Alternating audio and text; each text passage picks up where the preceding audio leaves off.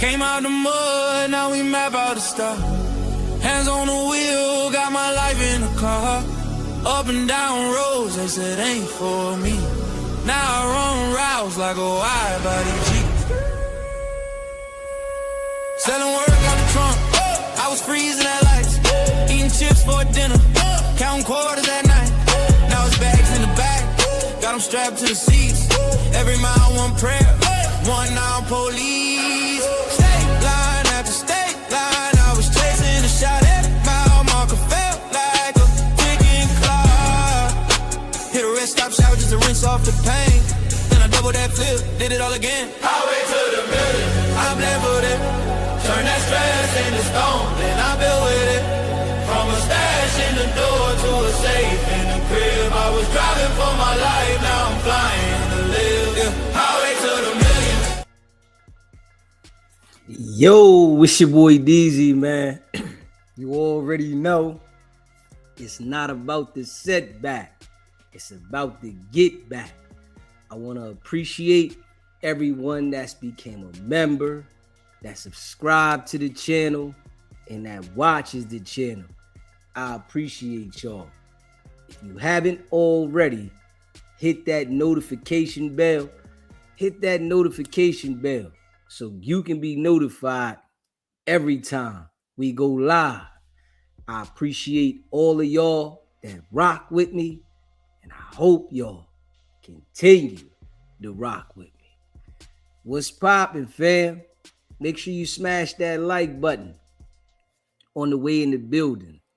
You know, I appreciate y'all, man. We're going to rock this morning show with your boy DZ. And y'all know, man, we go all the way in. Facts. And we grinding. Yeah.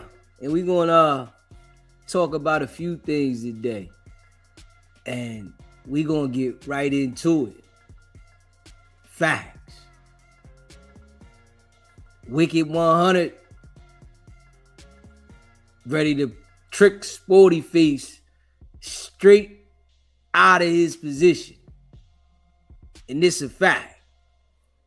If Sporty Face don't get himself together and understand that them niggas over there is playing content games, they not on none of that.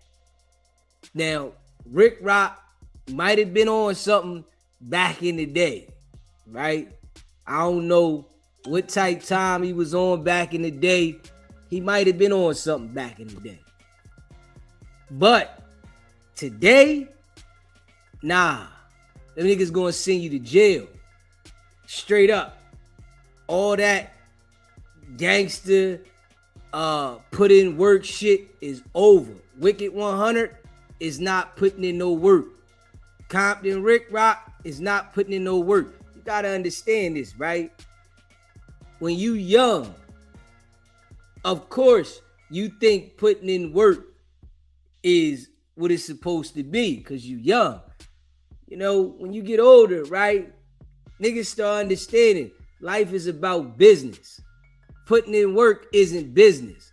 Putting in work gonna trick you out of your position, off the streets, and put you in a situation that you probably really can't even afford.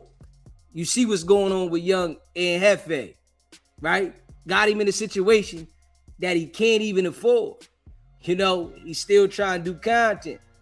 Now, Wicked100 and Rick Rock, they working together.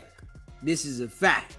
You know, we all know Wicked100 got something on Rick Rock, so he's gonna get Rick Rock to do the dirty work, which he do with all the niggas that he got something on.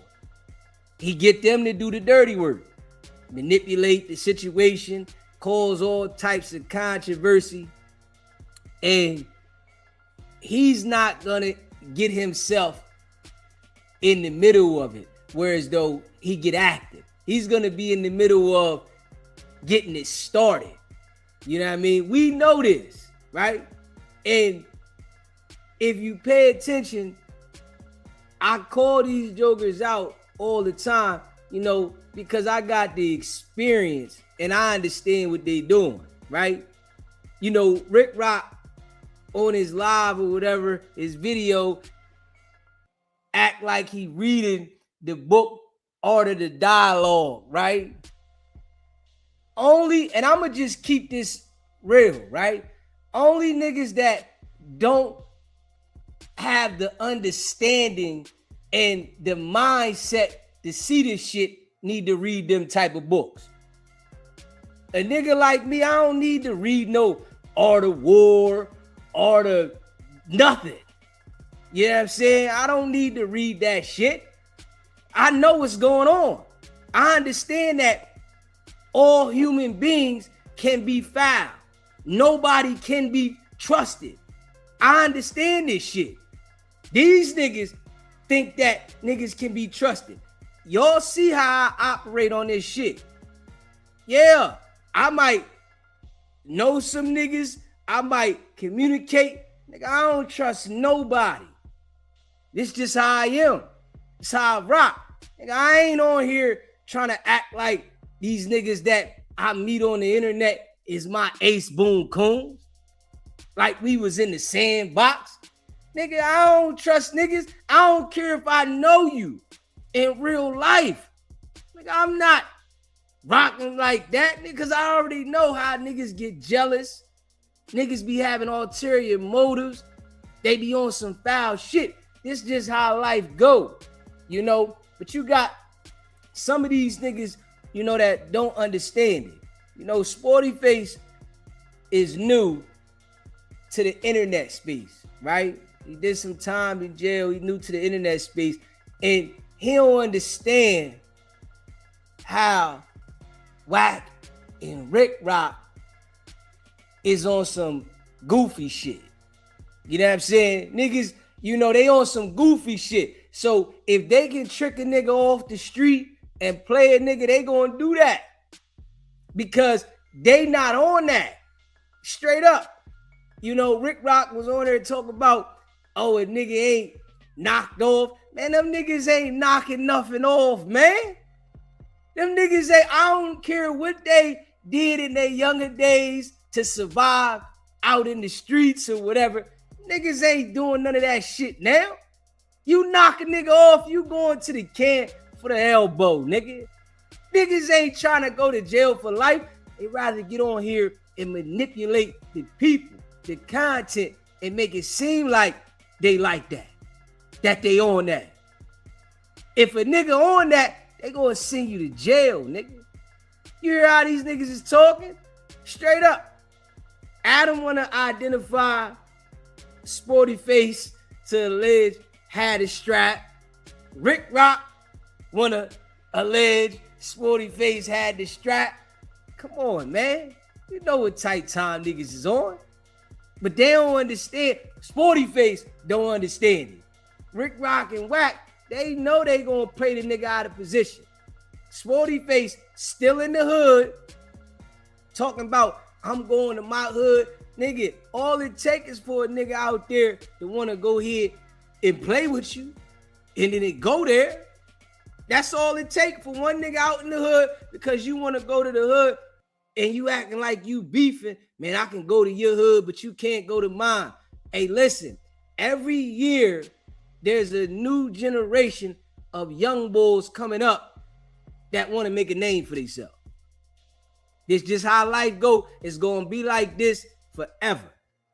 Every year there's a new generation of young bulls that got to make a name for themselves. They got to get out here and put their work in to be known. So don't be that person that one of them young boys want to put their work in to be known off of your ass.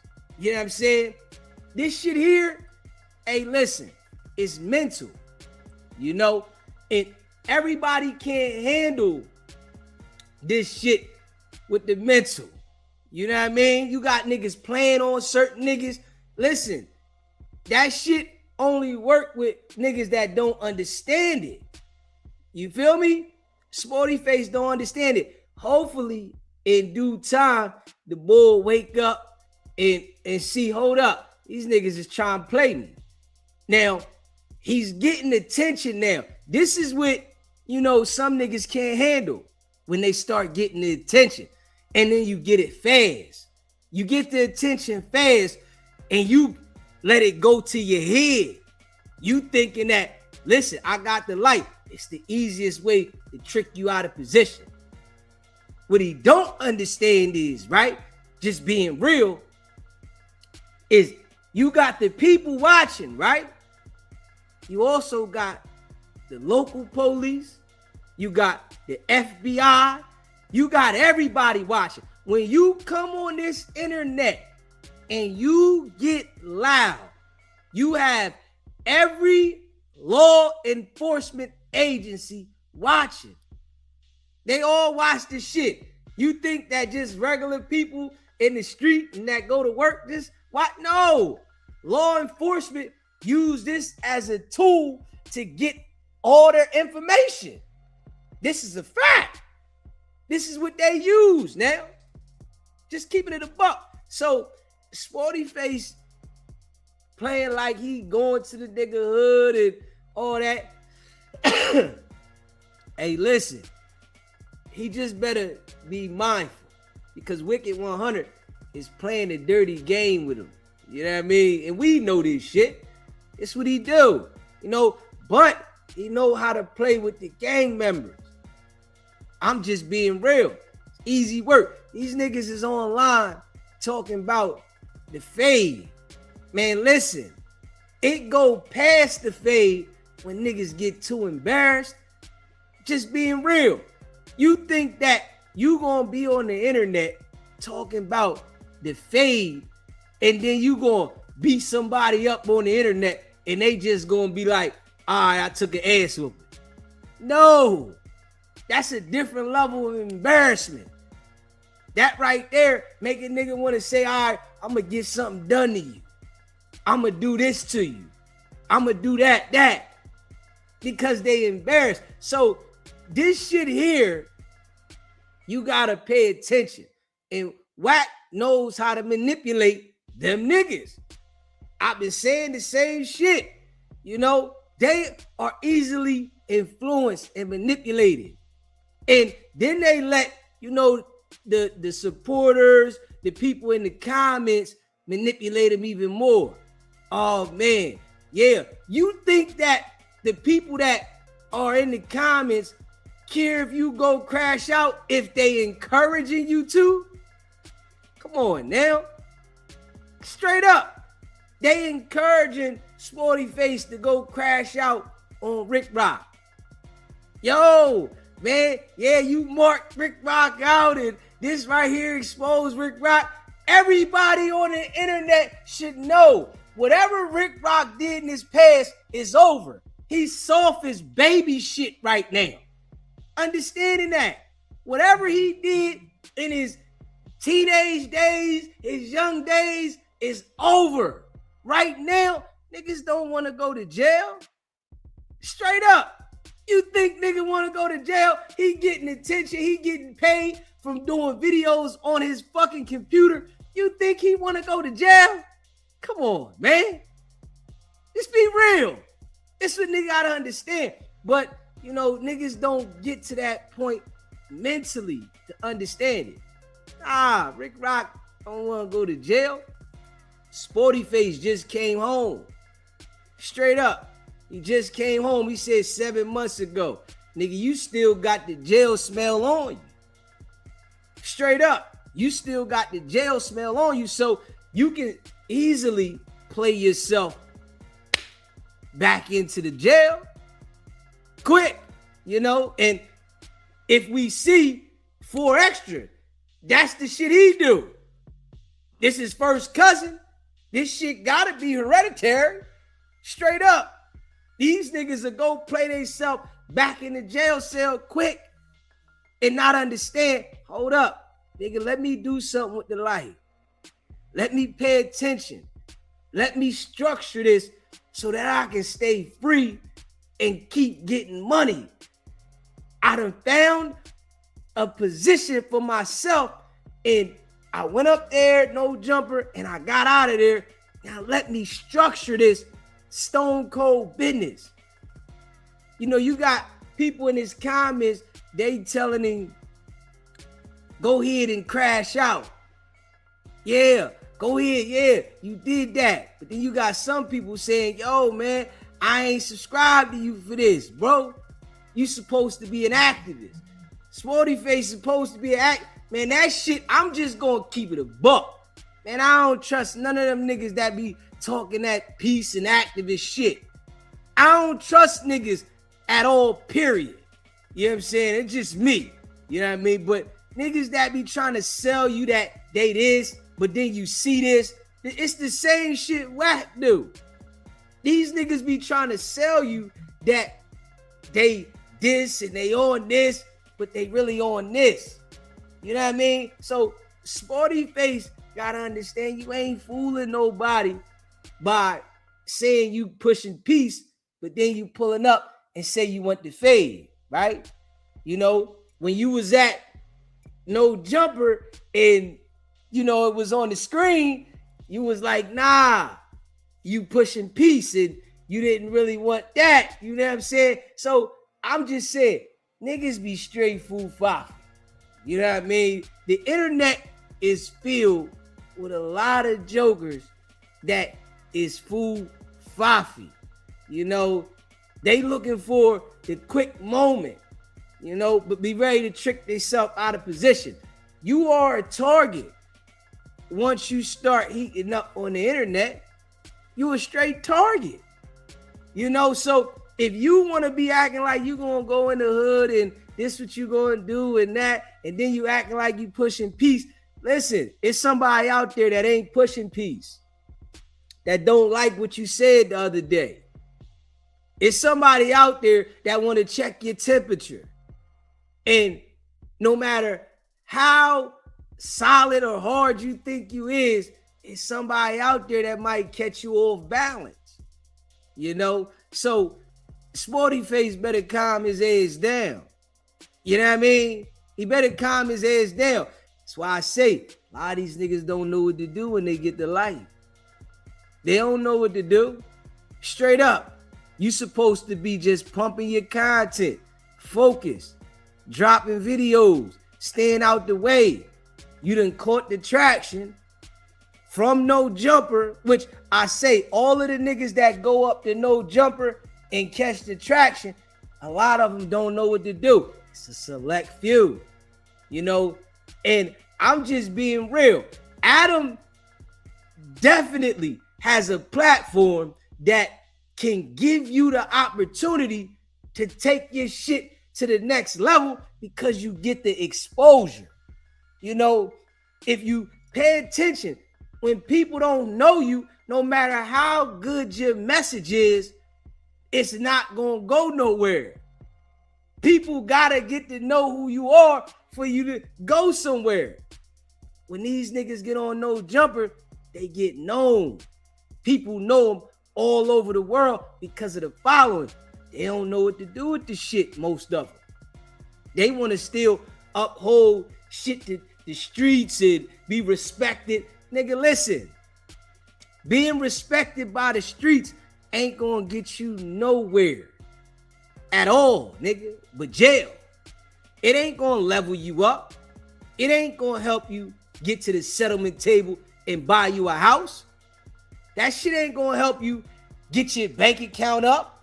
That shit ain't gonna help you elevate nowhere in life positively.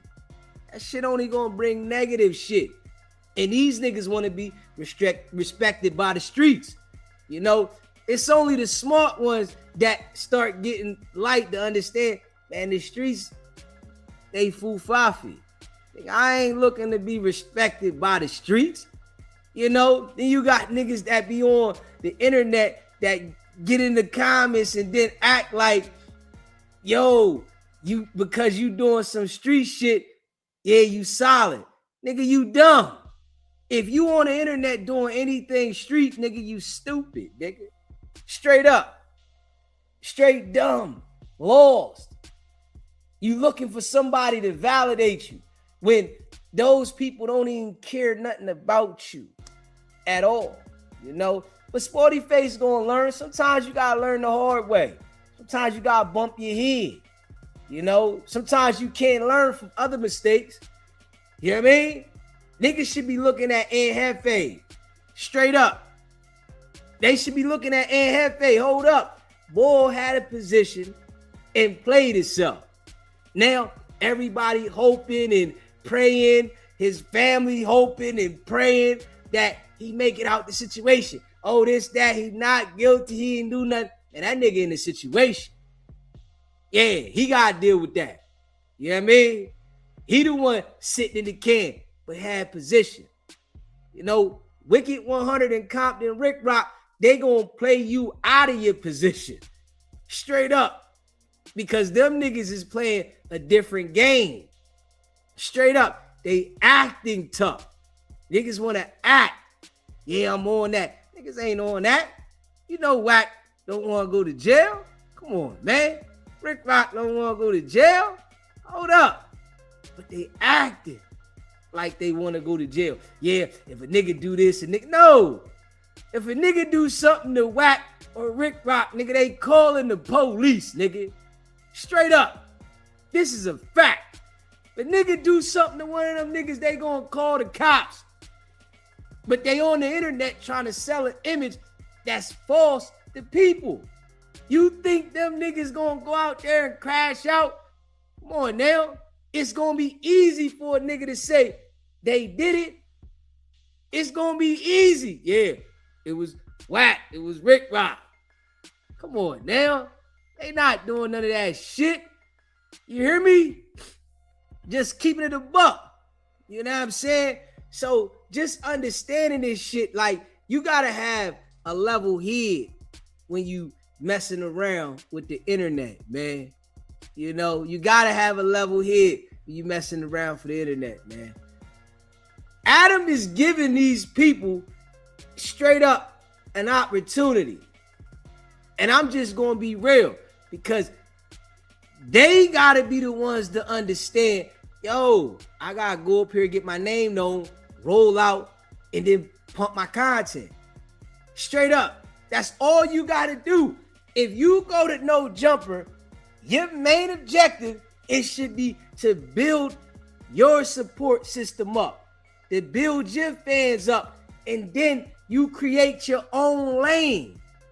When you come to this internet, anybody that gets consistent on here is going to build a support system, is going to build a fan base because there's so many people in the world.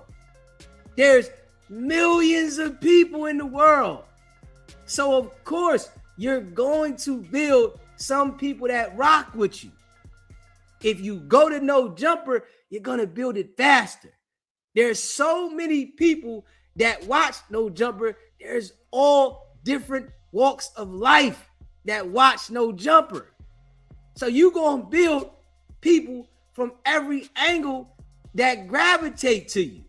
It's just about, you know what to do with the shit. Do you understand? Hold up. All right, let me go ahead and work my platform and build it up. You feel what I'm saying? Like, see, a joker like me, right? If I was to get the light like that, I'm going to the moon. Even though I'm going to the moon now, I already know it, but it's going to take me to the moon a lot faster because I'm going to get people from every angle, everywhere because of the following that No Jumper got. You know what I'm saying?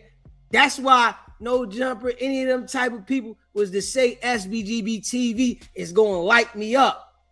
You know what I'm saying? This why I whack like, oh, let me fall back on this nigga. Straight up. Let me fall back because it's going to bring much attention to me. My head's on straight. I ain't on no crash out shit.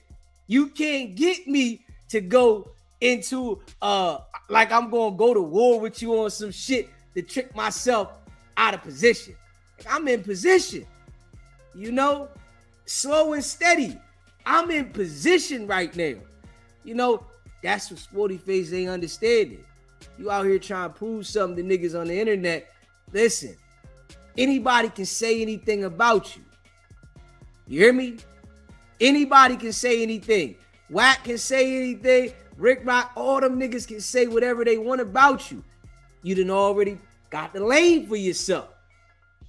So forget what they saying. Push your line.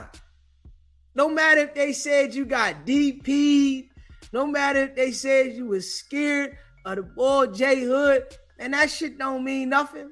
What other people say about you don't mean nothing. It's about what you pushing. The people gonna rock with you for what you pushing. It ain't about trying to prove that you this and that you that and that you ain't scared of this and that. Come on now. Niggas Rick Rock and Wack, they gotta manipulate shit. They got to. That's all they doing is manipulating shit, and they gonna play you out of position. Straight up. You see how cool Wack is with Rick Rock, right? Loose Cannon was going at Rick Rock. He was cool with Wack. Wack and Rick Rock was speaking the whole time. They knew that Loose Cannon was getting lined up.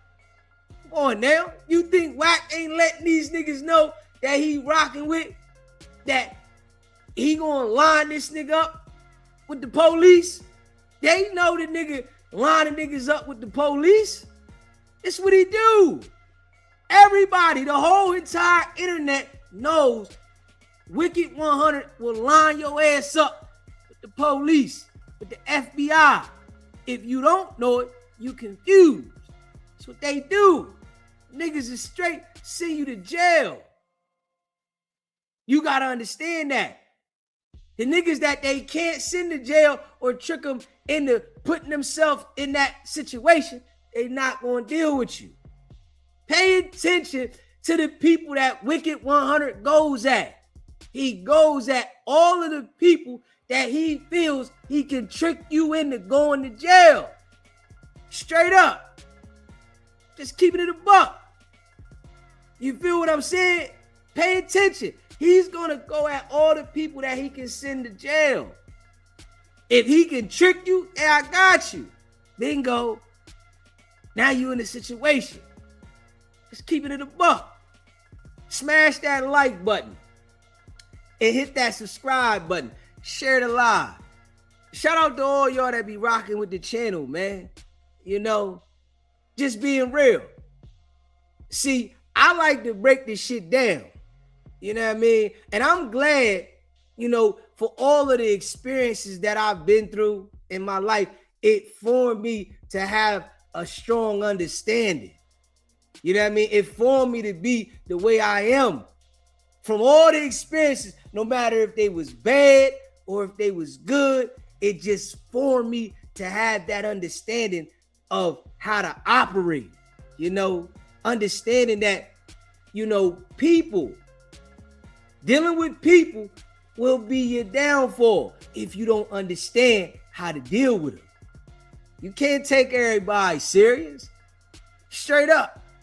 You can't feed into certain jokers because certain jokers is playing a different game. Certain jokers is playing the game to send your ass to jail. You know, Sporty Face, he got to learn the hard way. You know what I'm saying? You know, messing around with Wack, Rick Rock, man, them niggas ain't on that, man. They not on that. I'm sitting here telling you, they not on that. I can see the shit. But if they got a sucker lined up, they gonna go ahead and get your ass sucked. That's all. You know what I mean? You a sucker getting lined up, nigga. You gonna line your own self in position to go to jail messing with these niggas. Yeah. They straight cat. You know? And we know this.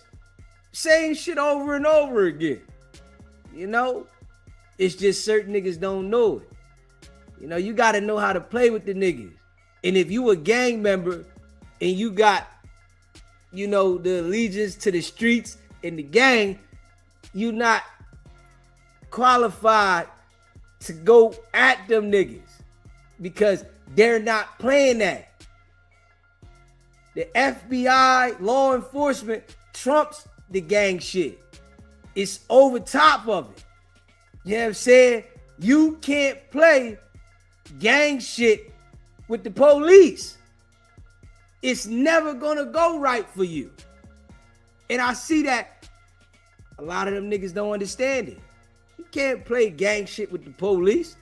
Hold up. You think the police care about what set you talking about, you repping, nigga? They gonna lock you in your set the fuck up. They don't care about what set you talking about on the dead homies and on 40 Crip. Like, hold up. Like, how you gonna be an activist and you keep hollering on 40 Crip? That shit don't even add up though. I'm just being real. How you gonna be a community activist, but you holler on 40 Crip? Nah, bro. You about to play yourself. You better wake up, nigga. You better wake up and be thankful that you've been out of jail 7 months and you caught traction. Now, do you know what to do with the traction? 7 months out, nigga. But like I said, it take experience. And you know, a lot of people that get light in the industry, right? They lack experience. So they learn their experience from hands-on in the industry. And this is why a lot of the jokers fail. Because they get in the industry and they got to experience everything that they don't understand at a young age. And then they don't get the opportunity again as what they had before. You know what I'm saying? So experience is the best teacher, but it's better to have experience before you get the big light experience.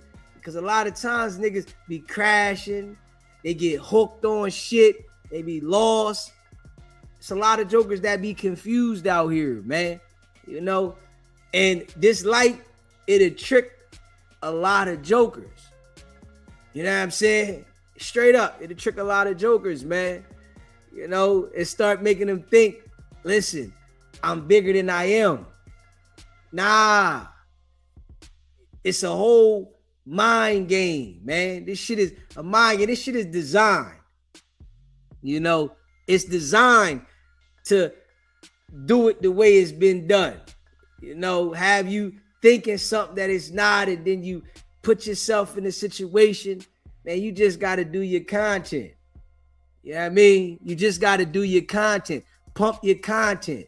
You know, the ones that are consistent and understand it, those are the ones that go further. You know what I mean? And I'm seeing the shit. You know, I already know I can bet my bottom dollar on me. I can put it all on me because I already see how it's going. You know, I feel the shit. It from paying attention to other people and shit. I'm like, okay, I see what's going on. Nigga, you just got to be consistent and pump the content. That's it. You being consistent and pumping content is gonna take you to different levels and not aligning yourself with everybody. Straight up, your value goes down when you start aligning yourself with everybody. You don't want to align with everybody because then niggas gonna turn on you. Now they going at you. It's a dirty game. So the less you put yourself in that situation, the less you got to worry about what comes with this shit. You know? But I don't think he understand that yet. Yeah. You know, he out there playing and, you know, you might get what you asking for, but it might not be who you expecting it to come from. He expecting it to come from Wack or Rick Rock. It might not be from that. It might be from somebody else. And then you got niggas that's amping you up. Yeah, you on that. You a real one. Nigga, you ain't no real one because you crash out. You not a real one because you crash out. This is a fact. You a real one when you start understanding how to develop in every stage in this life. Life is about development. Life is about elevating. Life is about understanding where you went wrong before and how you supposed to move forward and don't make that mistake again. Hold up, I did that. Life is about cutting people off. Life is about taking your opportunities and making do with the opportunity that you get. Straight up. Just keeping it a buck. You know, I look at it, even with me, this shit here is an opportunity for me. Facts. You know, I told Wack when he first called me, nigga, I'ma let you and Loose Cannon know I appreciate both of you goofy niggas for getting me in the building. You hear me? Because I can have all the valuable information in the world. If don't nobody know who I am, nigga, can't nobody hear me. Straight up. I can have all the valuable information that ever existed in the world. Don't nobody know who you are, nigga. Nobody hears you. At all. Straight up. So, Wack and Loose calling me, listen, I know what I'm going to do with this shit. Facts. I'm going to pump this shit.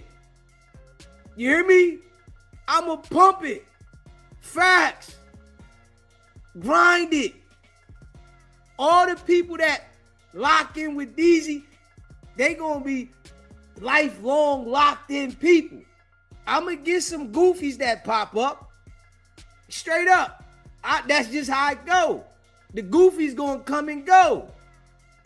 But the solid ones, they going to lock in with me. Because they can see, bro, solid.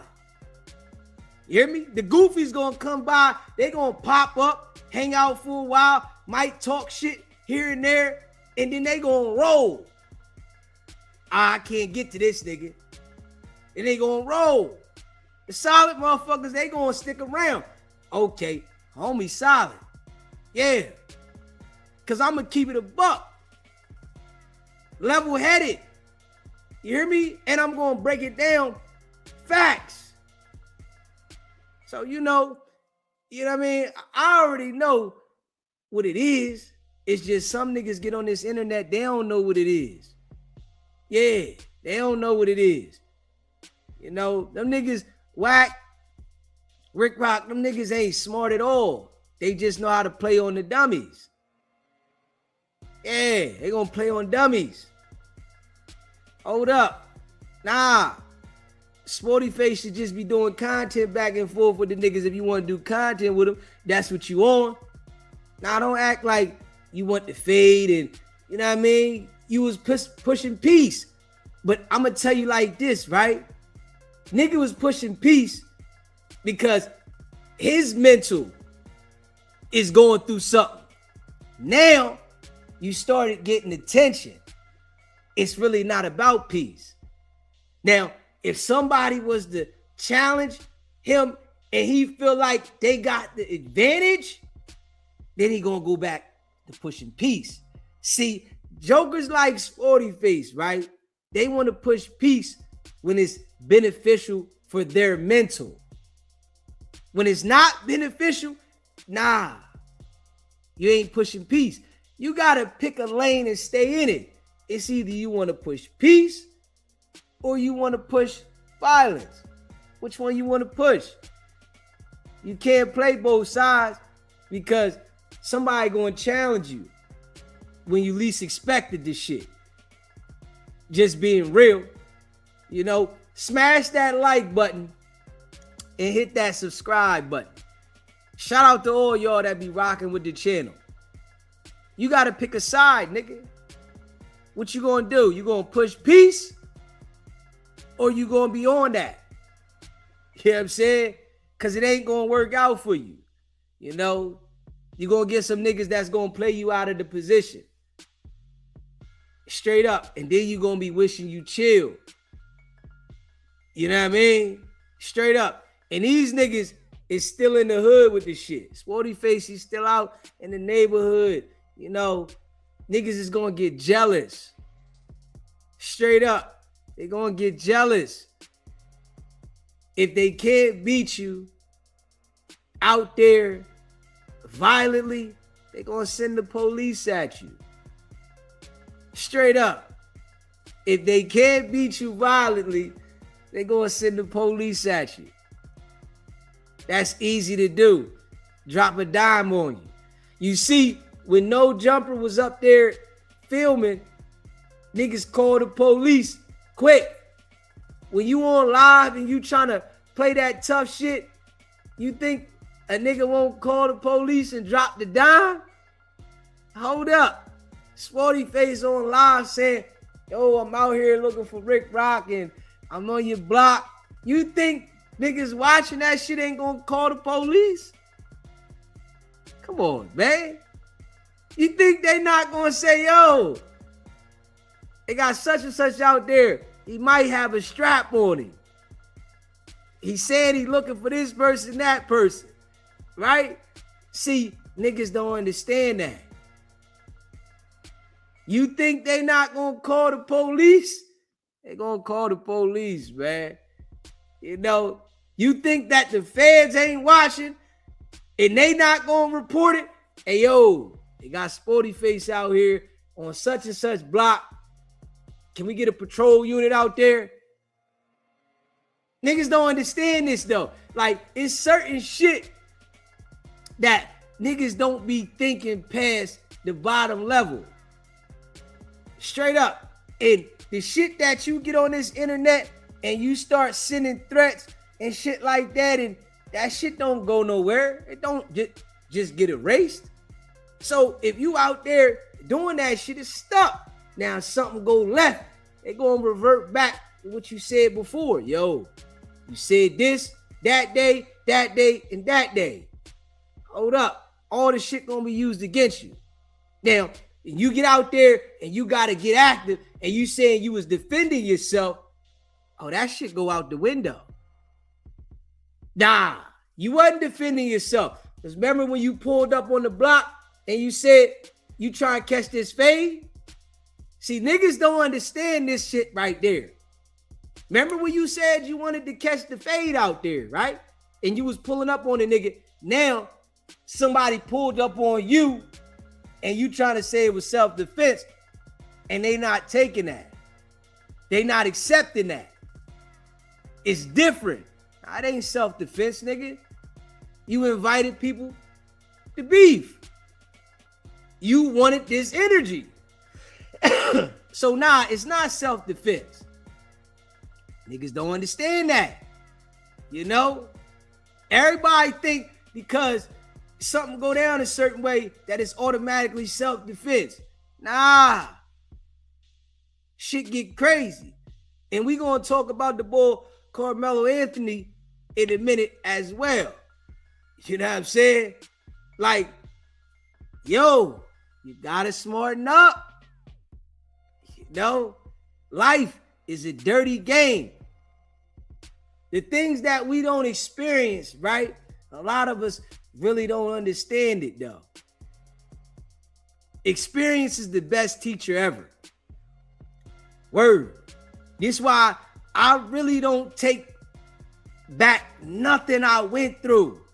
I feel like everything I went through in life made me who I am, gave me so much clarity, so much understanding. Even when the times that I sat back and was in bad predicaments and I cried, sick. Why this happened to me? Now I want to ask God to help me. At those times, I appreciate all that shit because it gave me a clarity, an understanding that a lot of people won't have because they haven't had the experience. So they're not going to understand the shit. You hear me? I value that shit. Straight up. Just being real. The times I thought like, why am I in this predicament? Why me? I'm not that bad. Man, I needed that shit. It got me here right now, understanding how people operate. Why to stay the hell away from people. Why to be on my own mission. Why to stay focused and stay out of situations? I appreciate all that shit. Just being real, you know? But at the time it was going down, I didn't like it. Sick, you know? Straight up. Some real live situation. You know what I mean? So it gives you a lot of clarity and understanding, man, that a lot of people won't have, you know, that they won't have because they don't have that experience. You know, so this shit make me me. And I'm glad that I experienced the things I experienced. You know what I'm saying? Shout out to all y'all, man, that be rocking with the channel. Smash that like button. You know, hit that subscribe button. And share the live, man. Wicked100 gonna play whoever he can play, man. That's a fact. You know what I'm saying? He gonna play who he can play. Them niggas know you're not playing me. You know what I mean? The way I speak, a nigga can see I'm not that. You know what I mean? I just speak different. Yeah, you know? And I ain't looking for nobody to provide me the opportunity. Nigga, I'ma go get mine. You know what I mean? I ain't looking for nobody to provide me. Straight up. You know what I mean? Nigga be looking for a nigga to provide him the opportunity. That's what you get. You know? When you looking for people to provide you the opportunity, you subjected to certain things that's gonna happen while you're getting provided the opportunity. There's gonna be obstacles in that journey while people provide you the opportunity. There's gonna be obstacles now. You gotta be prepared. Straight up. And you know, some of these niggas don't understand. You know, it's the attention will go to some people's head. Yeah, especially when you never had attention. When you wasn't that. You know, if you come up and you wasn't it, you didn't have the attention to understand how you can have it 1 minute and then some people can hate on you and it could be back and forth. Then you get the light, you don't understand it. It's like, okay, you just think, all right, I got all this attention and I'm gonna do this. Nah, and you gotta be mindful. You gotta understand. Hold up. Nigga, your own family gonna hate on you. Your homies gonna hate on you.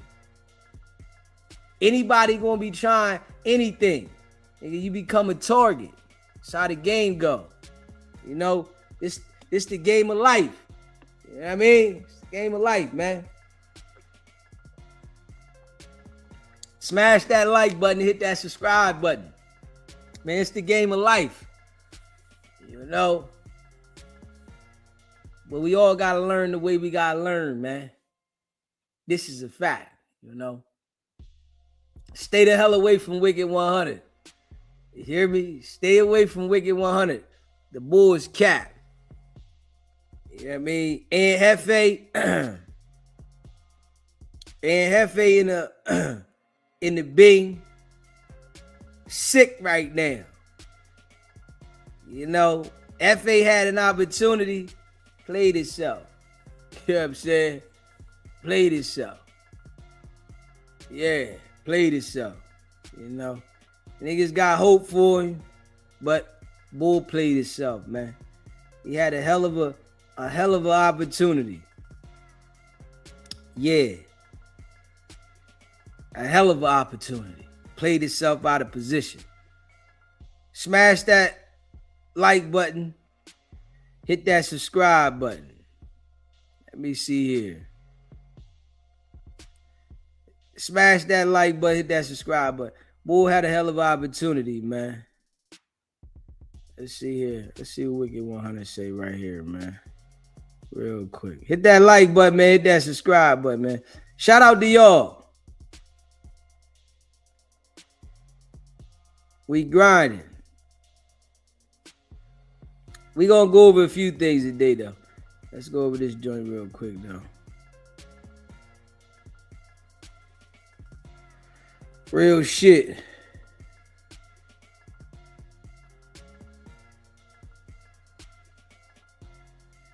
Let's see here. Wicked100 talk about Hefe. Somebody tearing no jumper down. Hold up. Accused him of tearing down the culture. Smash that like button, hit that subscribe button. Is something that's too, but something that I can't deal with. I just remove myself from it. Like you and Keita said. You said, I ain't gonna put Keita in this. You said, I'm not risking my livelihood for this no more. No, if these niggas is that dangerous and you fear for your life that much, it's probably time to find another area where you can do your business and be productive. Hey, bro. Yeah, I'm sitting here watching. I'm playing man with these young and half-fake niggas, right? All I'm doing is simply repeating that. Watch the trap. Hey, what? You ain't outside in the community. Real nigga. You ain't a real member. Those people that buy you into that ain't my people. So you saying that means absolutely nothing to me. Like I've been telling everybody, Wicked100 has played on people for so long with the gang politics. Now, y'all know I brought it to light so much. Other niggas is saying, oh, you ain't this, you ain't that. Now, they come out and say this shit. Wicked100 telling them, man, I don't care about none of that. I don't care about none of those politics. But I've been telling everybody this shit. Last year, around this time, on Paru was major. Straight up. On Paru was major in wax vocabulary. Yeah. The set, the dead homies, your neighborhood. Now, fast forward a whole year. Man, I ain't with none of that. Those people ain't my kind of people. From DZ pushing the line, getting other people to push the line harder, is brought it up out of me that he's really not on that, which I've been telling niggas for a long time. He's not that. He's just manipulating you niggas. And this is how he get next to y'all. He understands the terminology. Wack is a gang expert. That's what the niggas don't understand. They think that the police officers that they know with the badge out, not the badge in their pocket, the badge out, they think they're the only gang experts. The Wack is a gang expert. Straight up. He's a gang expert. He knows all the ins and outs about the gangs. Everything. So he's able to manipulate the gang members. But y'all know I've been calling this shit out, and you hear how he talks now. It's totally different. It's totally different. All the niggas that done talked about Wack, they said whatever they wanted about Wack, easy. Got other niggas pushing the line more that got Wack changing his whole tune. He sound different now. This is a fact. Smash that like button, hit that subscribe button. I am not trying to get a stamp of approval. I'm not trying to appease. I'm not trying to get a thumbs up from damn mother who telling me gotta go to the ghetto, hang in a parking lot, wait for the police or under the surveillance of cameras, right, to come to attempt to kill me, or I got to attempt to kill back, where I take a case, I get caught with something that I ain't supposed to have because I'm over here in a situation where you're saying the real ones be outside as members.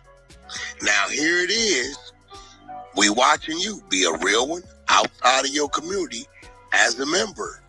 And you're in there with a $2 million bill looking at 25 to life. I simply repeat it, and y'all saying, oh, this nigga putting our people down.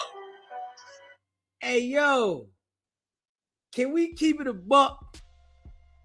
For years, Wack told the niggas to pull up the Beck Avenue, told the niggas we can get down, 1,500, get you knocked off. He told niggas this shit for years. This shit ain't changed until I start putting the pressure on this shit. Everything sounds different now. Everything sounds totally different. Now he's letting you know who he is. Man, nah, none of that.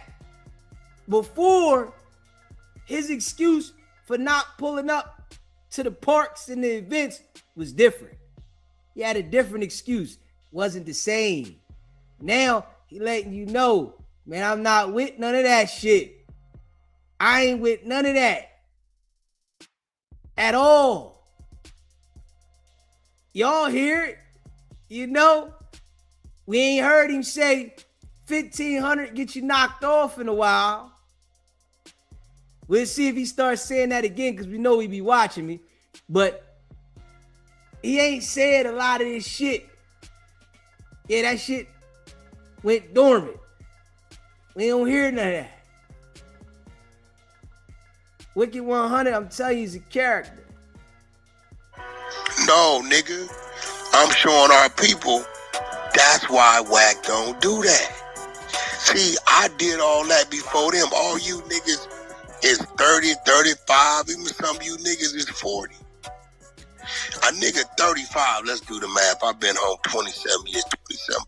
Hey, you was 8 years old when I paroled, which means I already went through some shit. It's been 30 years since Wack parole. 30 years. 30 fucking years since this nigga paroled. And you still act like you was talking this gangster shit for all these years? Now you said paroled and you a different nigga. You been different, dog. Yeah, you just was manipulating niggas, man. You got the gang expert. This the gang expert right here. I'm telling y'all, this nigga's the gang expert. All right. He's the gang expert. You was 2-3 years old when I went to the penitentiary. You wasn't born when I went to youth authority. You wasn't even thought of when I picked that flag up. So ain't nothing your young, dumb, stupid ass can tell me that I ain't went through times 10 and even in worse situations to get me to believe that I'm going to just forget and erase my experiences and go on back across the street and do the dumbass shit that you forced to do because you ain't got nothing else to do.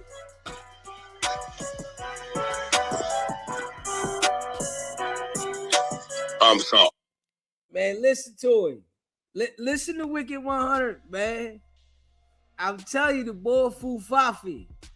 Straight Foo Fafi. Now you show me his right.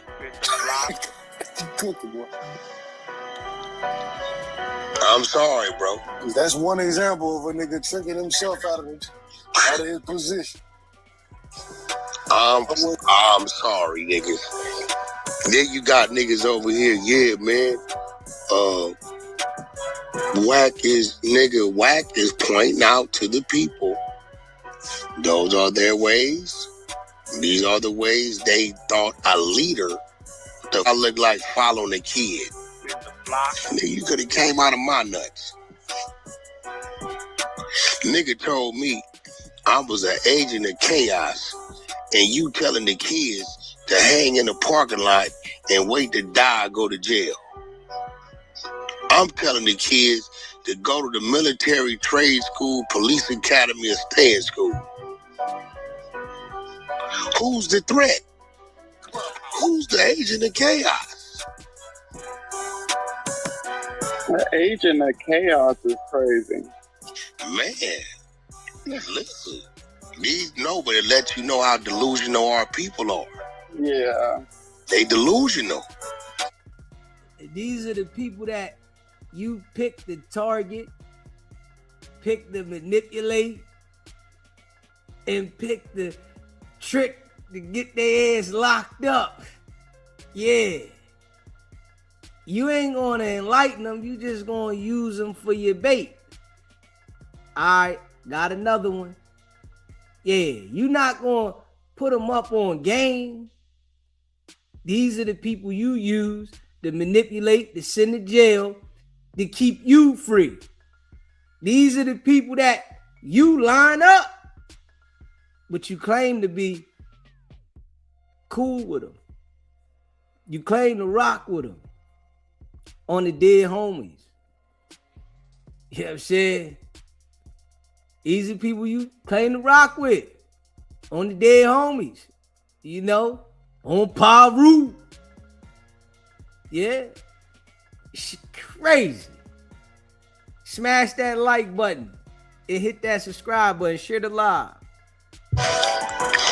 You know, the homie is telling the kids how to stay true to the streets, while Wack telling the kids to get out the streets.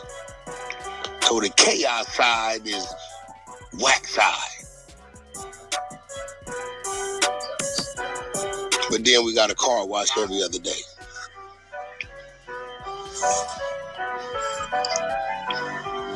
Why my baby dead? Because them niggas over there telling them to go hang out in the park and in the parking lot.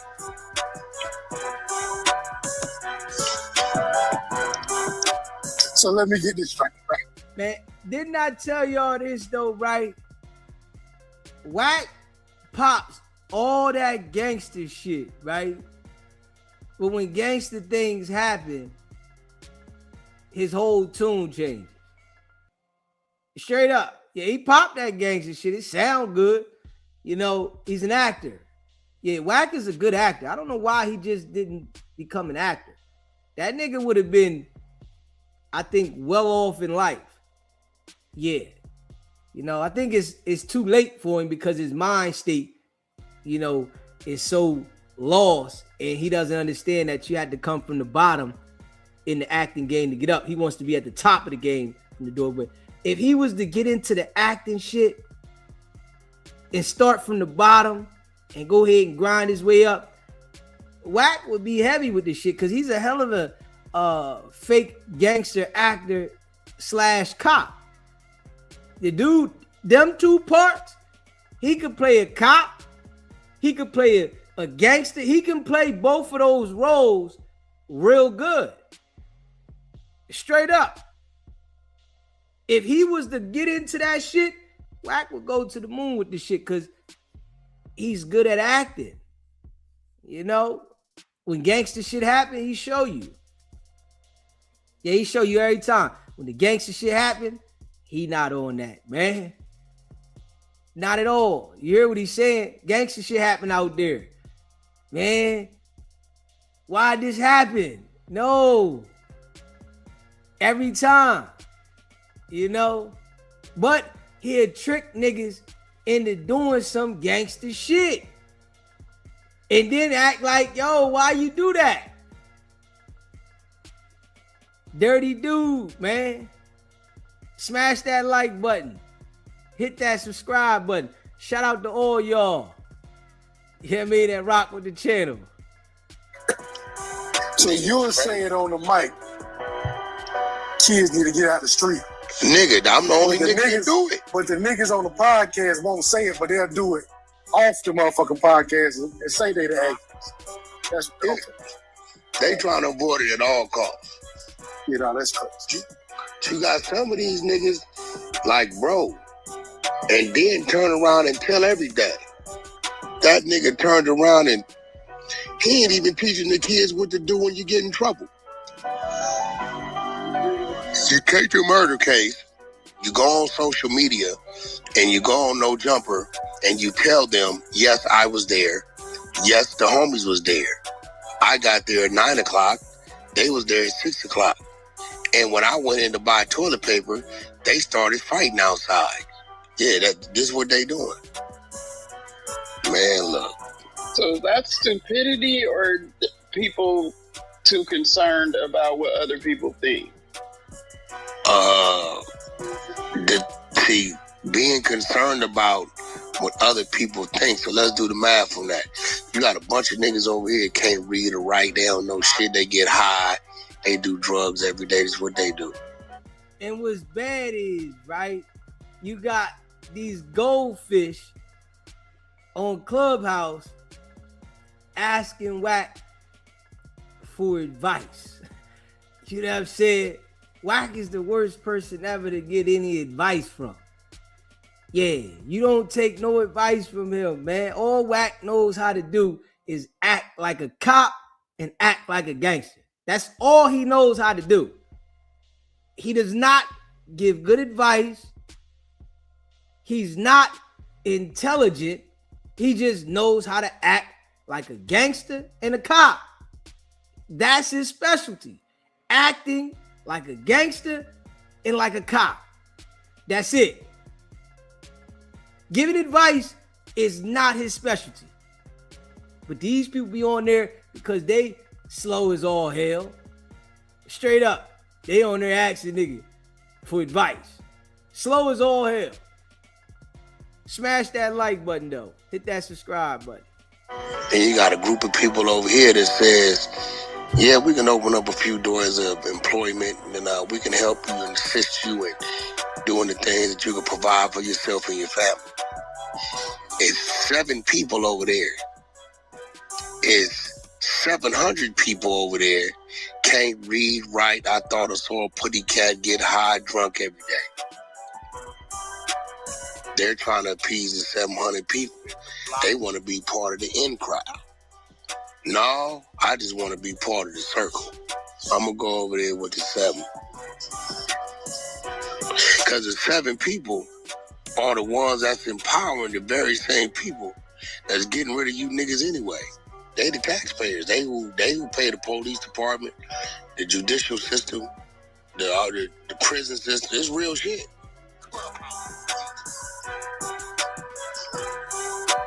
If your mama, your grandmama, or your granddaddy got a job, he pay taxes, he helping the police. Let's talk about it. Yeah, because they quick to say, I pay your salary. My taxes pays your salary. They quick to say that shit. Okay, let me get that clear too. The paying the police department and all of those things, that's coming out of property taxes. Am I not correct? Hell no, that's coming out of taxes. So like regular sales tax and all of that stuff. Listen to the people that is on Clubhouse with Wack, man. The mind of a straight goldfish. Listen to them. These the people that Wack talk to all the time. This shit is wild, man. These is Wack's people. Man, I'm gonna be real. I can't talk to people like that. I feel like it make me slow. If I'm sitting here having this kind of dialogue and I can't never learn a damn thing from you, I can't talk to you like that. Because you making me slow. This would keep Wack slow. Because the people he talk to. You can't always be the smartest slow person in the room.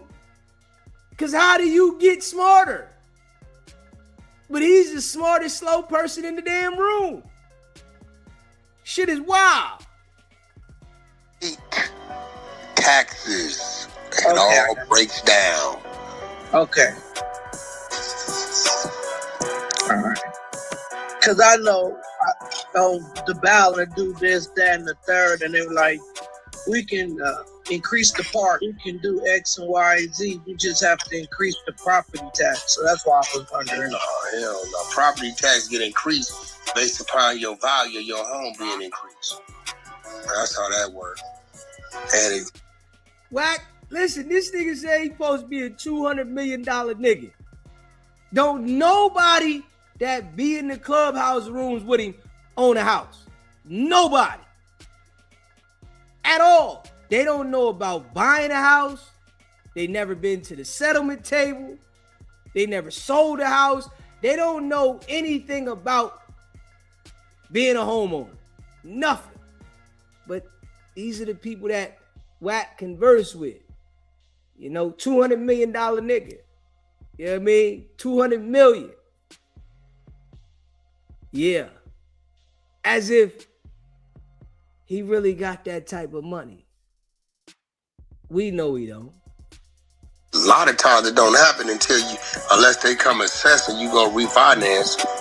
Property tax, any kind, local sale taxes, all that shit. Yep, you can object. Fees and fines, all that shit pay them.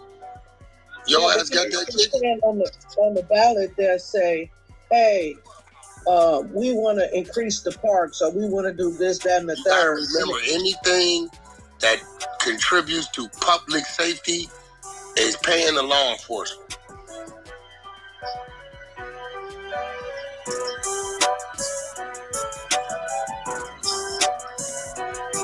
If it goes towards public safety, law enforcement, local sales taxes, property taxes, income, fees and fines, all that shit.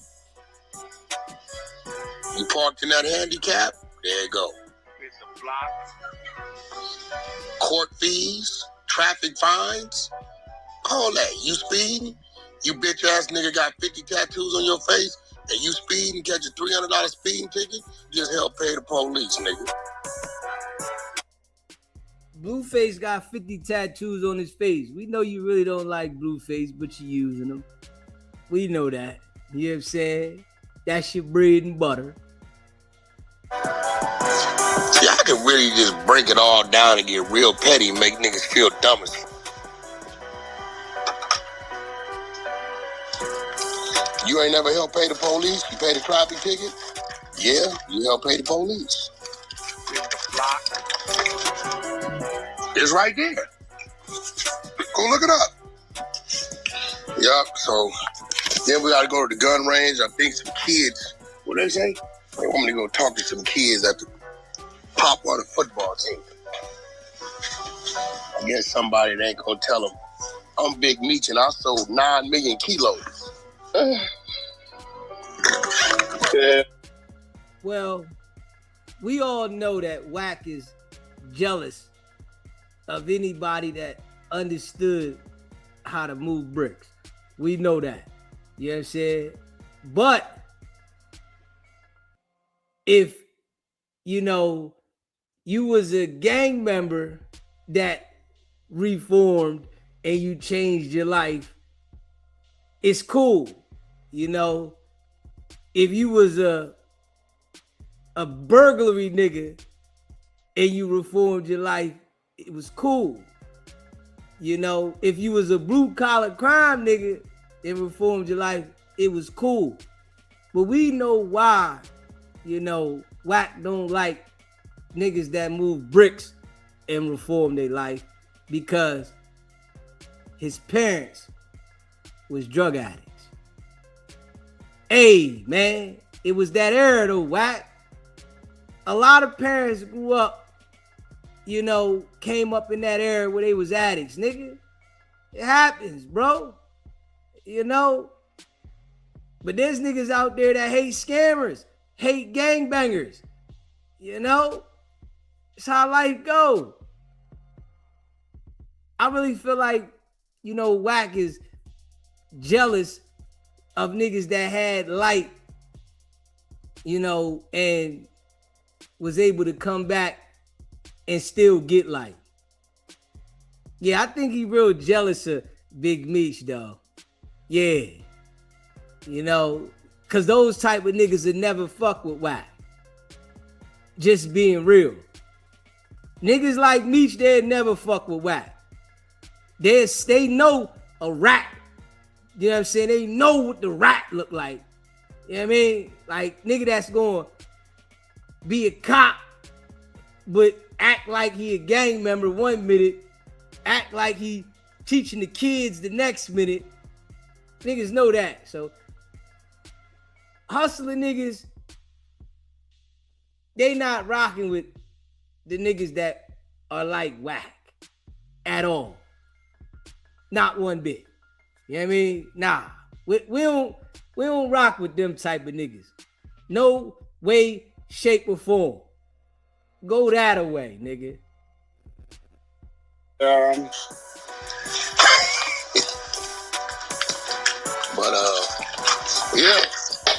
What's the problem between Akademiks and Little Baby?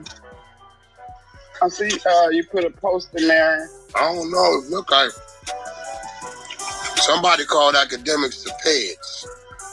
And I think he got a problem because he got Young Thug in the video. Yeah, Lil Baby called him the Feds in his new snippet for his song. I mean, does he have a point?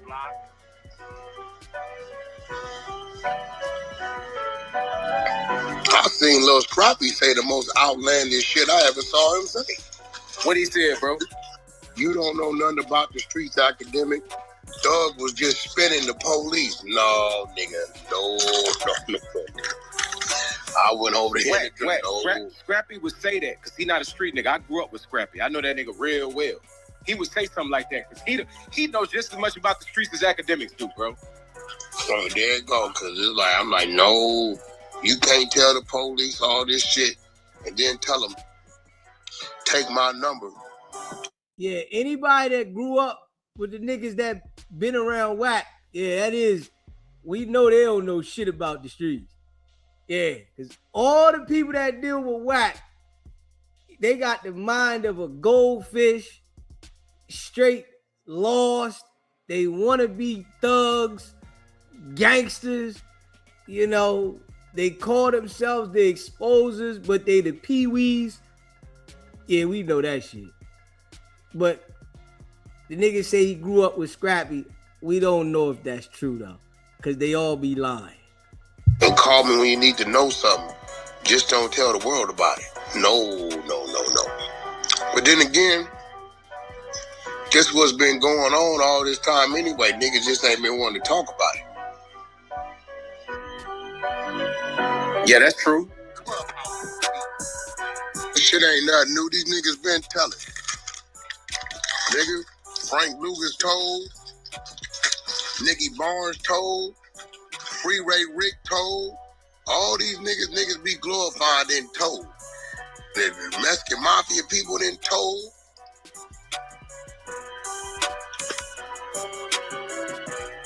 I mean, shit, what's new? They been telling. You think Rick Ross ain't wrote a report? I caught this with a knife. He had contraband.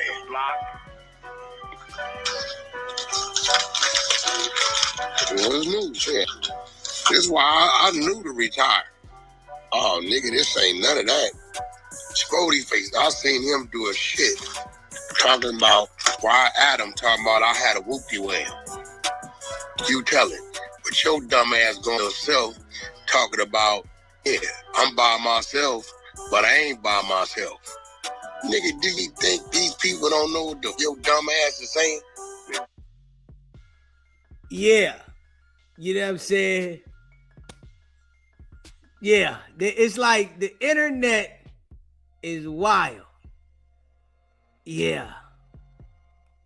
Shit's wild. Smash that like button and hit that subscribe button, man. Yeah, it's why Wicked100 be running circles around these niggas, though. I can't even lie. It's why he running circles around them. Smash that like button and hit that subscribe button. Let me see here. Hold up. Smash that like button, hit that subscribe button. Let me see. Hold up. Share this live, y'all. Shout out to all y'all rock with the channel.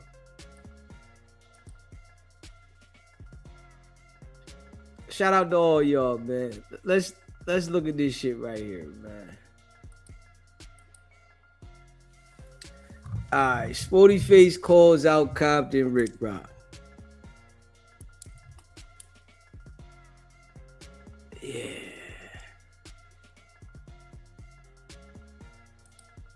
Shout out to your homegirl too, TT. TT know about me, bro. Like, come on, bro. I promise you, bro. This ain't what you want, but you found your match, bro.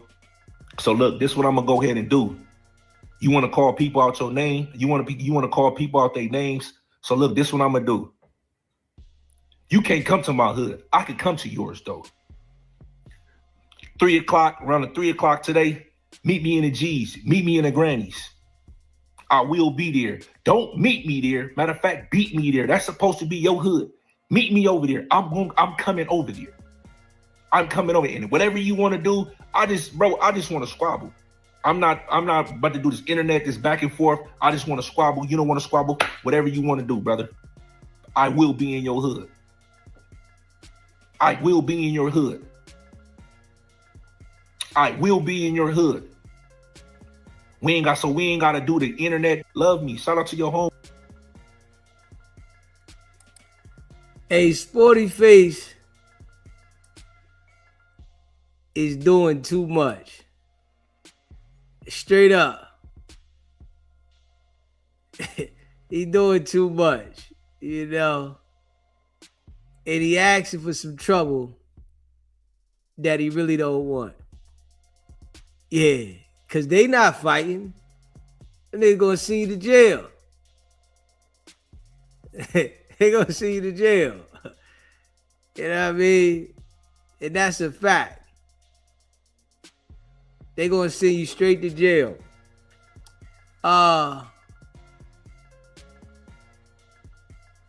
Smash that like button and hit that subscribe button. They're going to send you straight to jail, man. Facts. Let me see here. Yeah, they're going to send you straight to jail, man. Hit that like button and hit that subscribe button. They're going to send you to jail, man. Facts. Look at him. The man himself out here just doing damage. Okay. Hi, J Hood. Hello, J Hood. How's it going, man? So I think it's fair to say that you made one of the biggest splashes of any No Jumper host ever over the course of the past week. You really sort of recontextualized this. And hey, yo, what I want to say real quick, right? What I did notice about Adam, though, right? Being honest. Adam gets upset when people leave No Jumper on their own accord. But he's not upset when they get locked up leaving No Jumper. He's not upset. Like, if you go to jail and you leave No Jumper, he's not upset. But if you leave on your own, he's hot. I did notice that. SBGB TV, live call-in show. What? SBGB TV, man.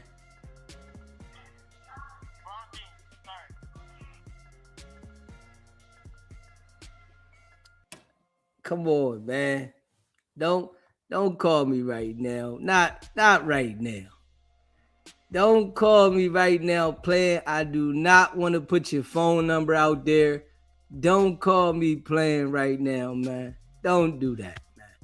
Not right now. I don't want to put your number out there. Don't do it. Straight up. Smash that like button, hit that subscribe button. But you know, like I said though, I'm noticing that all the people that go to jail, Adam's not upset. It's like, all right, hey man, guy went to jail. But if you leave on your own, that nigga's hot. Yeah, he feels some type way about that. Just being real. SBGB TV live call-in show. Good morning, brother. How are you? Hey, what's going on? Hey, I don't know why they don't see it. You gonna talk to you blue in the face, and they still gonna follow this man.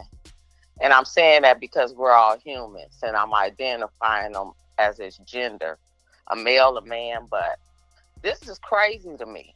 I have no remorse for anybody that follows this man. J Hood and Sporty is next up on the chopping block, and they do not see it, especially J Hood. J Hood up there saying, my uncle, my uncle, my uncle. That's one of your family members, J Hood, that don't care about you. Will catch you alone and do things to you that shouldn't be done to you by your family member. And this is what he gonna do to him. He gonna come out and say he never liked him, especially when his daddy don't deal and like with him. We all teach our children, stay away from that person over there. I don't like them. If a person does not like your parents, trust and believe they hate your children, because that is your seed. And they only see in your seed you. They liking them for a reason, which is to take them down and mush it in your face. Yeah, well, J Hood gonna learn the hard way because he really think Wack is his uncle. And we already know everybody that Wack deal with like this, he always put him in a situation. He come in like a snake. You can cut your grass down, the snakes can be revealed. You can nurse a snake back to health, and they will do what it is in them to do, which is to strike and bite you.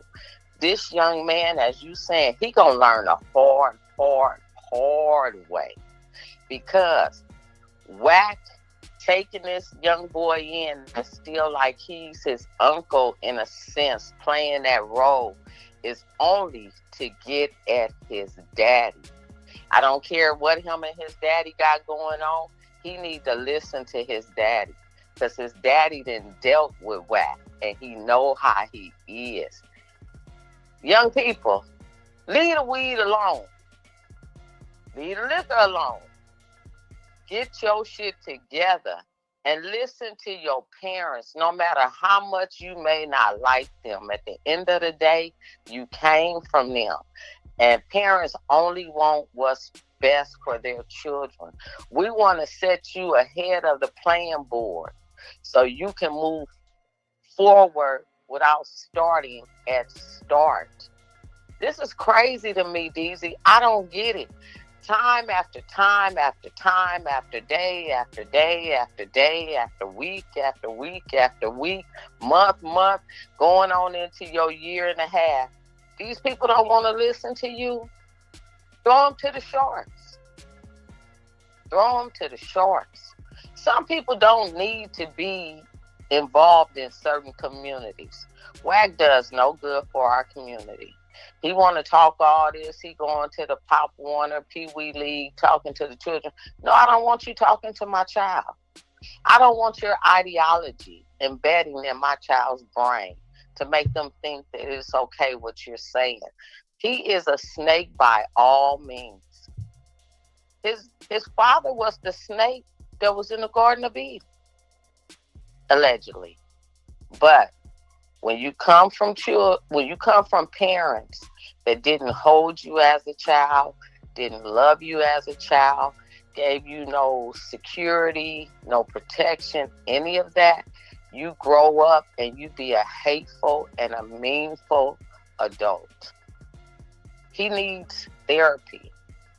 He needs to be locked away from society. He is a menace. And that's all I'm going to say.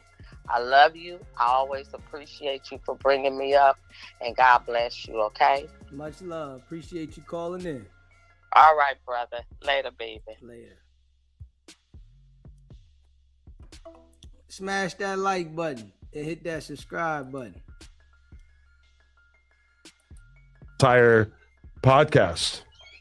How are you feeling right now? I'm feeling good. I'm feeling good, man. I'm feeling good. I don't know what happened. I don't know why everybody wanted to leave. I don't know. You don't know why Sporty Face chose to leave?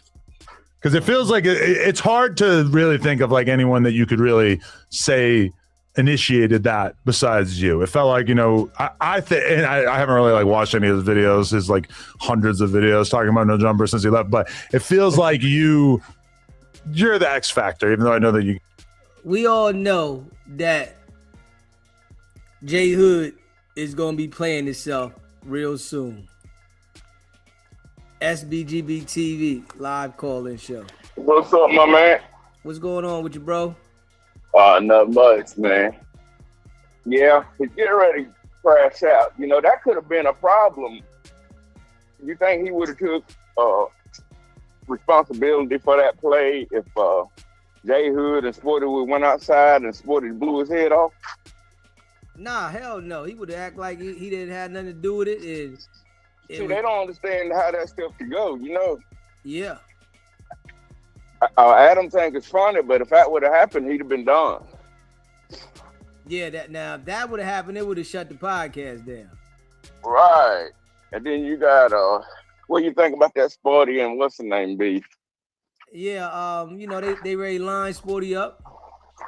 They creating a play right now. Yeah, they ready to line him up. Him and Wack are creating a play right now. Sporty Face don't understand that Rick Rock and Wack, they're not no gangsters. I don't care what they have claimed to done long time ago, but these guys are going to call the police. They're going to send you to jail, and they're not going to get in any type of battle to risk themselves going to jail. And you just came home 7 months ago. I'll tell you what, Wack says he don't watch his podcast, but he said the same thing that he was watching when Sporty said that I'm by myself. But you know what I'm saying? I'm not by myself. You know what I'm saying? Yeah. He watched that. He watches it all day. He'll say that every day. Oh, I don't even watch your podcast. I don't even watch it. He watches all this shit, man. He ain't got nothing else to do. Yeah. He ain't got nothing else to do. But that the Russian guy that you played yesterday. Yeah. Now that was powerful right there. I think you need to play that a little bit more often because maybe they'll listen to a Russian. You know what I'm saying? They listen to somebody else. Yeah, they act like they can't understand when I'm saying this shit. They can't listen to black folk. Yeah. We don't know nothing. Yeah, that's wild. You know what I mean? I'm sitting here breaking it down from experience. The ones that, know, but you know what I mean? It's like they want to listen to somebody else. I guess they might get it that way. But Rick Rock answered. Rick Rock started that shit though. Of course. I mean, he talked cold shit, but it's on him because he the one saying ain't nobody gonna do nothing. Yeah, Rick Rock. I mean, them niggas is cat. Him and Wack, they will line your ass up quick. Yeah, that's crazy. But yeah, and he answered just like Wack answered. What you go on TV for announcing and all that stuff? That's just an excuse. He not gonna do anything. Yeah, they not doing nothing. They gonna send the nigga to jail. See, what they gonna do is rile him up to play his own self. And then they gonna act like he tricked his own self out the street. They not doing nothing. Them niggas are not busting a grape. They getting paid from whatever they do in life, and they do not want to see the inside of a jail cell. This shit is all a facade. Exactly. All right, man. I'm gonna let y'all ride. Appreciate you calling in. All right, now we good. SBGB TV live call-in show. DZ checking in from Kentucky. What's up, boy? What's going on with you? Man, just checking in, man. I've been tuning in with the channel, man. I'm seeing all this fugazi stuff in LA, man. I'm just glad somebody peeping it. You hear me? Yeah, it's a lot of funny shit. You know, we just calling it out, man, for the people to, you know, to open their eyes and see this shit. Man, I seen Rick Rock.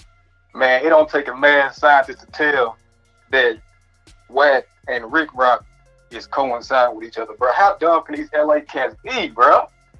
Yeah, Wack put the battery in Rick Rock's back to get him to do whatever he wants him to do. And, you know, Rick Rock will definitely manipulate whoever he can for Wack. And that's what he's doing with Sporty Face to try to get him to crash out, to get him off the internet because, you know, they can't, you know, do nothing with him because he done already started getting the light. So the only way that they can do is try to get him off the internet. But besides that, man, I just want to salute you, bro. I like seeing you upgrade, seeing your little podcast go up. I'm gonna hop in the chat. I'm tuned in to you. Keep doing your business and keep shining, bro. I'm with you. Hear me? I appreciate you calling in and appreciate you, bro. Smash that like button and hit the subscribe button. Yeah, like we know Wicked100 and Rick Rock is rocking hard body. You guys had a conversation. Were you surprised that he didn't want to come back to the show anymore? Because we had a respectable conversation outside and we came back and we continued the show afterwards. I felt like if he had, like, it was a problem, he should have just quit right then and there. We sat down and had a great show for the rest of the show. You know, like another 3 hours. We stayed an extra hour that day, didn't we? Yeah, for sure. We did like 5 hours that night. Yeah, and it did seem pretty good. Yeah, that's what I'm saying. So, and me and him, we don't got no problem. So, yeah, boy, better pay attention. SBGB TV live call-in show. Yo, what's going on, D? It's been a while since I called in, but I ain't gonna take up too much of your time. I just wanted to say, commented off the last caller when he said Wack be watching these shows. He definitely do, because I was just watching one of your recaps the other day when you was looking at Adam 22 Jumper and Adam had called Wack gay or something, and you was like, look at Wack, you know, he ain't even responding or anything to that. But yesterday they did a show and Adam called Wack gay and he jumped crazy. He kind of jumped crazy with Adam. Yeah. And I was like, yeah, he watching DZ. He only did that because he heard DZ say that Wack didn't do nothing when Adam called him gay. Wack is such a follower, and he really is easily manipulated. If you wanted DZ, you probably the only one that can get into Wack head. I ain't never seen nobody discombobulate Wack the way that you do. And like I said, I ain't gonna take up too much time, D, but keep doing your thing, man. I promise you doing God's work, man. Hey, you be good. Keep your head up, chest out, man, and your ears to the streets, man. I love you, D. You be good, big dog. Much love. Appreciate you calling in too, bro. Yes, sir. Yeah, smash that like button and hit that subscribe button. Yeah, listen, this why Wack, you know, he don't call no more. You know, Wack thought I was one of them niggas. You know, that's why he don't call no more. You know, because if he was so headstrong, he'd be able to call us anytime he want and be able to do what he does to everybody else. Your shit don't work with me. He tried it several times. It doesn't work. You know, it always goes in a different direction for him. So, of course, you know, he doesn't want to call no more. You know what I'm saying? Yeah. You know, it doesn't benefit him. Let's just say that. Him calling DZ doesn't benefit him. Not at all. SBGB TV live call-in show. Hey, what's up, DZ? Hey, man, I was just watching the show. I'm out here in Cali. First of all, bro, it's my first time calling in. I respect what you're doing. I'm glad you're exposing these cats like Wack. Like, cats is not rocking with this dude. You can't catch him in the streets. I'm an ex-gang member. Let me say it like that. I used to gang bang. I'm kind of on the stuff that you on, bro, which is reforming our community and staying out the trick bag. I respect the brother Spody Face, but he getting caught up in that trick bag. You know, it's pretty obvious that it's a play. Like, why sending these cats at these dudes? And it's like, I like what you said, bro. You said these cats got the mind of a goldfish. Yeah. And it's sad. It's sad to see our people on that BS like that. It's like, come on, bro, fades and all that. Like, bro, I'm from the old school. I'm 46, right? I guess that would be old school, but like, cats don't do that. No online talking. I don't even, I don't subscribe to the game banging. I'm reformed from that. But it's like these dudes are like, it's like your boy, what's his name, Jim Jones, right? They got like a adolescent childhood that they trying to like overcompensate themselves. You know what I mean? Like basically, you didn't get to do all the stuff as a child, so now you trying to get out there and prove yourself as a man. One of the things I just wanted to tell you, because I support you, bro. I saw your story, bro. I respect what you did, bro. I like what you did. You left the streets alone so you can come to if you're gonna do the internet, you come in clean. So you ain't out here doing crime. So you can talk about whatever you want. You can't catch you up in the trial. I respect that, bro. I like your whole get down. But I just wanted to, it was another brother that had called in. He was like, what's up with these Cali dudes? Nah, homie, what's up with those Cali dudes? Because we all ain't on that. You know what I'm saying? we all ain't on that. We just watching it too. Like, man, what's up with these dudes, man? Why they can't leave the streets alone, man? It's just crazy. But I just wanted to call and just salute, and I got respect for you, bro. Keep doing what you're doing, and I'll try to support the platform as much as I can, my brother. Hey, so that's all I wanted to say. I appreciate you, my brother. Appreciate you watching, rocking with the channel, and I'm gonna continue to stay who I am, solid, left the streets alone, don't care nothing about the streets, and I'm just giving game out to the people that, want the game and the people that understand the game. Right. And but what, my brother, let me say this. The intelligence level of our people, man, has been dramatically dumbed down, and it's really ego-driven, especially when it comes to gang banging in Cali, right? It's all ego-based, bro. It's a renowned rapper named X-Rated out of Sacramento, right? And he said it's a cancer, bro.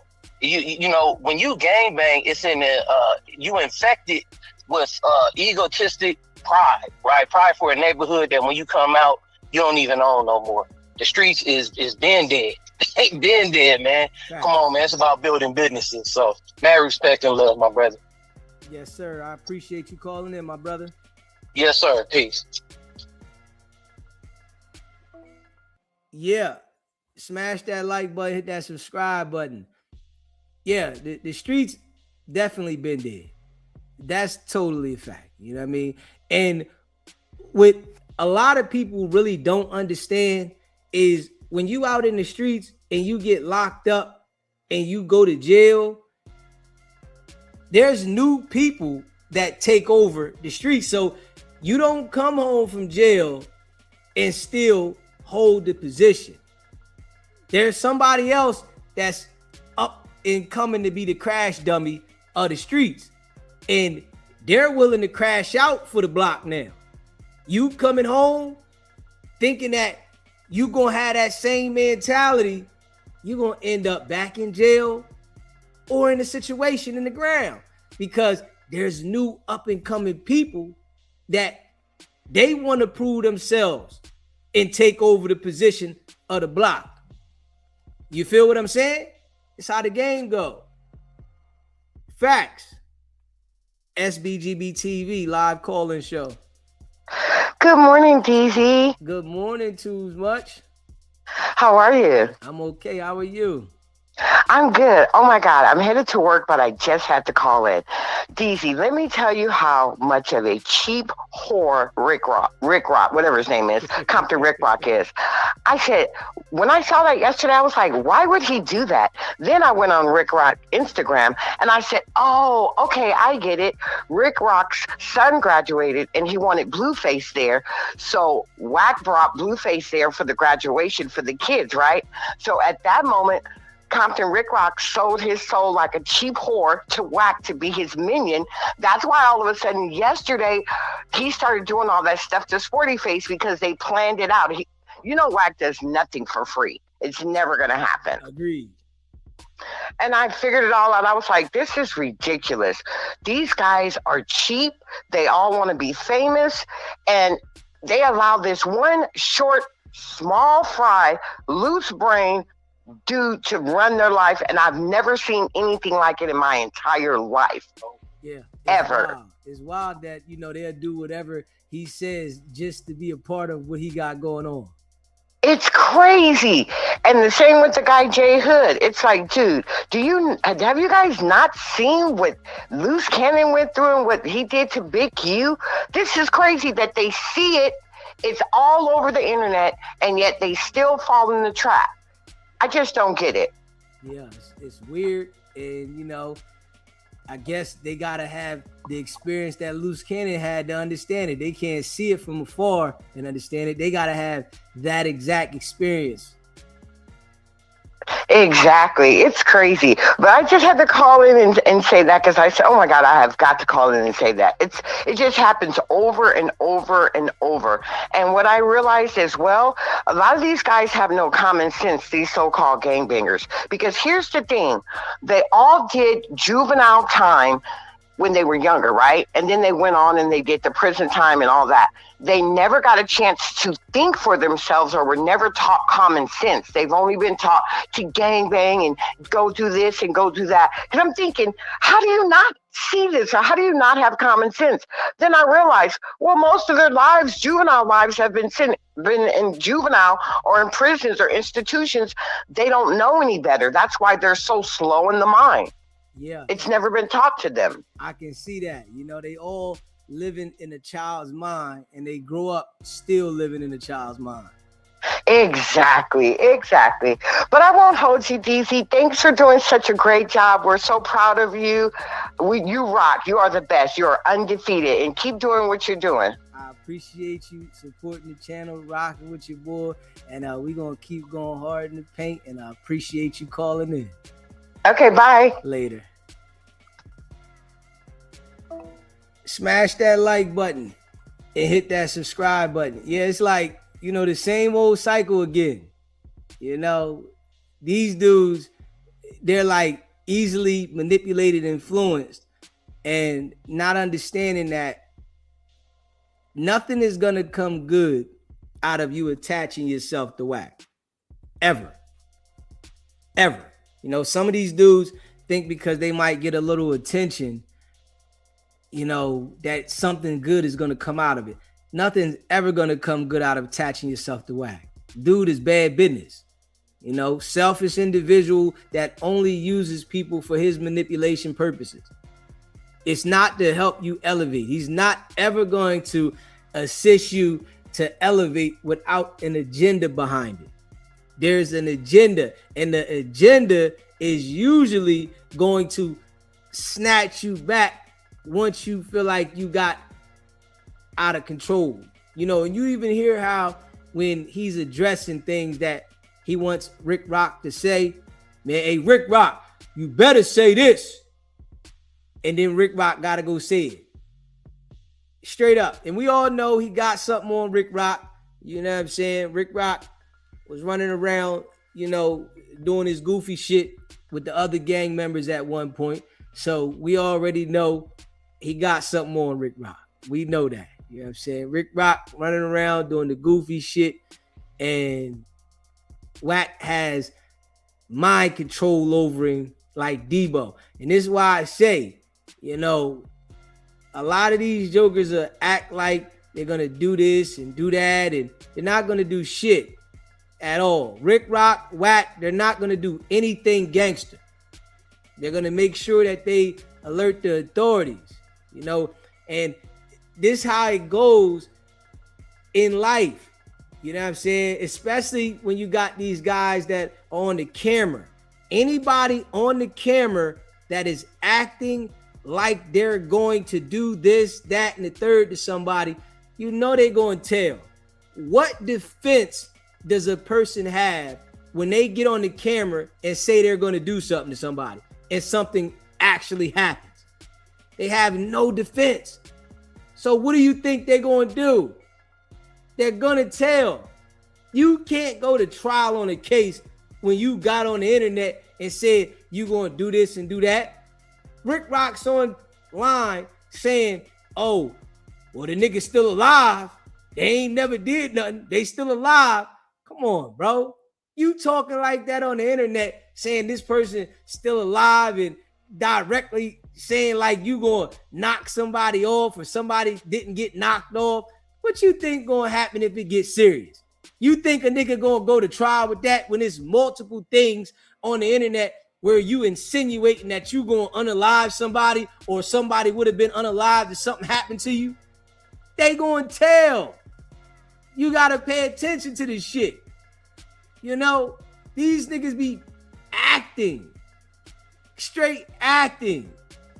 You can't tell me that a nigga is gonna insinuate that he's gonna take somebody's life or he would have took somebody's life if they would have did this and then something actually go down and he gonna stay solid and go to trial. Come on, man. That shit don't even sound right. You know what I'm saying? Just, it's like, I know some people don't understand it. So it's like you got niggas like Wack and them type of niggas, they used to dealing with gangbangers.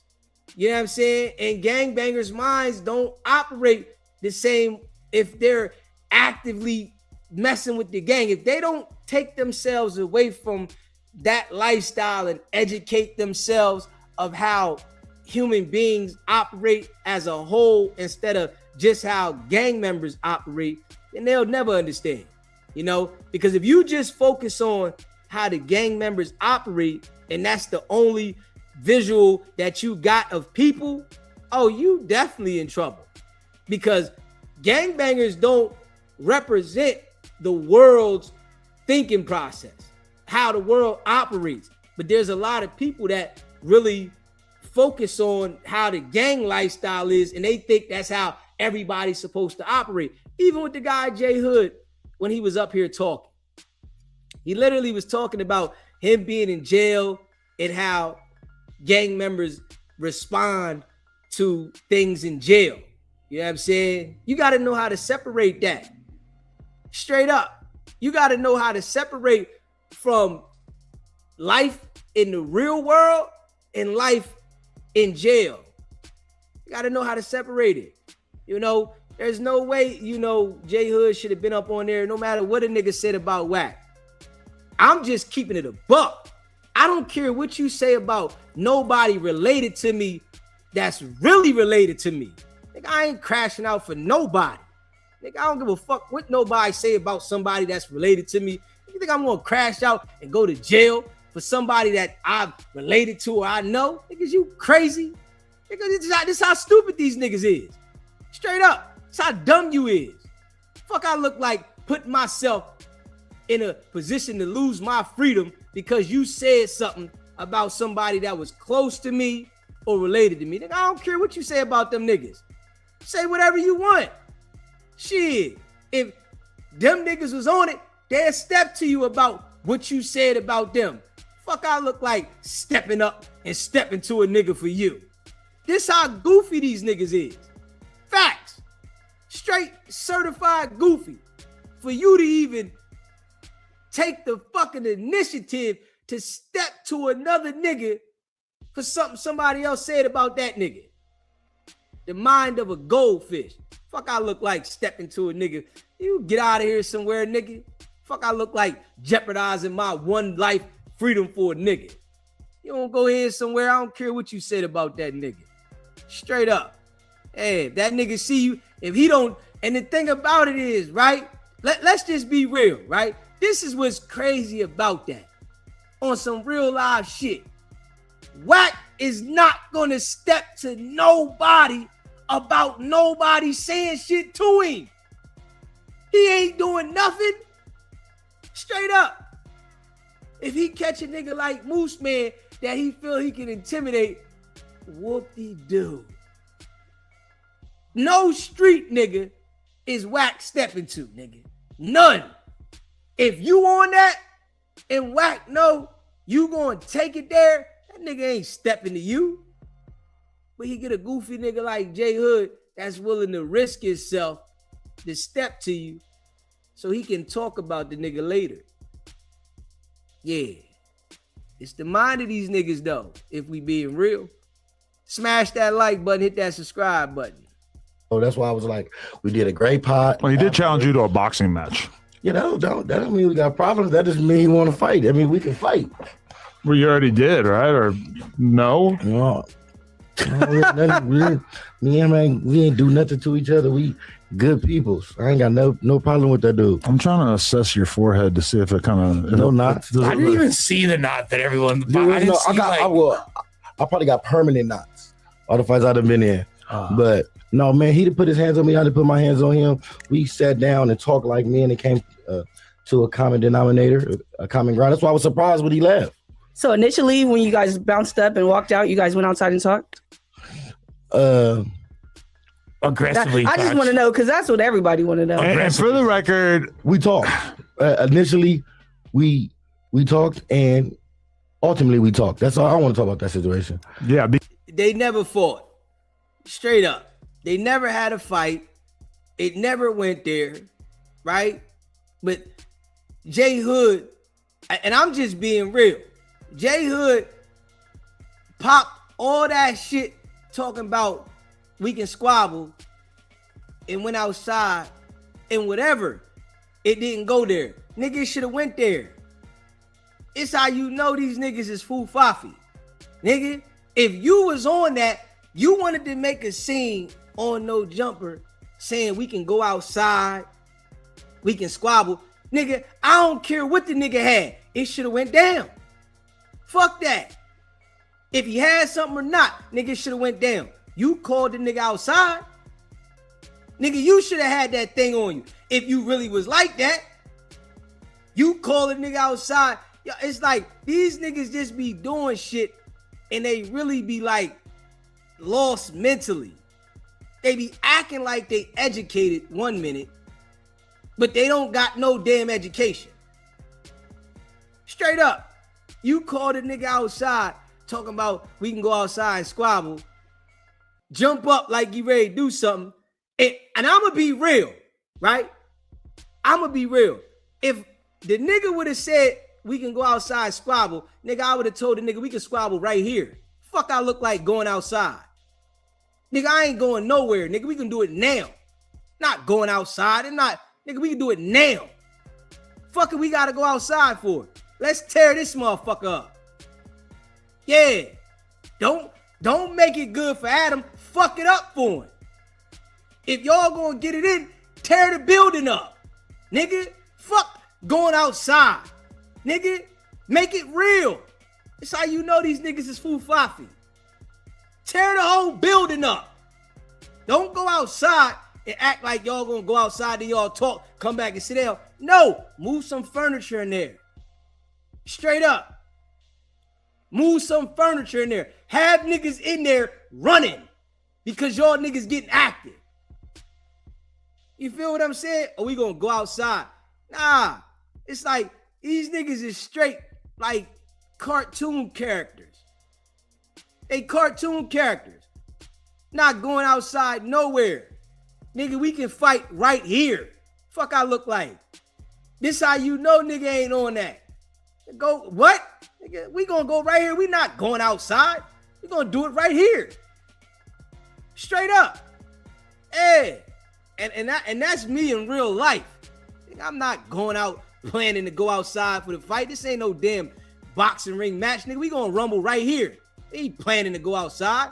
We gonna move the furniture in this motherfucker. Let's tear the studio up, nigga. Make Adam have to spend some money. You feel what I'm saying? Yeah, but you already know these niggas is foo-fafi though, if we being real. Because man, the homie seen them the whole time they didn't fight. Okay, I'm telling you. Like, this is the thing. Yeah, he's a man of honor. He had a conversation with Spuddy Face about what was going to be said on this podcast, or just on what was going to be said. Period. Prior to. How does Adam know if this guy is a man of honor? Like, come on, Adam. Come on, man. How do you know if this guy is a man of honor? Like, it's like the manipulation, you know, that these guys go for. Like, come on, man. You don't know what the hell this dude is. This dude's talking about he's a whack lover. Ain't no guy that's saying that he's a whack lover is a man of honor. Yeah. I am not part of that conversation, so unfortunately, I know things that I feel comfortable or felt comfortable saying on the podcast that he's not going to reiterate. But anyone at home who's acting as if they know exactly what transpired or whatever, even a lot of the people. So what is Adam saying? The guy that's supposed to be this street guy, J Hood, told him that Sporty Face had the Jew jammy? That's what he's basically saying. This is what I get out of it. Straight up. This is what I get out of it. That the guy, J Hood, told Adam that Sporty Face had the Jew jammy. He had to say that. Because if Adam is sitting here saying that he's saying things that J Hood doesn't want to reiterate, that means J Hood told you that that man had the strap. Come on, man. But now you say you don't want to talk about it. He's a good guy. See, it must be true. He must have had that shit. You know? But if I gotta go to work and have my biscuit going to work, that's not a place I want to go. And I'm just being real. If I gotta show up every day with that Jew jammy to work to feel like I'm protected and it's not licensed, I gotta take an illegal trip to work every day or whenever I go to work, nigga, I'm not going to that job. Nah, that's not the job I'm going to. I'm not risking myself for a couple dollars to be seen.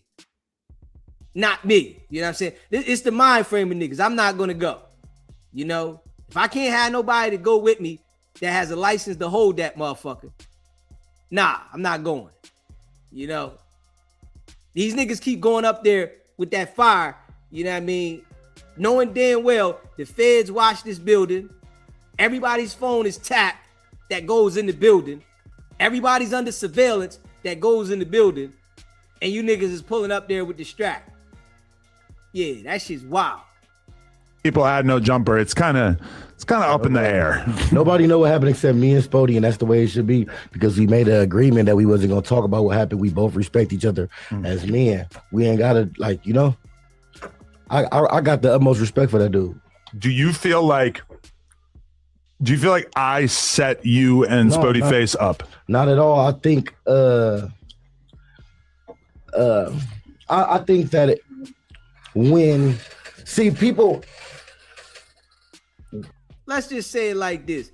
Of course, Adam set it up. It was designed through Wack. We know Wack ran the manipulation. We know that, yo, man, let's have J Hood up there. He know what it was going to bring. He know that, you know, J Hood is looking to be on. So he's going to do whatever. He's going to be the flunky. These niggas don't got the motivation, the grind to get on. They got to be flunkies to get on. I already see that's the culture out there from the gang shit. In order for you to get on, you got to be a flunky to get up in the levels. Just like Wack. In order for Wack to get in the position wherever he was around Suge and Big U, he had to be a flunky. You have to be a flunky in the gang culture to take it to different levels. You can't come in with the mind and be a strong individual and be like, man, this what I'm doing and this what I'm on. No, you got to be a flunky. You have to be a bottom feeder and work your way up in the ranks to be somebody. You know what I'm saying? This is how you get respected in this culture. Being a flunky. Everybody has to come in as a flunky. This shit's crazy. Fuck I look like. Nigga, I'm not coming in no shit being no flunky, but then acting like I'm a big dog. All these niggas, any nigga that is gang banging out there, they have been a flunky at one point in time in order to get to the level that they got to. They got to do it. It's the only way they get respect. This shit's crazy. Yeah, I ain't with that. You know what I'm saying? That ain't the culture I come from. You know what I'm saying? I come from getting my own bag. Let me fumble my own bag to figure out how to handle my own bag. I ain't being around no niggas doing no flunky shit to be able to be accepted. Yeah, I ain't doing that. Negative, my guy. But this is the shit they do out there. They want to be accepted so bad, you got to be a flunky. Yeah, you ain't up in the ranks yet. Go do some flunky shit and then come back and get the respect. Now we respect you because you was a flunky. Yeah, that shit's lame as hell. Facts. I would never do no shit like that. When I'm addressing a gang member, I'm going to be on gang time with them because that's the only thing a gang member respect. That's the only thing it seems like they understand is they lingo. So I'm going to go, when somebody come at me aggressive, I'm going to come at them aggressive. And when I felt like all I asked was for common courtesy. All I said was, can we not disrespect my people in front of me? It's 4 hours. We work here. This is a professional environment. If you hate this man so much, you ain't got to talk about it for the next 4 hours. That's all I felt like I really asked. Like, if that man got a problem with Wack, why you gotta hold Wack's meat? Straight up. If that man got a problem with Wack, why do you gotta hold the nigga's meat and say, I gotta speak up for the nigga? Like, hold up. Wack is his own man. Straight up. This the mind frame of these niggas, though. Nigga, I'm not risking my freedom and my life for some nigga that wouldn't do the same thing for me, even if he would. Nigga, I'm not doing it. Nigga, I'm gonna go to jail for me. I ain't going to jail for none of you niggas. It's the mind frame these niggas got. Straight up. You ready to jump off the ledge. What if the nigga would have had that strap and laid your brains on the curb? Wack wouldn't have done nothing for you. You would have been just somebody talked about on Clubhouse. It's the mind frame of these niggas. You know what I mean? You just somebody talked about on Clubhouse. That's it. Maybe I didn't say it that way, but I said it in gang terms. Like, did Wack? He's like, actually, I hate this guy. Did Wack tell you that you had to basically like turn up on anyone who talked bad about him on this podcast? Not. Wack ain't tell me nothing like that. Wack, why would he tell me something like that? He know what I'm gonna do. He know he didn't have to tell me that. He just know how we rocking. Wack. Yeah, Wack know you just the flunky. Yeah, he know you gonna do what flunkies do. Straight up. That's how you rocking. He knows this. Like, these niggas really think like this, though. This how they think. This shit's crazy. This shit wild. Yeah, he know how I'm gonna do. You ready to put it all on the line for Wack. These niggas be ready to put it all on the line for the police. That shit crazy. They ready to put it all on the line for the police. That's some wild shit, man. That's wild. Yeah, that's wild, man. But then be acting like they against the police. How you gonna be against the police if you ready to put it all on the line for the police? What's up with these dudes, man? Hey, yo, y'all gotta relax, bro. Y'all really gotta relax, man. You gotta relax, man. Wack know how me and him rocking. Right, so basically it came authentically, not battery powered. Yeah, no, I can't be pumped up or sent. I can't do that, man. I did that in prison. I can't be sent. The whole thing is that right there just said it all. How you gonna get pumped up in prison, but you can't get pumped up on the street? What sense does that make, nigga? What sense does that make, nigga? How you gonna say they can pump you up in jail, but they can't pump you up on the street? Come on, man. Come on, man. If niggas in jail can pump you up, if you feel like you gonna have a change of lifestyle on the street, a nigga in the street can pump you up too. Come on, man. Think you talking to, man. That's why I say these niggas got the mind of a goldfish. Yeah. The fact of the matter is, if I'm calling somebody my family, or I'm calling somebody my boy, you shouldn't just talk about him. Like, that's all I'm saying. It's common courtesy. You don't hate this man that much, so you can't talk about him for the next 4 hours. Because that's what you said. You said you guys don't have real beef. Yeah. You guys have podcast beef or whatever. Y'all got podcast beef. Yeah. Y'all both know where each other work, and y'all get on the internet and y'all talk crazy about each other, but neither one of y'all is looking for each other. But what was the trigger word between you and Spody? When he told me, I'm not going to go back and forth with you. Because if we on this podcast... The podcast is really like all about going back and forth. Yeah, that's pretty much the whole thing. I can't work. Right. You feel me? Okay, but in that vein, though, aren't you telling him he can't work by getting his narrative off on the person because Wack is such a consistent part of what we end up talking about on this podcast that I'm sure from his perspective that didn't really seem sustainable either. Like, we're just like not going to talk about Wack anymore. It's not even about talking about Wack.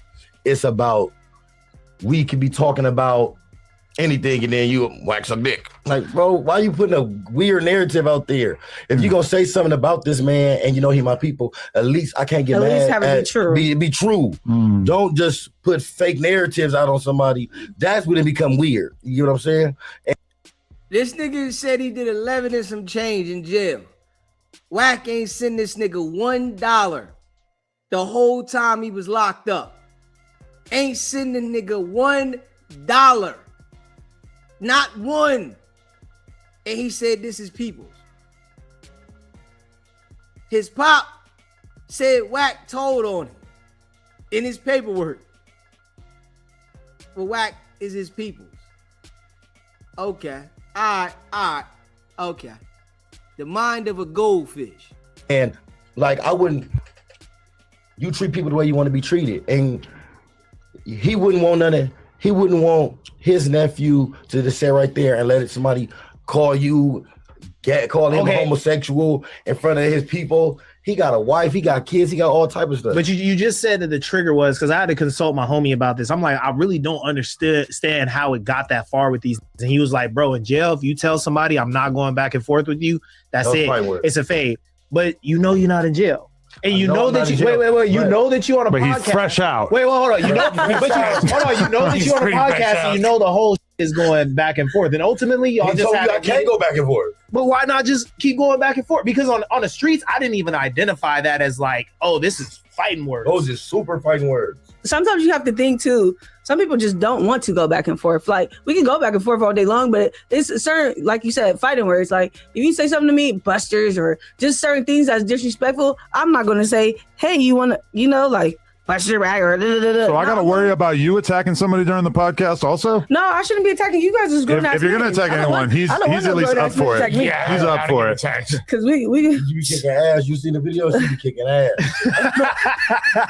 but Ricky, she might got him beat.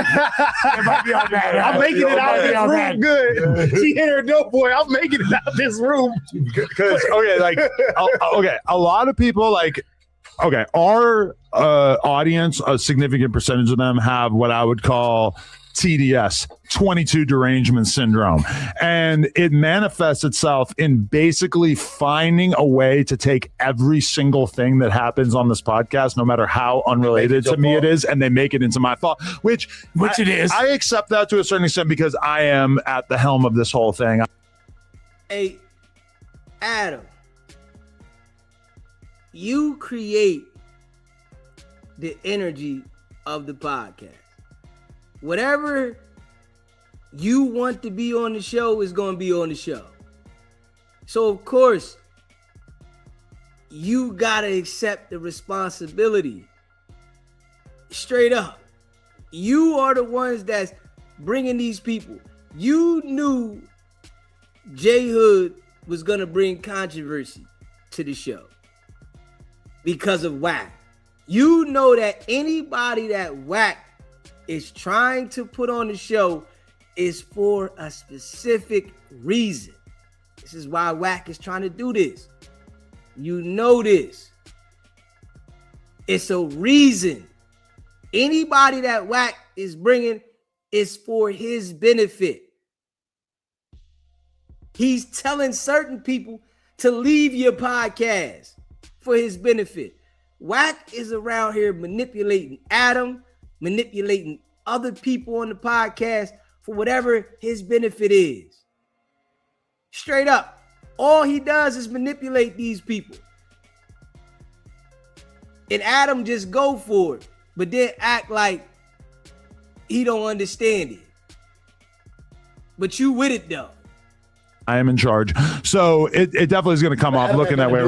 Adam had absolutely. Well, okay, but the way that they have justified this in their TDS is that they basically say that by me bringing up Wack, knowing that you are loyal to Wack and Spodyface hates Wack, that I was initiating a conversation that would have to end in violence, which really assumes a level of, insight that I just don't have. You weren't even the first person to bring him up. Because we, on this podcast, we talk about stuff every day, and almost never does a conversation about, Wack rise to the occasion of, oh, we have to fight. Like, that's never happened before. It's surprising to me. That people thought that? That more conversations about Wack don't end in fights.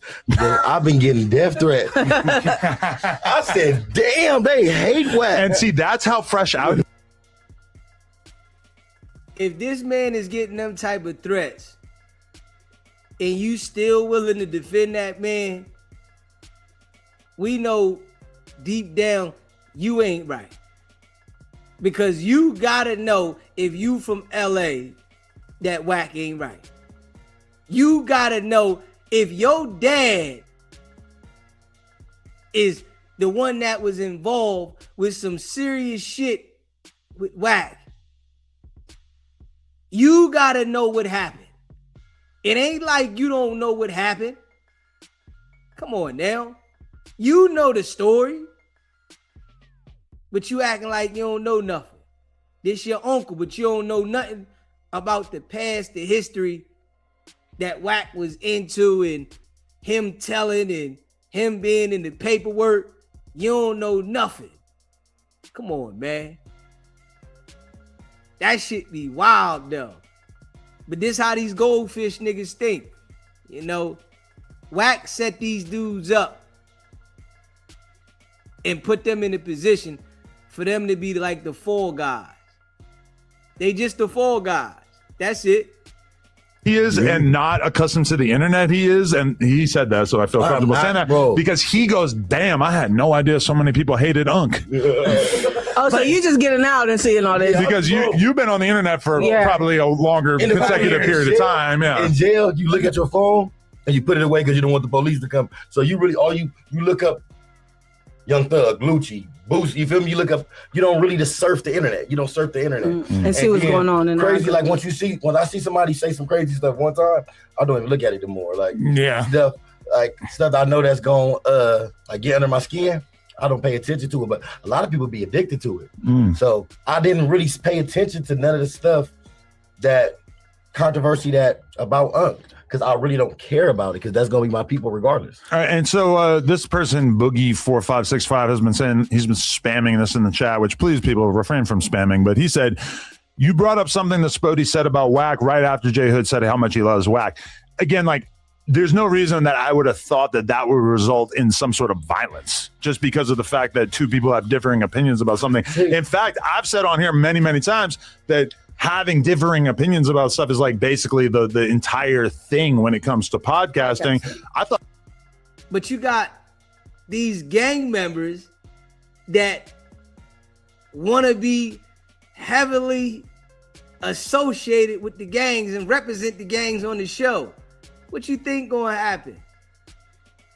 These niggas been in jail doing time, and they all representing the gang, fighting for the gang, and you think that because you give them the opportunity to come on No Jumper, they're going to refrain from what they've been doing day in and day out on the street, in jail? No. They're going to bring the same energy to the podcast. And if Adam don't pay attention, he's going to end up picking the wrong group of gang members, and things are going to go all the way bad. Straight up. You know, literally, he can pick the wrong group of members and somebody could take it to another level against him. It can happen. You know, you get that crash out that don't care, that might want to just go ham on everybody. But I mean, you know, I guess certain lessons, you know, got to be taught certain ways. If we just keeping it real. Smash that like button and hit that subscribe button. Although we were just about to have a conversation, because I do think like Spody Face kind of constantly calling Wack gay and saying that he's a snitch, even though there isn't really any evidence to suggest those things would be true. I mean, we were going to have a conversation about that. Hey, Adam, stop lying. Stop lying about Wack telling not being true. Come on, man. You just lying about that though, Adam. Yeah. So he just brought Loose Cannon to talk about these criminal cases on your podcast for nothing. Yeah, okay. So he just so happenly was named suspect number 4 in the beating outside of the establishment, and it just magically goes away for nothing. Okay.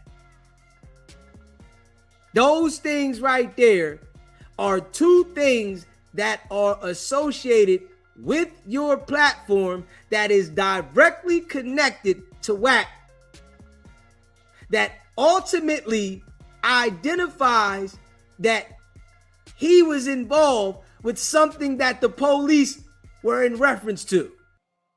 But he says he's never been questioned.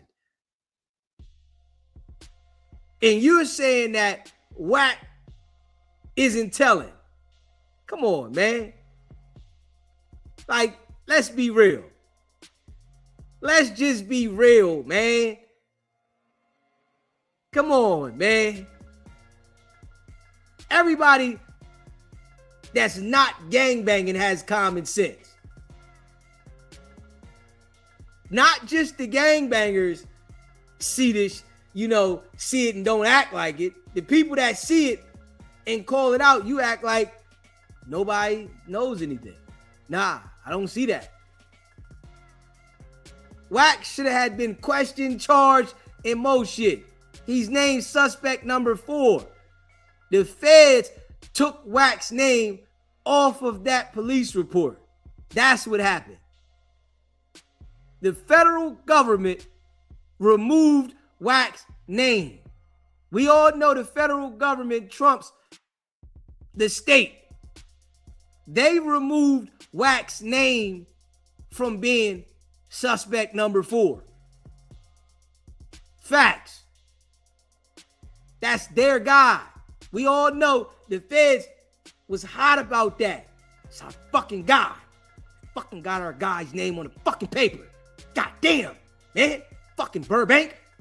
Got our guy's name on the fucking paper. Our guy's name never goes on nothing. Don't put our guy's name on nothing. That's their guy. Their number 1 guy. Straight up. Smash that like button, hit that subscribe button. The fact that the conversation got escalated to the point that almost immediately it was like, oh, let's go outside. That's a totally different thing. All right, so look, Adam, that is regular. Like in the gangbang community, like you fight for anything. Like, dude, the homies the wind could be blowing. Y'all be like, hey, y'all go squabble. So I didn't think that was like nothing major, because that's how respect is established. Like, the feds love these kind of guys. They come up on this podcast of No Jumper and literally act like it's legal to do this shit. Like, this shit is like crazy. This shit's crazy. They come on the podcast and act like it's legal to gangbang because they tell you it's not illegal to be in the gang. Man, they done tricked all you niggas in California that gangbang. They done tricked you niggas. Straight up. Straight tricked you. Yeah, it's not illegal to be in the gang, but it's illegal to commit crimes in furtherance of the gang. All you niggas doing is committing crimes. Straight up. That's all you niggas is doing, is committing crimes. Facts. Day in and day out, nigga. Criminals. You niggas is labeled as criminals. This is a fact. In the database of the police, if you're in the database as a known gang member, you're labeled as a criminal in their database. You're not labeled as a law-abiding citizen. Gang members do not get respect from the police. Y'all are a job to them niggas. Lock you up, indict you, associate you with your gang, get a conviction. This shit's crazy. Smash that like button, hit that subscribe button. Especially in jail, that's how respect is established. Right, if it goes too far. You go to. So we can get down real quick. Yeah, we can squabble. like, fuck it. We can Fuck the squabble talk. ahead of time, just so you feel me. When we do have this conversation, we both got it out know. the way. Now we can know nobody's be scared of each level-headed. other. I guess like in the future, if this thing is going to work in the long run, I think that we're going to have to like kind of raise the bar for like challenging the other person to a duel, just because, you know, we are in like a relatively nice area. We did hear that the cops were sort of like swarming around afterwards, and we don't necessarily know why, but it is possible that, you know, two large men screaming at each other in the street might have possibly been the thing that like somebody scream. not screaming, but you know, it might have been confrontational enough. Nobody was out there screaming. Nobody did nothing. We all know they was on live stream talking about they gonna go outside and squabble with a couple thousand people watching. You think that Burbank Police Department phone line didn't go off when everybody seen a year ago what happened to Jay Reed and Marciano? Come on now. Everybody seen what happened to Jay Reed and Marciano outside of No Jumper. You think that you're going to have a couple thousand people watching at one time, and these guys say they're going to go outside for the squabble, and nobody going to call the police? Come on, Adam, man. Come on, man. You know damn well they called the police. Straight up. ASAP. Yeah, there's something going on outside of No Jumper right now. Just keeping it real. Smash that like button, hit that subscribe button. That might have been why the cops showed up, even though, I mean, some people are saying that Flacco called the cops. I don't really know why anybody believes that. Two black guys in Burbank is enough to call the police out here. Like, I think they would did their regular patrol, because my people said one car just drove by, put in, and drove off. They didn't. If somebody would have called the police, so they would have put somebody out the car. Right. They would have did. The police don't get a call of a gun and don't do absolutely nothing. So they just did a little drive-by. They just drove. They wasn't even here for 10 seconds. But you know how, like, oh, but you see the police. So I'm like, hey, man, the police outside. Now listen to J Hood right there. Right? Did y'all hear what he just said? the police don't get a call of a strap and just don't do nothing. Just listen to him. You hear me? That right there let me know he was identifying that it was a strap out there. Straight up. That there let me know that he was identifying. See, these niggas be acting like they smart, but they be so slow. Straight up. But this right here, see, and I'll break this shit down, right? And then niggas look at me and say, well, why you saying that? If I'm the one that can notice this shit, you don't think that the police notice the shit? They do it for a living. They wake up every single day and do this shit for a living. This what they do. They fight crime, study crime all day long. If I can see the shit, you think they can't? Come on now. This nigga just said it. He said it. Yo, they think they going about a gun? Hold up. Why is you mentioning the strap? Man, these niggas is all special education. All of them. They special education. They stopped? They did a welfare check? No, they didn't even do that. They just drove. Allegedly, because like Munchie, I think, was the one who said that like his homegirl said that they came by and were. I did. Oh, you said this, but they were like allegedly maybe writing out license plate, which to me doesn't really even make that much sense because there's a million cars out here. They like gonna bounce out and be I thought a car would have told him my shit. I thought one of you guys said like a car was like looked into or something, and that's what made people say like, "Oh, the cops is out here If like the police doing some." Okay, Damn, that's hella I'm quick. from All that happened hella quick, the city, huh? right? I'm from LA County. If the LA County sheriff or if any sheriff get a call that somebody has a gun, if they get a call of disturbing the peace, right, they're coming 5 cars deep and they're going to put you in the backseat of the they're going to violate your rights. They're going to violate your rights and they're going to come deep. They're going to come if they think it. The police, that's what they want. They want drugs and guns. If they get a call, then, hey, somebody has a gun, they're going to come and search the car, whether you give them permission to or not. They're going to violate your rights. But when they came, there would have been nobody like even outside. They would have had no idea what car was even in question. And also, why would a car even be in question in general? Sounds like cap. Nobody was interacting with a car in any way. Man, I just see the police stop 5 cars to find 1 gun. Really? Yes, the police are thirsty. This is LA. Police are thirsty. So with that being said, that story probably isn't true then. Nobody called the police. Yeah. What do you think, Adam? You think they were caught? I don't really know who would have called the cops besides maybe one of the fans, but I feel like Munchie, I think, kind of got tricked by Flacco because Flacco basically was saying like, yeah, I heard about Munchie having the whoop-de-wop on him, so I called the cops, which I don't really think. Flacco didn't say that to me in the group chat that I'm in with him. I don't think he said it on camera until like much later.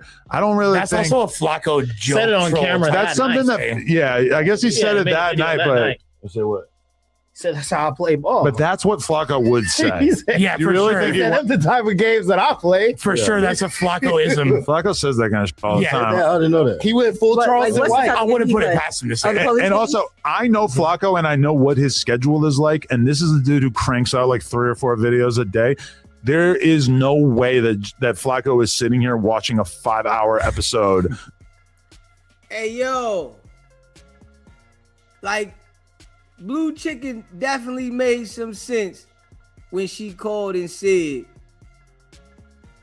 Wack don't like his daddy. Why not set his son up? That makes a lot of sense.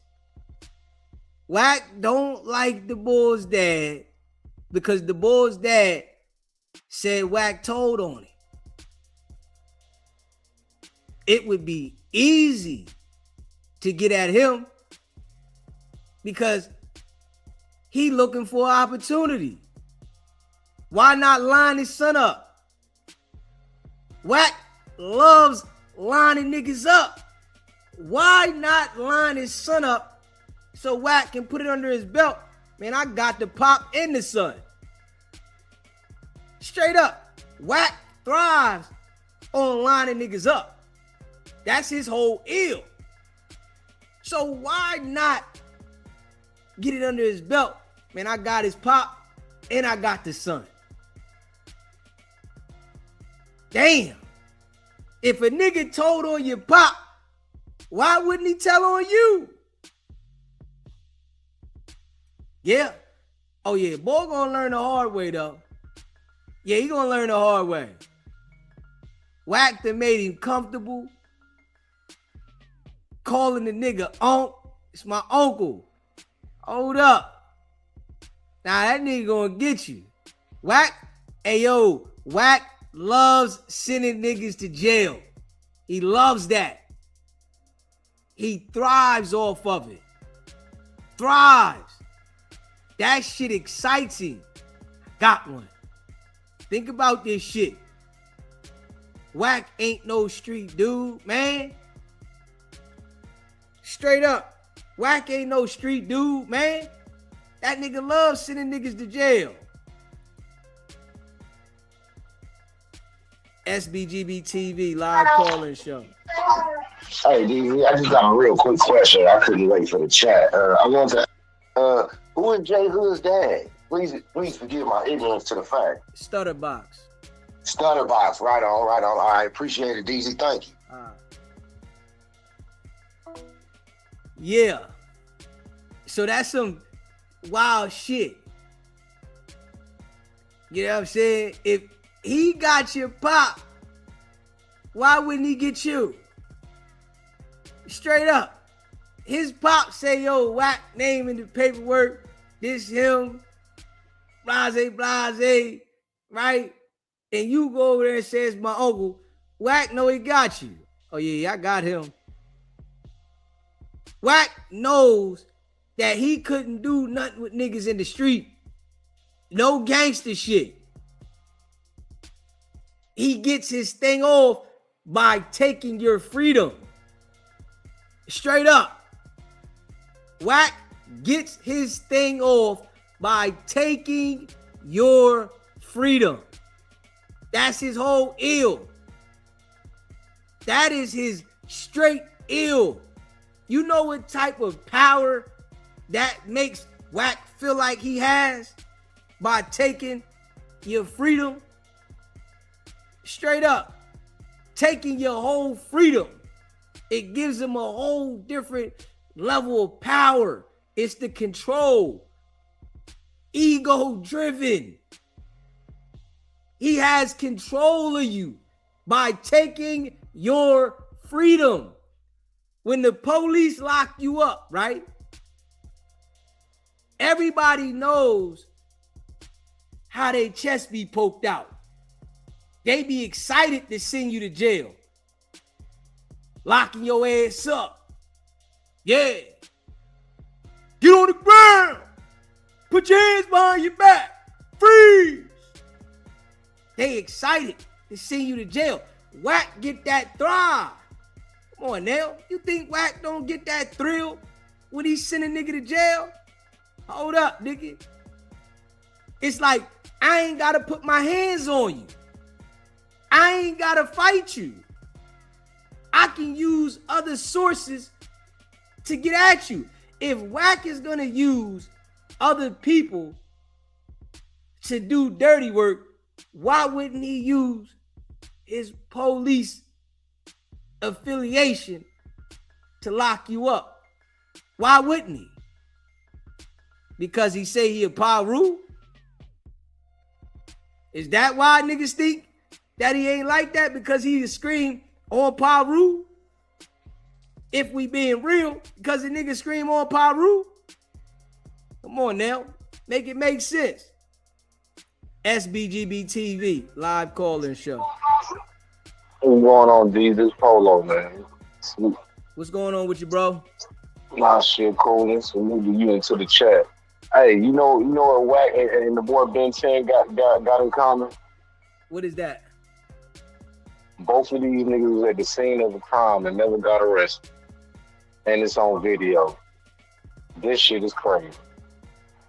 Yeah. Now, let me stir back over here to this nigga Wack, like you was saying. He got this little nigga J Hood so brainwashed and so fucked up in the head, bro. That man Stutterbox came up here and said, man, that man lied. He never bought diapers for my daughter. He never, none of that shit, man. And you double back and say my daddy's a liar. So you fuck ass nigga, you mean to tell me you going to get your daddy for this cradle face nigga that's not in your blood, y'all? Like, bro, that's how I know Buddy slow, man. Buddy slow. He ain't got it. He like, come on, bro. I'm not gonna go against no nigga for my daddy, nigga. That man tried to unalive your daddy, my boy. And the man, your dad, this come out your daddy mouth. And you still go against the nigga for this nigga, man. Like, I don't know what the fuck. Like, he must got something over these folks. Same thing with Adam. Shit don't go. Look, Pete Gang, how Adam doing the slimy shit to Sporty Face and Munchie, my nigga. Shit don't go his way. These folks bucking on coming back to the show. Now you want to get on live stream talking about Sporty Face went to the trunk to go get a gun and all this shit. But remind y'all though, everybody trying to figure out how Adam know this. But everybody forgetting. They sent Lush outside. J Hood and goddamn Sporty Face sent the man back inside. So I guess as that was going on, Sporty Face must have been going towards to go take his glass off going to that car. Lush went back and said something, man. He the one that started that fucking rumor about that bullshit, man. Them niggas the police, bro. Sporty Face and Munchie need to stay away the fuck away from up there. They gonna run their numbers up without them folks, y'all. Dead ass. Yeah, they definitely don't need to be up there. And if they keep playing around, they gonna strike out. On my soul, boy. And look, and if God bless ain't has faith to get up out that situation, we get out that situation he in, boy, he better not take his ass back up there. That shit is no good, man. As my Spanish folks say, that shit is no bueno, my nigga. That shit is no. Stay the fuck with. Man, Adam just sat right here and tried to build a bro. And then on top of his best friend with the shit with Munchie B, man. Like y'all niggas is trying to get niggas cased up. These boys are convicted felons, bro. And y'all niggas should sit up here trying to get these niggas cased up, bro.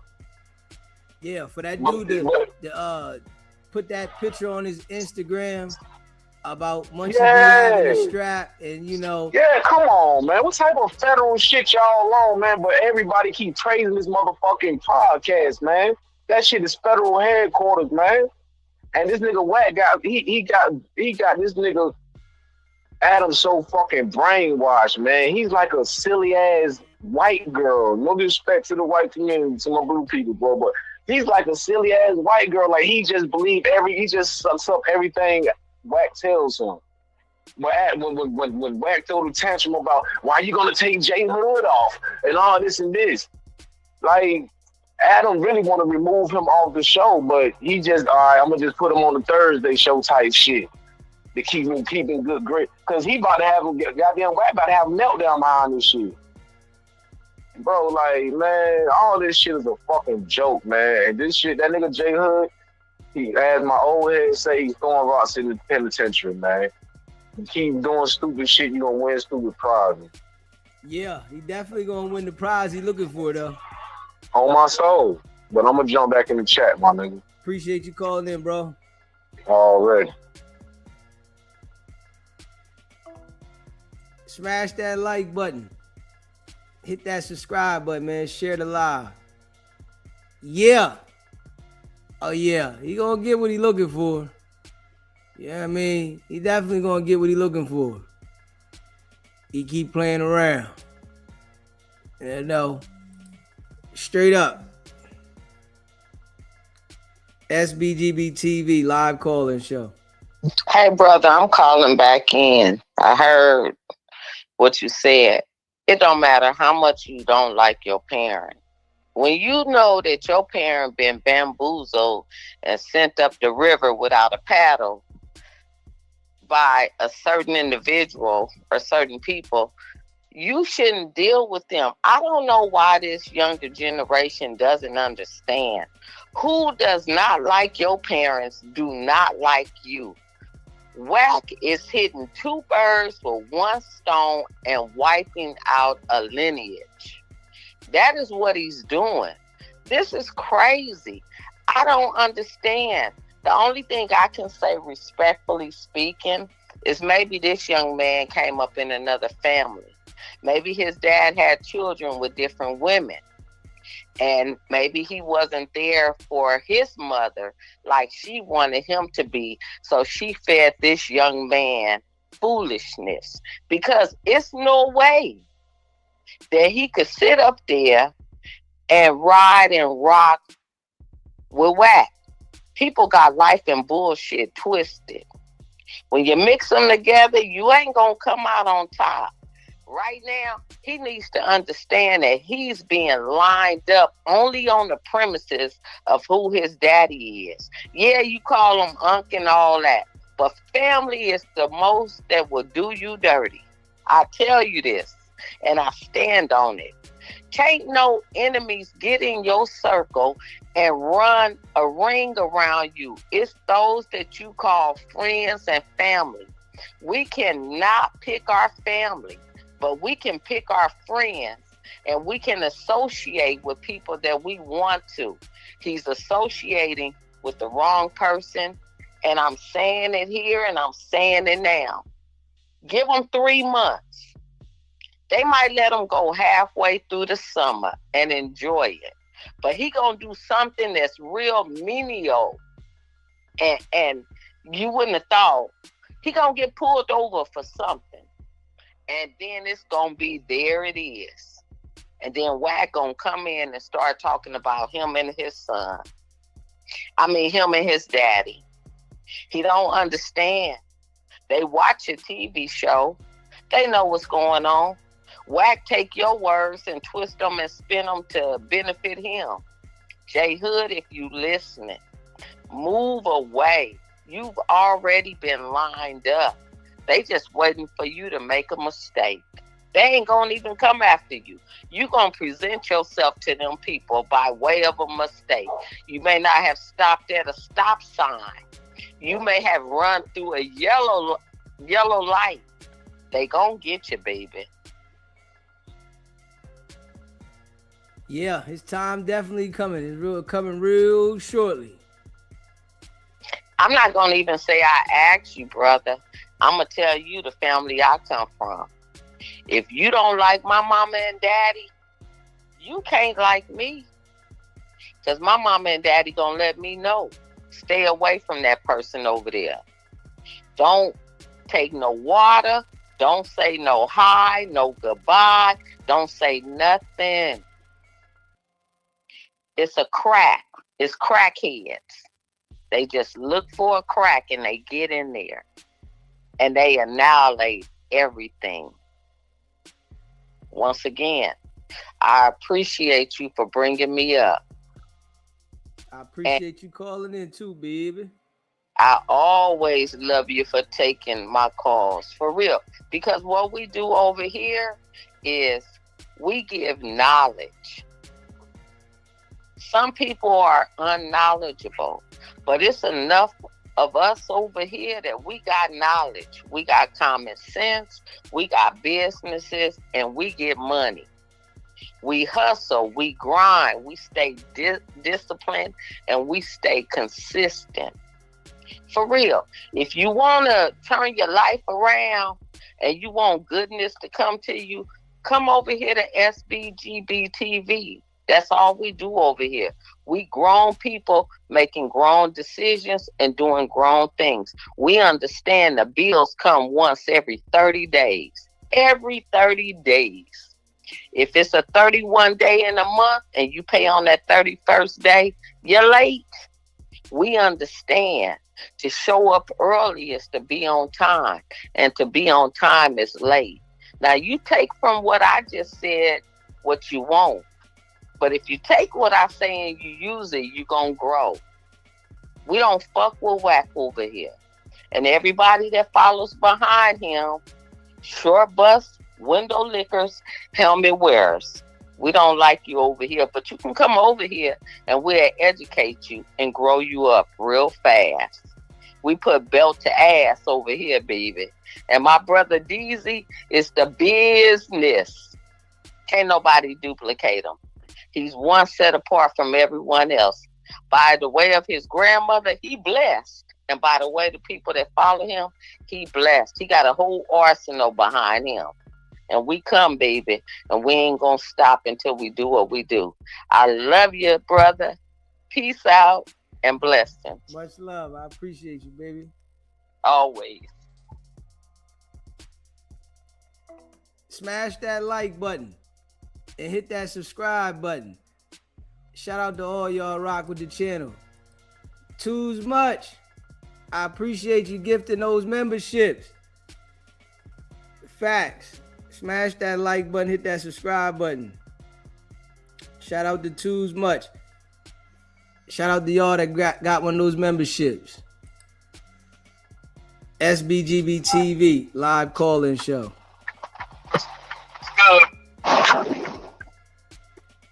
SBGB TV live call-in show. You hear me? Nah, something up with your phone. All right, hold on one sec. You hear me now? Yeah. What's good, Deezy? What's poppin'? Calling out of Baltimore, man. What's good? What's going on, my brother? Hey, now, man, look, I know, did you see that situation with Wack and J Hood and Adam, when Adam told Wack about look, first and foremost, this is my whole thing. How the hell don't Adam know about Wack and that, what's the dude, the father name, J Hood father? Stutterbox. How he don't know about Stutterbox? They just was online beefing about this shit. I think Adam just so gullible and got Wack so far up his ass, they both in cahoots with each other. Yeah, don't nobody in their right mind. It's all a fucking play. It's all a play. It's all a play, brother. Yeah. And the J Hood together. Go ahead. They definitely in it together. Wack and Adam. And then this is the thing about J Hood. You can tell he's a crash dummy. He's a crash dummy. And I know Adam got to know that Wack planted him just to get Ant and 40 Face and Munchie B out the way. Oh, that's a fact. Adam know that. He act like he don't, but he definitely know that. Hey, look, I checked out that, what was the Tuesday show? That show was boring as hell. Look, I'm a big Munchie fan. But Sporty Face and that show was boring as hell without them three. I can't lie. It was boring without them. Straight boomty. Listen, man, keep doing your thing, man. I'm driving now, but I'm checking in. I'm just listening in the chat, man. Keep doing your thing. I appreciate you calling in, bro. All right. Smash that like button and hit that subscribe button. Shout out to all y'all. Yeah. Oh, we know Adam know what's up. He know when Wack is doing something is a reason. You know? Yeah. Adam know what's going on. I think Adam be playing like he don't know what's going on. You know, content, manipulating the content with the people for those purposes, but he know what's going on. You know what I'm saying? He definitely know what's going on, man. Yeah. You know, them boys get up there and play them damn selves, you know, and put themselves in the situation. Shit be wild. Yeah, shit be straight wild. Smash that like button and hit that subscribe button. Shout out to all y'all that rock with the channel. Yeah, shout out to all y'all, man, that rock with the channel. Yeah. Yeah, Sporty Face going back and forth with Compton Rick Rock.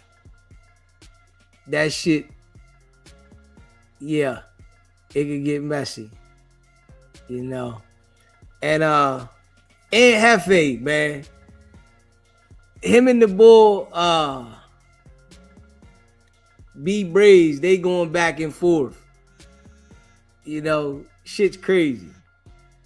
SBGB TV, live call-in show. Oh, brother, I need every one of the SGTV fans to come on and grab this cellular phone. I need them to look into it. Oh, yes, yes, sir. And also the church doors are open. But, brother, look at here. Don't J Hood look like a backup singer from the 90s? God dog it. He look like he sung in Milestone. Girl, I care about you. He got that good smooth Derek Coleman skin. I say, this Negro ain't no thug. He still got his hairline. God dang it. Arnold from, different strokes. Arnold from, Willis, brother. What you doing, Willis? But man, look at here, brother. Good morning to everybody. Brother boy, look at here. Wicked100. Now, see, they got to understand, Wicked100 is a disgruntled baby mama. We never saw a man with the emotions and the evil that he brings. Wicked100 so bad luckish, brother, he'll make a wet woman dry up. This Negro so bad luckish, brother, and you will get hit, brother, by a cement truck. Just give him a ride to the dope man house. So I say that to say this. Anybody who keep playing, it's like that woman that's dealing with that Negro that be punching on her. And she said, God, girl, I love him. He gonna stop hitting me. And then he end up killing her. That's how Wicked100 is. He brings nothing but domestic violence energy. But everybody keep playing with him. The only thing he can give J Hood besides him bending him over is some booty. He has no money. He has no credential. He got no social security check. He don't drive the garbage truck no more for waste management in Pacomia. What in the hell besides a good lie and some game tickets that he can't get no more and Blueface can he give this man? And the sad thing about it too, this is a learning lesson for us. And I'm gonna tell y'all, because boy, we living in bad times right now, black folks. Foundational black Americans and even the supporters of us. We need to try to look at all this stuff. We got to get Wack out the headlines because we have never been able to get no reparations with a Negro like him on the timeline. This Negro hated worse than Tekashi 6ix9ine. At least 6ix9ine, he might be musty and smell like spoiled milk, but at least he'll buy you a bitch a car. He'll give you some money. He might give you a fake chain. But Wicked100 have not given nobody nothing but a STD, a lie, and he love to get that pussy. I really believe he's a pussy lover because you could tell by his energy and his hatefulness. What black man do you ever know got this much hate in them? The Ku Klux Klan, Hitler wasn't this bad, but it shows us something. And if anybody won't mess with him, if you on the clubhouse, if you talking with him, you deserve all the bad energy you gonna get because God is sick and tired. And right now, we as foundational black Americans, when are we gonna look at this and push these bad toxic Negroes out the way and start using more positive people so we can have our children be safe and we can change our race up? Because right now we at the bottom. Oh, look at what happened yesterday. Boy, we down in our feelings. We're losing court cases. Everybody fighting and everything, but Wicked100, he have not changed his tune. You would think that he would take one day off with the shenanigans, but he's still on that line. He's still on there manipulating. He's still on there not getting nobody no money, and he eat when he talk. I hate that. This Negro got Burger King onion rings in his goddamn mouth while he talking on the clubhouse phone, and I bet cell phone stank. He done ran out of Motel 6.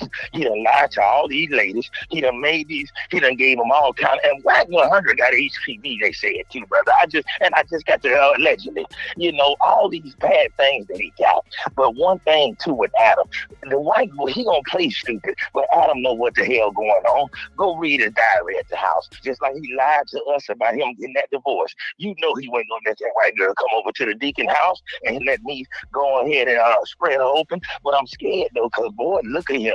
A lot of these bacteria diseases going around. And then you can't trust Wack. But look at here, church. I want everybody to gather around because we're going to do some prayer this morning. Right now, God, we ask that you touch my brother. Let him continue to use his sleep amnia to teach the people. Let him just bless everybody. Continue to call this devil and Jekyll and Hyde, Negro, White, Cass Jones 100 out. Touch any one of the listeners. Touch Auntie that just called. Oh, I know Auntie like to drink her malt liquor and cook bacon with no bra on at the stove. But God, God, oh God, God, right now, touch somebody. God, it's a young Negro. He's stupid, God. He ain't got no stepdaddy. God, the black community just lacking on manhood, God. So they look at Wicked100 to be a daddy, God. Oh, he one of them uncles, God, that you can't go in the back room and give him a pig feed, because God, your booty hole might get tore out. So God, we ask that we can get rid of him. God, we need healing in the black community. We need more positivity. God, we don't need no more Umar Johnson, Wicked100. The school open up, ain't ass niggas running around. Because God, right now, look at our community. We got our young folks getting 35 years for defending themselves. But Judge Builder, he done shot a Negro, and they gonna say he had self-defense to do it. So right now, let's get rid of these negative Negroes with bumps on their tongue. God, that were the same boxers and take bird baths. God, Wicked100 ain't look at a tub. God, since Compton's Most Wanted album would go. So God, we just thank you. We pray for game, God, and we pray for Blueface music. God, Blueface make music for women that got bad C-sections. I don't know nobody, God, who will listen to a Blueface 8-track, that ugly ass music. But God, we love you and we thank you and continue to just bless our brother. God, let him win with the bowling. God, let him continue to go ice skating. Let's do more white folks activities. Stay away from these niggas in that club. Stay away from these whores with them wigs. And women, y'all no longer go to no Asian store. Don't go to no beauty. Don't go nowhere. If it ain't black owned, you better stay your ass out of it. We sick of seeing you shop a ranks black, but then you got a Mariah Carey wig on your bald lemon ass head. God, we sick of it. You're ugly looking like that. You look like a punk, goddammit. So we tired of it. Get yourself together. Go and look like Grace Jones. She might have been ugly and look like her daddy, but God, she was sexy back in the 80s. Go and look at your son. So we thank you, God, and we ask that you touch all of us. And with that being said, we say, yeah.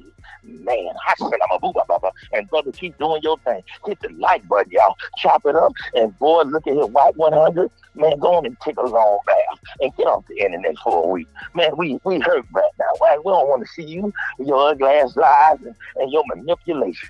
And we say, amen. Old color purple ass nigga. And I'm out. Appreciate you. Hit that like button. Hit that subscribe button. Shout out to all y'all rock with the channel. I know the Deacon off the hook. Yeah, Deacon off the hook. Smash that like button, hit that subscribe button. SBGB TV live calling show. Hey yo, Deezy, what up, man? Who the fuck is that, man? I'm just with ain't shit. Hey yo, hey, I needed that. Everybody needed that, boy. Oh my God, boy. Jesus. Hey, Lord. But this is what I called you for, but this is what I called back for, man. Hey, look, check it out, right? You heard it here first, man. Word is, allegedly, the boy B Brazy got his ass DP yesterday. Run around playing, keep putting shit on DLB and all this, keep putting shit on shit, man, and shit ain't true. And then on top of that, you lying on folks. They say he was out in the yard and got his ass baptized out there, him and somebody else. Okay. It's going to hit the internet real soon, so you heard it here first. Okay, all right. Yeah, I was just about to say something about him, too, talking about Hefe. Hey, but him, I believe all that shit for him, putting it on shit and talking shit about Hefe and Munchie B. Boy, I believe his set got tired of that shit, boy. Come on out here. Okay. Yeah. He said he got handled out there. Yes, sir. Yes, sir. See, but that's his fault, though, because home, if y'all don't take notice, if y'all ever watch B Brazy videos, bro, I done been on his lives on YouTube, bro, and I done told him, yo, what's up with you doing? Keep doing all the fucking sniffing, nigga. Then he gonna lie. He asked me about sniffing. It's cold in here. It's cold in here. Fucking cold my ass, nigga. You doing a little bit of sniffing too much, and every time you sniffing, you getting away from the fucking camera. You like backing off in the corner, you see half your face, nigga. Niggas ain't slow, my boy. Yo, you on that ice cream. Just admit it, nigga. But, man, bro, the proof is in the pudding. Go back and watch his videos, gang. y'all gonna see the man sniffing like a motherfucker, man. And then some of the lives I be getting on, like, yo, what's up with you keep doing all this fucking sniffing, man? Like, bro, no, man, nah. You ain't gonna just piss down my back and tell me to drain the shower. But I'm gonna jump back in the chat. I just call to let y'all know that though. I appreciate you calling in. Already. Smash that like button and hit that subscribe button. Yeah, shout out to all y'all.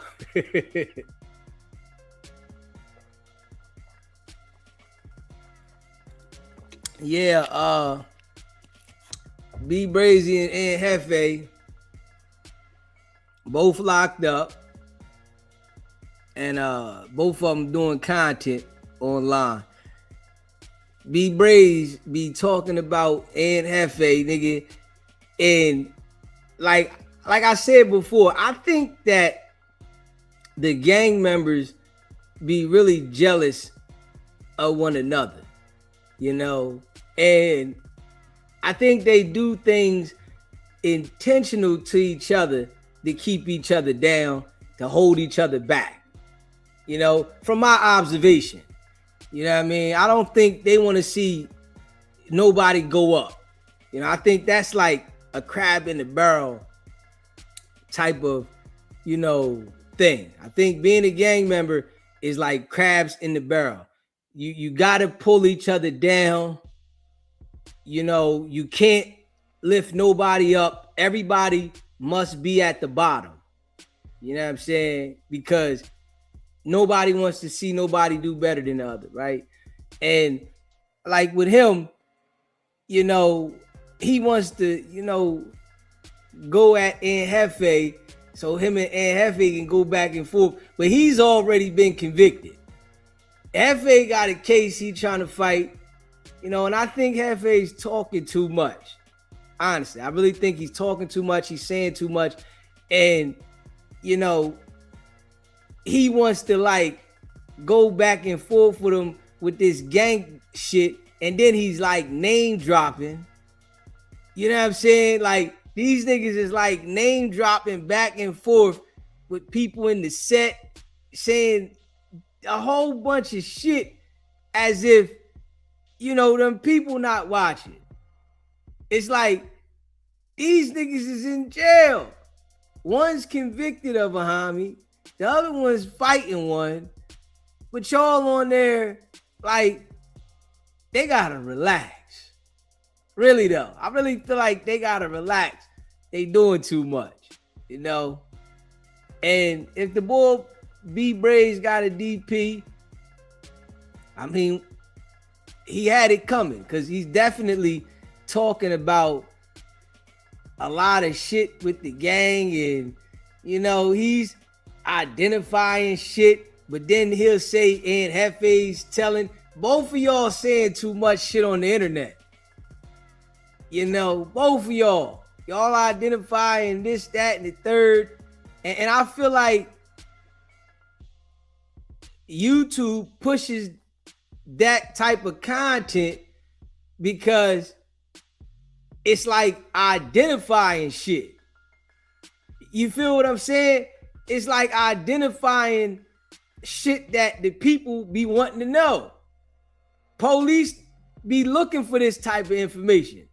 I feel like YouTube pushes that kind of content. You know what I mean? And they don't understand it until niggas is getting indicted and they acting like, man, I ain't got nothing to do with that. Nah, it's all the shit y'all was talking about. Y'all made so many references to the gang shit. It was easy for the police to identify. You know, then one to say the other one's telling and this one's saying this. Man, y'all niggas is saying too much, period. Straight up. Yeah, y'all on the internet talking all this gang shit as if y'all talking about law-abiding citizens. Y'all talking about criminals. Straight up. Y'all niggas is talking about criminals on the internet, but then saying, yo, this is public knowledge. No, it's public knowledge because you niggas said this shit. That's why. It's public knowledge and we know it because y'all said it. That's why it's public knowledge. Not because it was already on the internet. Y'all niggas is giving up the information. If we being real. You know, smash that like button, hit that subscribe button. Yeah. Straight up. He said, hold up. Hit that like button, hit that subscribe button. And he said he got something saying the untold truth about B Breezy. I tried to stay out of it. These niggas is in a jail cell going back and forth on the internet, man. Hey, yo, the feds, the police gotta love these niggas. Like, they gotta love them, though.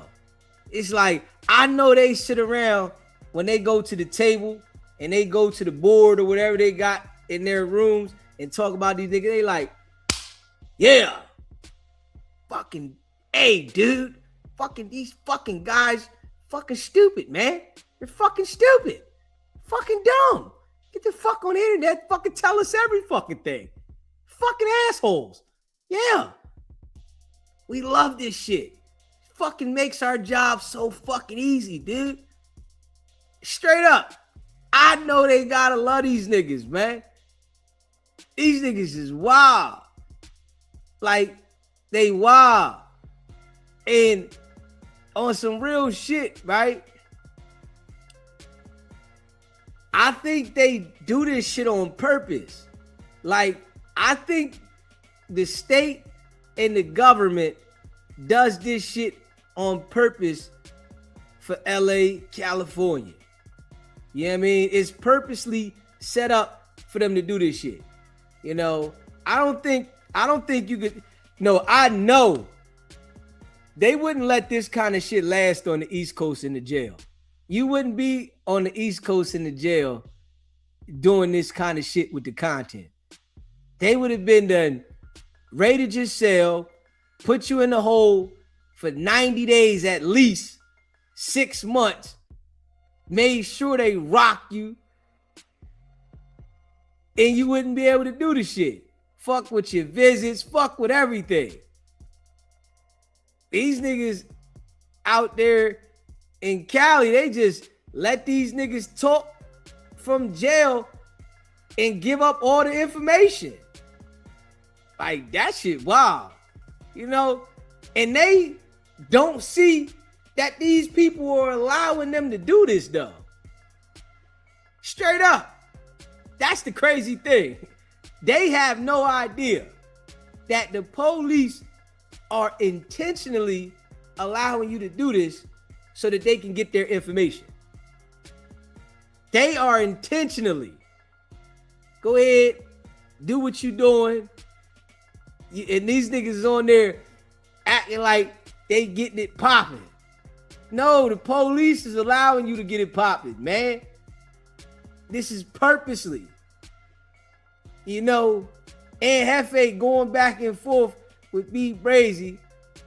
And I'm going to play a little bit of this shit. I got to play a little bit of this shit before we get to the next topic. You know, and Hefe and B Brazy, you know, we going to run this live today for a while. We going to be live for a while today. Shout out to y'all, man. I'm on live and we rocking. You know what I'm saying? Yeah, we going to go live for a little bit today. So, shout out to all y'all that's rocking with the channel, man. Hit that like button. Hit that subscribe button if you haven't done so already. And, yeah, we going hard today. Yeah. You know what I'm saying? We got some things we're going to go over. We're going to talk about this situation with Hefe and Bree Brazy for a second, right? And then we're going to talk about the young boy that got found guilty, Carmelo Anthony, that got the 35 years. And then we also going to talk about Akademiks and Charlemagne. So we're going to be live for a little while today. Shout out to y'all. Hit that like button and hit that subscribe button, though. This shit is like, it's It's comical to me. You feel me? Straight up. It's comical to me. I ain't gonna lie. Them the niggas that really look like the idiots. I can't lie. It's comical to me. Something for me to talk about. And it's crazy. You know, it's not crazy. I gotta be real because I understand that the people in Cali that be gangbanging, they want these niggas to continue to fail. So they support the shit. It ain't like, yo, dog, y'all gotta chill. Y'all locked up. Y'all got cases. You know, be brave. You giving out information about the set and this nigga, that nigga. We know you got life, so you don't care about nothing. Straight up. Nigga got life in jail. That nigga don't care. That nigga ain't never coming home. He don't care about shit at all. And Hefe in there looking at a life sentence. You know, he fighting a life sentence. And you just like giving the prosecutors ammo. Like, the shit crazy. And then it be niggas be acting like, yo, he ain't giving the prosecutor no ammo. What do you think he doing? Like, hold up. Like, hold up. You don't think he giving the prosecutors ammo? I know that the prosecutors and the police in California gotta be saying that these are some of the stupidest niggas ever to exist. Like, on some real life shit. They have to be saying this. Y'all niggas is online talking. You know, y'all giving the information. The information comes from them. This how the police know everything. Real shit. This how the police know who's beefing with who, what's going on. You know, it's certain niggas that can say shit, but when you got these niggas that is repping the set saying it, oh man, they just validating it. You know, real shit. It's anybody can talk about this shit, right? But the police and the prosecutors are really listening to the members. I just gotta tell people that. You know, anybody can talk about this gang shit, affiliation, and what's going on with the gangs. But the police are really listening to the members because they're the ones that's affiliated and connected to these people. So they're gonna listen to these jokers. Straight up. You know? And then they like, yo, they got Hefe, he's doing the content, right?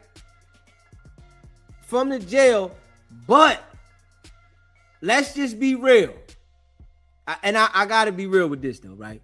I can guarantee you that when Aunt Hefe is not recording for the YouTube channel, he's trying to talk in code to the people on the phone. I guarantee you that. I'm willing to bet my bottom dollar that when he's not recording for the YouTube channel, that when he's talking to his peoples on the phone, he's trying to talk in code of saying certain things. As if the jails and the prosecutors and the cops don't understand code language. I can guarantee you that. You know, because for you to be talking like you talking now, I know when they get off the phone, they saying shit. And they think that don't nobody understand what they saying. That's just crazy. You know what I'm saying? These people, they study this shit over and over and over. They study it. You know, they study this shit over and over and over. And they got it down to a science because all of the gang members are telling everybody the terminology. They telling everybody what's going on. So when they telling everybody all this shit. Then you got the niggas that act like they saying shit in code. They listening to it and they dissecting it. And then you also got informants that are cool with the prosecutors, cool with the cops. That if the prosecutors or the cops don't understand something, right? And you say something in code, they have certain informants that they go to and ask the informants, what is he talking about right here? What does this mean? If it's something they don't understand. And when they do that, they writing that shit down. They studying the shit. Basically, this is like they're doing a study on the gang members from jail. They don't have to pay these niggas. They get paid for these niggas being locked up. And they're studying the terminology, how they're reacting to shit, so that they can know everything about them.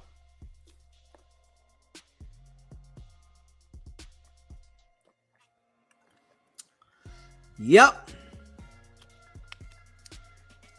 I just gotta be real. Yeah. But I can bet Ed Hefe's thinking he's talking in code when he's talking to his people. I can bet that. I can bet that. I can bet it. I'm willing to bet my bottom dollar on this shit. Yeah. Talking in code. Yeah. Let's see here. Let's see what this nigga B Brazy say. Him and Ed Hefe. These niggas is both in there. One's convicted for a body. One's going to court for a body. And they going back and forth on the internet. This shit wild. This shit is wild. Hit that like button, hit that subscribe button. This shit wild. Yeah. This shit is funny to me. It's funny to me because I look at how dumb they are. Real shit. Yeah, it's funny to me. You know what I mean? And there's no way that I can feel sorry for these niggas. Like, it's like, yo, y'all niggas is dumb. Straight dumb.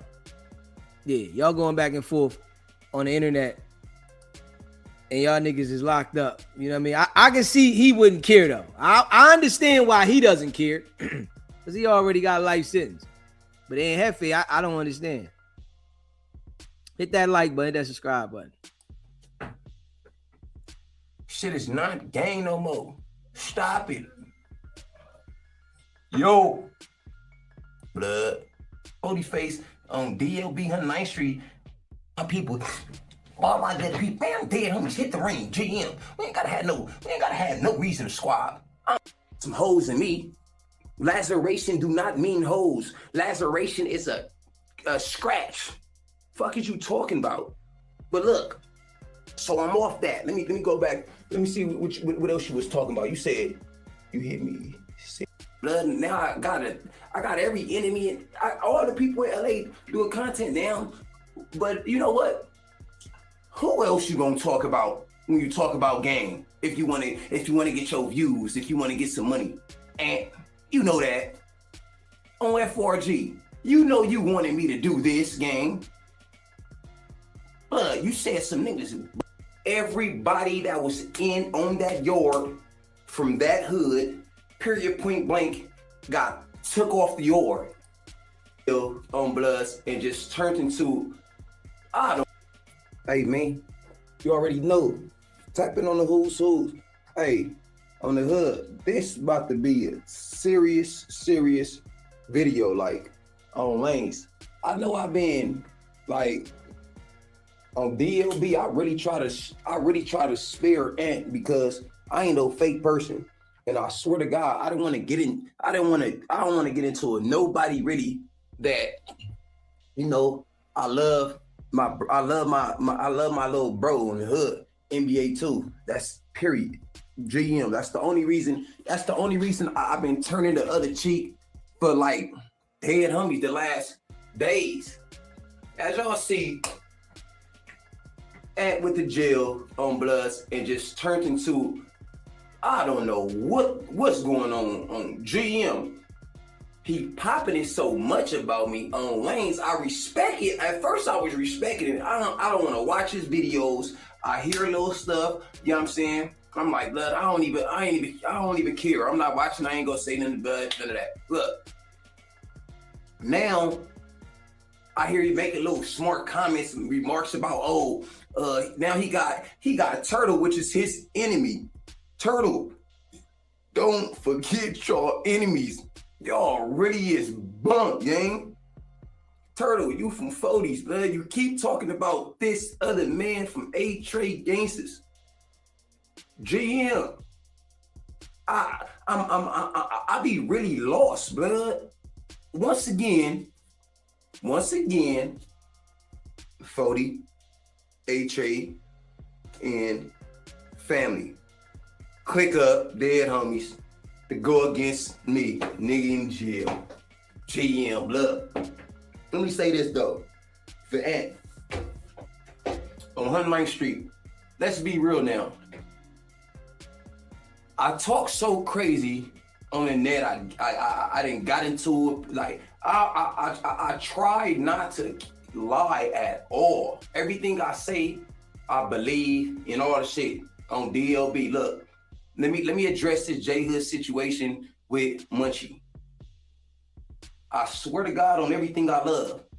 No BS and nothing, because now it's like, and on Girl Mad, I'm about to end up stopping doing this whole shit, gang. Because on Bloods, I do interviews about Phase. I'm on Game Time. You remember? You ain't even on Game Time. Then you just landed in some enemies dorm gang.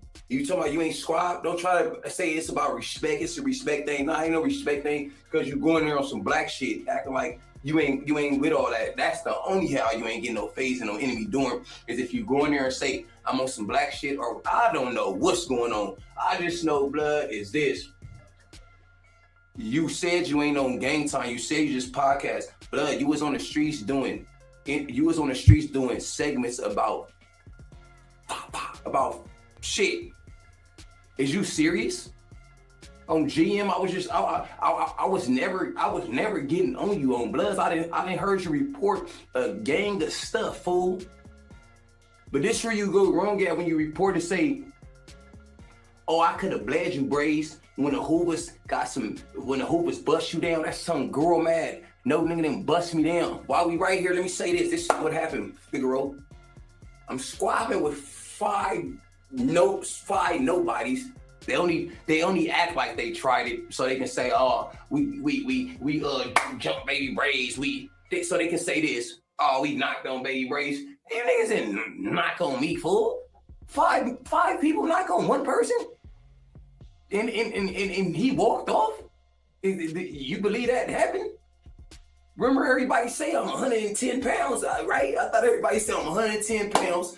I'm this, I'm that, I'm this, I'm that. Blood. Again, let me say this story, fool. Since y'all talking about, since you got Tongue Ring Boy and all these people's talking about the homie was supposed to get on here and do this. Look, on GM grade, that same person, what's his name? Groove Mac or some whatever, him on Blood Gang. I so much don't play no weird games. And this is for you though, Groove Mac, for you. So you going around telling people that, you got some type of work on me or something on Figaro? After you jumped in my DM and begged me on Web 4G and I left you on red, you begged me to come and say some shit about, I don't know what you was talking about. All I know, you got in my DM on some narc, on some fed or rowdy stuff, and I told you straight up, I said, gang, I'm with anything and everything, but what I'm not with is tell the no police is nothing. On Web 4G, I said you ain't get my name caught up in nothing on Girl Mad. That's what I told you, fool. That's what I told your peoples. I told you, soon as somebody DM me and say, hey, Lil Max said, can you? I said, what? I said, I don't want nobody in jail, but niggas didn't do nothing. On 412, you didn't do nothing. It was we squab. I put it on the first nigga, boom, boom, boom. Put him down, little old me, put him down, I diss. On Lane Buzz, I step back, I diss. Ask anybody that. When I'm getting 5-on-1, I still diss. On the set, nigga, I step back, bam. On Bloods, nigga, I looked up, 4 people striking towards me. Yeah, it was Bloods there, it was Marks there. Sad. Man, I don't need nobody else. I grew up getting jumped. It's nothing. It's like a game. It's like a fun game. Okay. In the moment, it's only thing I be mad about and sad about is I be out of breath. That's it. I don't care about getting split up. I don't care about getting black eyes. It's nothing. We all men. I'm a man. And I know I'm going to get my run backs on 412. Let me say this, though.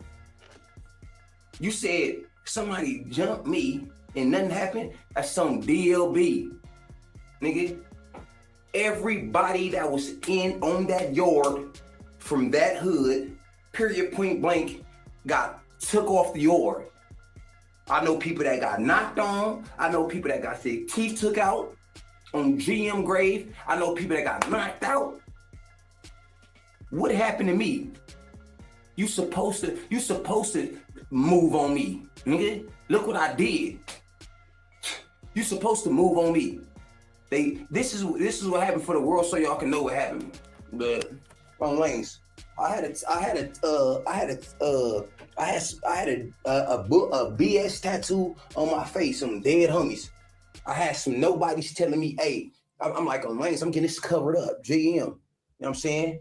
I ain't do no marks, no buster activities, nothing. I didn't do it where none of my enemies ain't on that yard or nothing. On lanes, this is old. I just gotta speak on it because you got Zarks like Burns speaking on me. You got people, you got Ant. Now all of a sudden because I told you, I told you on lanes. I don't know what that Buster Munchie told you. It's always Munchie. And Munchie talking about, I'm gonna get to this. I gotta get to all this. Let me write this shit down so I don't forget about, y'all talk about, what'd you say? You could have had one of your homies do it.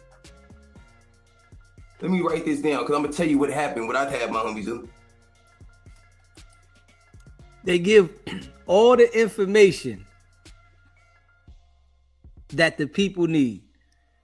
Yeah, you know, he want to talk about this happened with this person and this happened and we had this people got moved off the yard and like you give up all the information. Yeah, they know everything because you told them. Yeah, this shit just get out of control with these dudes, man. They giving up all the information, man. Crazy. This internet then got these bulls gone. Got them gone. Look, I'm gonna get back to that. Dead homies. We don't play no internet games. When I call and tell the homies to do something, I don't call to tell them to go to no jumper and somebody. Dead homies. I'm calling pressing about when we catch up with peoples. You can like what that little baby say, y'all can have this. When we catch up with you, you know what I'm saying? On the hood. So he's admitting that he's calling home and telling the gang to do shit. Like, come on, man. Like, are you serious though? He's admitting that he calls home and tell the gang to do this, that, and the third, man. Yo, this shit's crazy. Like, do these dudes understand that they all look like clowns? They gotta, somebody has to be telling them. Like, yo, y'all all look like clowns, bro. Yeah. And it's crazy. Niggas is entertained by it. But y'all the ones that's looking like clowns. So now, if they want to come give you another indictment, put you in the hole somewhere, mess your beard up, you get niggas locked up on the street, you gonna act like, nah, you ain't tell nothing. Nah, you told everything. You got everybody indicted. You locked up for a life sentence and bring everybody with you. Come on, man. Y'all might well come to jail too. Fuck it. Come on, sit in jail. Ain't nothing on the street, man. This is where we at with it. We gonna gang bang heavy in here. Niggas, what he say? He said, niggas, catch up to you. It's whatever on the hood, but look, on West Side Links.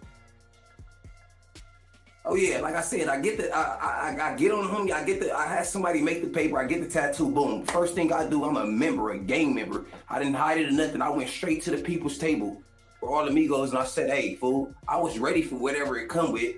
I said, "Hey, fool, this is old too. It's just the net brings stuff up. You got ant line. You got nobody's lying. I'm telling you."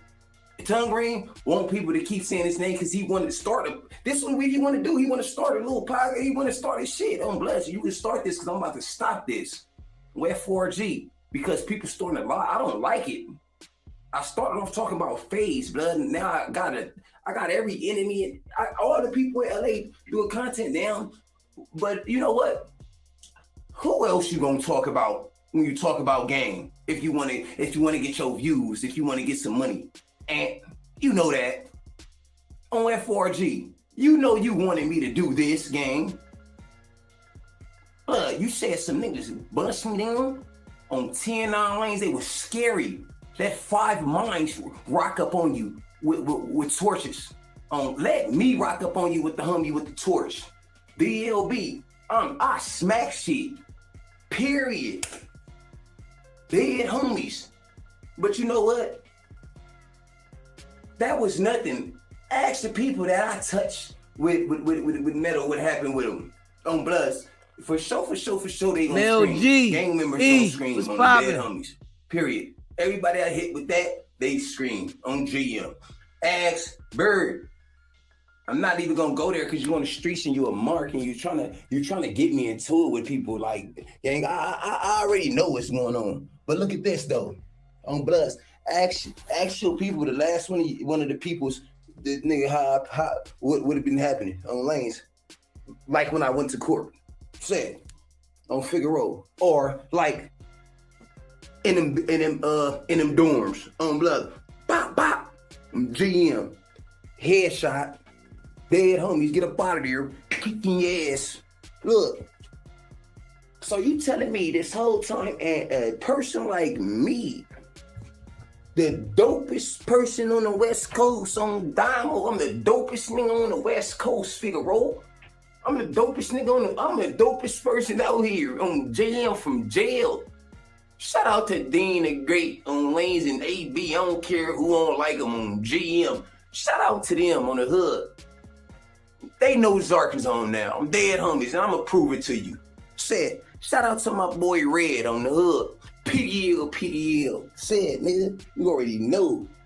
Get them peoples on there. I'm the type of nigga that I'm gonna do it from the cell because I'm so dope and I keep it so real. I'm GM. I'm nationwide. Everything know what I got going on the set. Never have nigga on the set. Niggas know. But look. So, okay, that's the situation with the peoples on the dead homies. I get jumped regular. Thank you. I swear to God, that was the best. Look, me getting jumped was the best thing that ever happened to me since I've been in jail. Thank you, God. On GM, you got me out of that institution. Figueroa. I swear to God, when it happened, I was so happy. I was jumping up and down in the cell. That's the type of nigga I am. Dead homies. And I told the nigga next thing I said, I'm a gang member. Yeah, I went next to old boy, to Mac. I said, man, that ain't nothing. Shit, this shit is easy. Figueroa, nigga. Nobody what you call a laceration, bust me down, a laceration. That's for people like you think that's a bust down. Nigga, scratch me just so he can say I did it. Cause if nothing would have happened, then would have got whooped by their own homies. Nigga got five torches and nothing happened.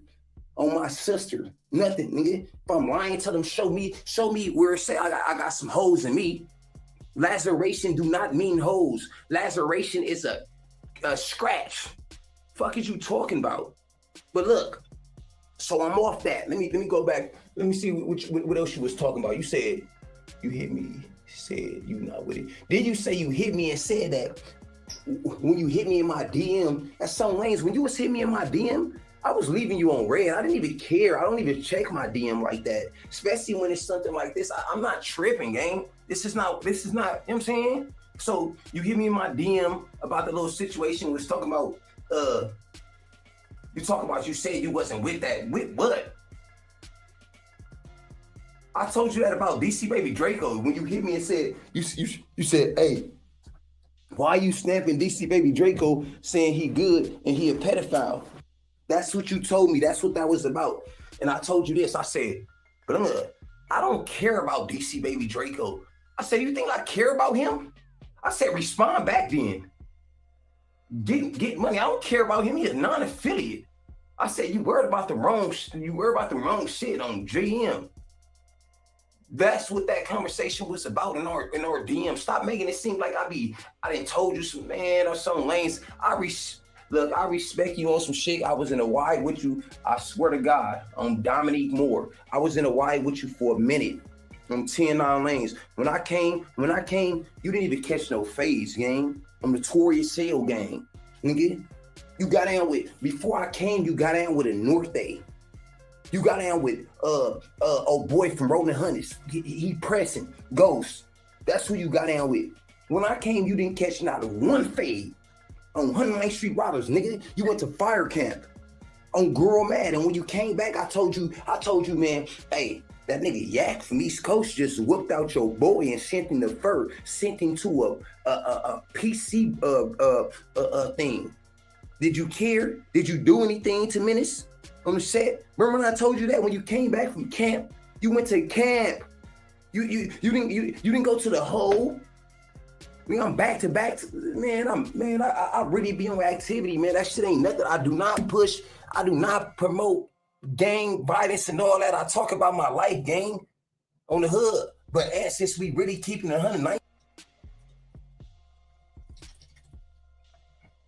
look, when I went to Preston, what you at?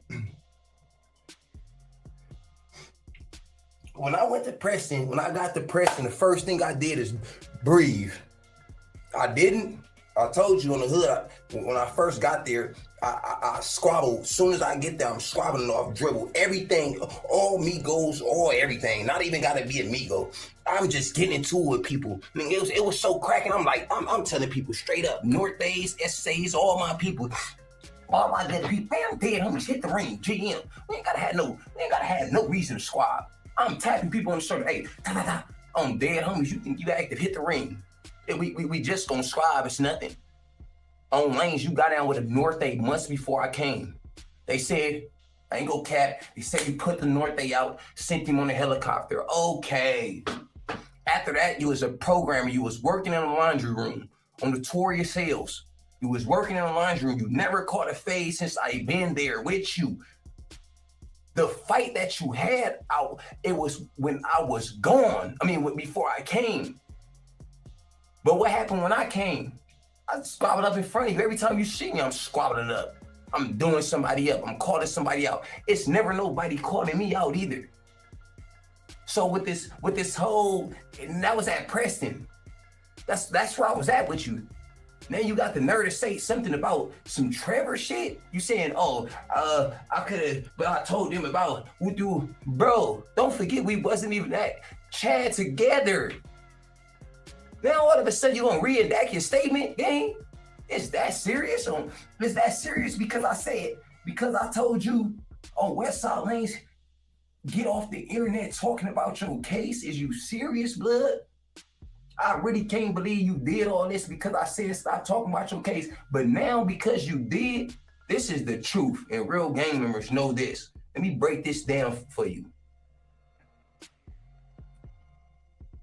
First of all, you basically doing it on purpose.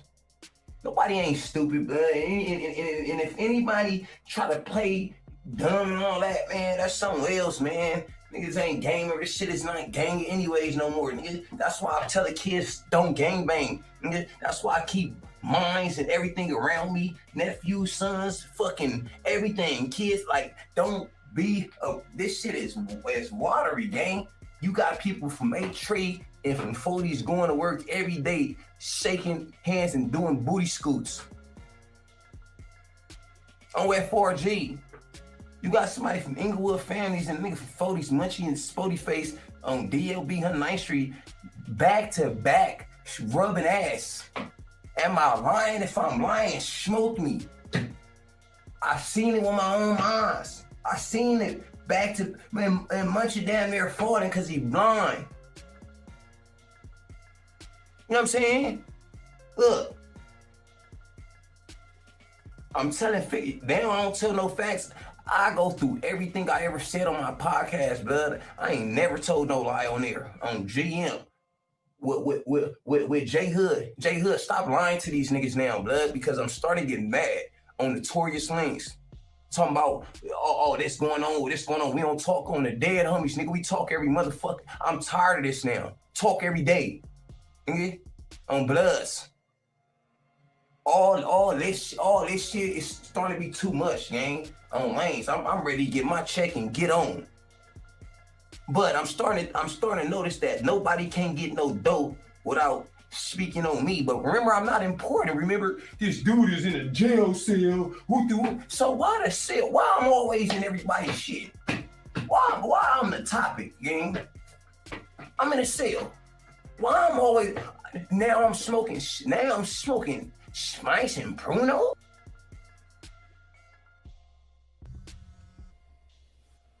SBGB TV live call-in show. DZ, West LA School. What up with it? What's poppin'? Oh, shit, everything all right.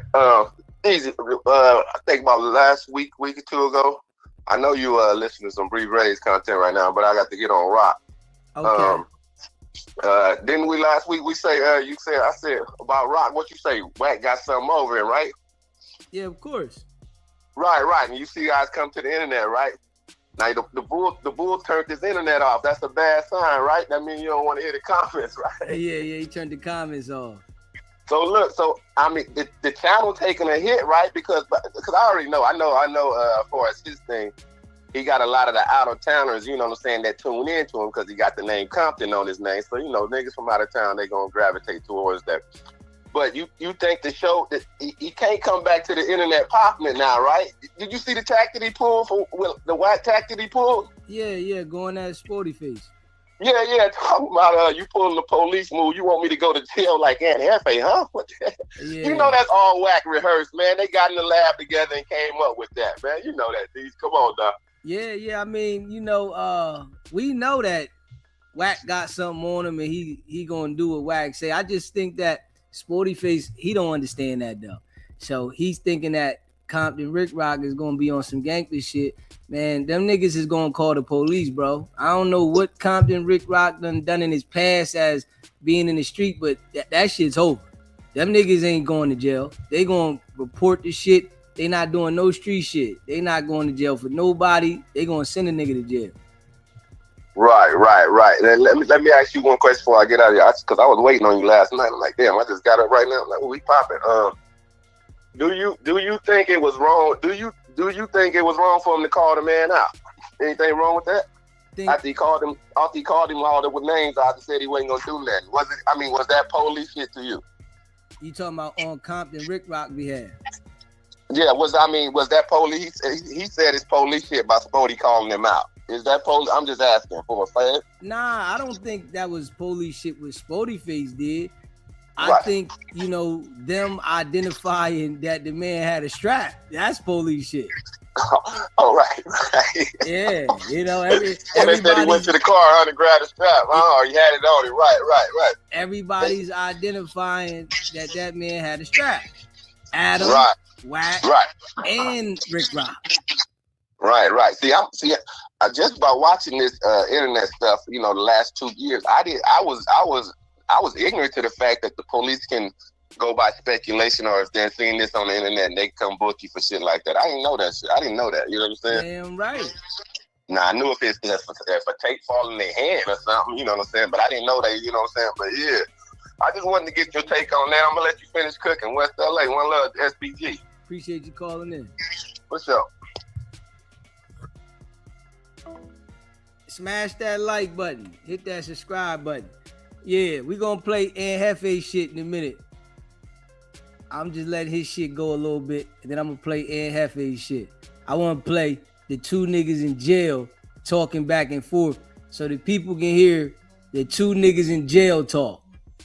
I want niggas listen to the two niggas in jail talking like the police ain't listening. SBGB TV live call-in show. What up, D? This is Jay checking in. What's poppin'? Yeah, my take on the Compton Rick Rock joint Sporty Face. Compton Rick Rock called him out and he said he wanted to get a bag and then she set it up and get in the ring. So I don't know why Sporty Face want to pull up 3 o'clock in the afternoon in the middle of the street with the ice cream truck and the ice cream man in the back with the kids out there. They supposed to scrap. I mean, come on, like what's gonna really happen? Like they supposed to fight. The police ain't gonna show up and arrest both of them and send them both to jail. Compton Rick Rock said they need to get in the ring and get a bag. So I mean, man, they got it all backwards, man. I don't understand. I don't think Compton Rick Rock will lose nothing on this page. To be honest with you, man, the man moving like a grown man. Sporty Face want to try to carry it on some street stuff, man. Like you said, you can't be on the internet and then be breaking the law, bro. I mean, it ain't gonna work.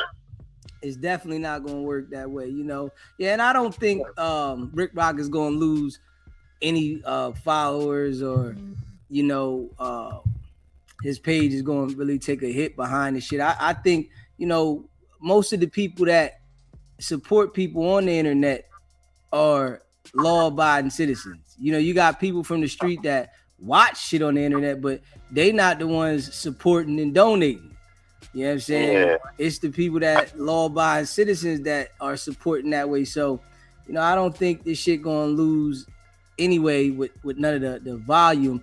I just think that, people want to see people crash out. You know what I mean? Exactly. And Sporty Face got to understand that Wack and Rick Rock, they're not gonna crash out.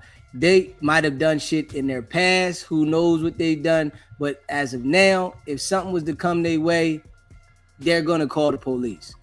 You know what I mean? Yeah. And that's just what it is, And that's what happens, when you get the mind state and understand that the street shit is only gonna play you out of position. But what I don't like that they doing is that they're willing to trick you out of the position and try to manipulate you and act like they're tough.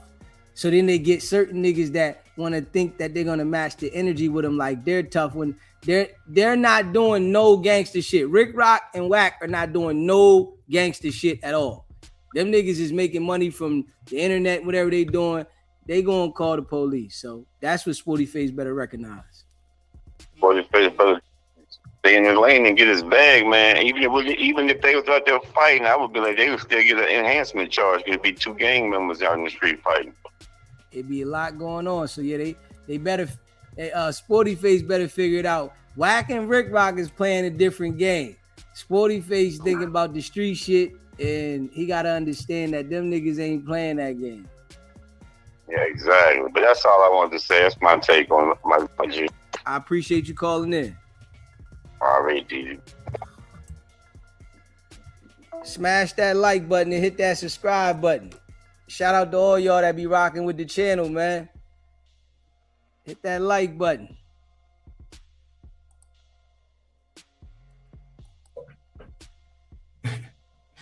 On Blood Gang, nigga, you basically on the phone. Let me say what you was doing on the phone, man. on Notorious Sales. I know what you was trying to do. This nigga puts it on everything. Notorious L's, Blood Gang, GM. What did he say? He said on, what did he say? On something lady something. On the Mad Lady or something. I'm like, yo, this nigga's tweaking. And he puts it on everything under the sun. Yeah, I mean, straight up. Yeah, on Jesus Christ, on all this shit. This shit's crazy. You know what I'm saying? Yeah. I'm telling you, listen, then played himself off the street, and, you know, I guess, you know, he's going to name drop, and it's going to be some other niggas that play themselves all the street messing with this nigga. Straight up. Smash that like button and hit that subscribe button. Shout out to all y'all that rock with the channel. La Portia. Appreciate you gifting those memberships. Smash that like button and hit that subscribe button. Appreciate you, La Portia. You trying to get about that situation, Figaro. You trying to tell without telling. You got on there and said you seen something happen at that stove, blood. On Bloods. Okay? And I love your brother to death because your brother is Ant. Okay? That's who keep it cracking. You was just somebody that was respected because you big. You was big. Yeah, you had, I don't even know if you had a squad, but I just know you knocked out the North End. You got down with Ghost and they said it was a good fade. The whole time I was impressing with you, you caught no fades. You didn't get no write-ups. You went to camp. You was working in the laundry room. You don't remember that? On F4G? So it ain't like I'm lying or saying nothing wrong, like, oh, now all of a sudden Braze is saying this. No, I ain't saying nothing. I'm just saying what happened. I just never said what happened. I said it's part of what happened. I said, yeah, when I ran into you, it was doing this thing because you hit with the North Day before I came. They just said you put the North Day out and they said you got down with Ghost. Yeah, so that nigga, I'm in the back every day tearing it down. Nigga. On GM, we tearing it down every day. You the person working in the laundry room. I'm the person that's running a phase in the back. When you go to the county, you the person that's trying to be a Muslim and good people's. I'm the person that's telling people we tearing this shit down. I'm not promoting no game, none of that no more. This is my life. The kids, I don't want it. I don't want my life for the kids though. Nothing. SBGB TV live call-in show. Yeah, my bad, DZ. I ain't mean to cut through the dude speaking or whatever while we get to cipher what's going on. But yeah, my thing is he's saying all this stuff, right? But if he's saying all this stuff on the internet, it seems like he's trying to send a message out to him, right? But he not saying this in his face, you know what I'm saying? Like he not face to face with him and saying it in this man's face type. You know what I'm saying? So how can you really respect that, right? Yeah, it's just he just giving the information out. That's all. Yeah, he just telling a lot. Yeah. You know what I'm saying? He telling on his own people and all this or whatever. He giving out so much the goddamn on information is diabolical. You know what I'm saying? I really don't get this guy, you know, at all. Nah, he just giving out information. And it's like, you know, you pulling people into it. You letting it be known that you in there calling shots. You know what I mean? And, you know, and even that. And you directing who you beefing with. So, you know, you letting the people know that you and Aunt Hefe into it, and Aunt Hefe going back and forth with you while he's in there for homicide, you in there convicted. And it's like they just identifying the shit. Yeah, man. I don't know the way that it's looking like. So since he was out in the streets and he was known for popping people or whatever, you know what I'm saying? Mm-hmm. He was hard with that gun out here, or he's hard with the G, with the strap out here in the streets, right? So now you locked up. Ain't no straps in there, bruh. Like, you know what I'm saying? Like, ain't no straps in there. You got to fight with them hands. and you need to eat some meat and grow some beef on you or something like that, if you really gonna be, putting some weight behind your punches and all that or whatever, and you think you really tough or whatever, because you was really hard when you was out here and you was doing what you was doing, and pulling, anybody can pull that, you know what I'm saying? And not anybody, even scared punks, they grab that thing first, you know what I'm saying? And hit people, you know what I'm saying, and let them know what's good or whatever. Like, how easy is that? Like, come on, man, stop playing. Yeah. Like, you behind bars, bro. You're going to have to use them knuckles, It sound like he a little bit shook, a little scared and stuff like, and not only shook and scared, he heartbroken, he mad, you know what I'm saying? He know that they really ain't going to see each other, especially if he put it out there like that, all this information or whatever. Shoot, I wouldn't be surprised if the dude might want to consider going into a PC or something at this point. Shit crazy. If Ant came anywhere near him, he'll probably be like, I want to go on a PC. You know what I'm saying? Like, or whatever. Like, come on, man. Stop playing, man. Like, everybody think they tough because they can knock people off while they out here on the streets and they got the tools to do so. But when you lock behind these bars, though, when you lock behind them bars, it ain't none of that, bruh. Ain't none of them. Ain't none of that. You know what I'm saying? So, like, no, stop acting like you still tough and hard or whatever. I mean, even if you heartbroken and you emotional or whatever, like why are y'all still going to the internet? And DZ keep telling y'all, stop going to the dang on internet, and DZ got this whole platform telling y'all, like, it's free game. Stay off the internet. Like, it's frustrating. Stay off the goddamn on internet. Yeah. That's all I gotta say, bro. This is crazy. Yes, sir. Appreciate you calling in, bro. Yeah.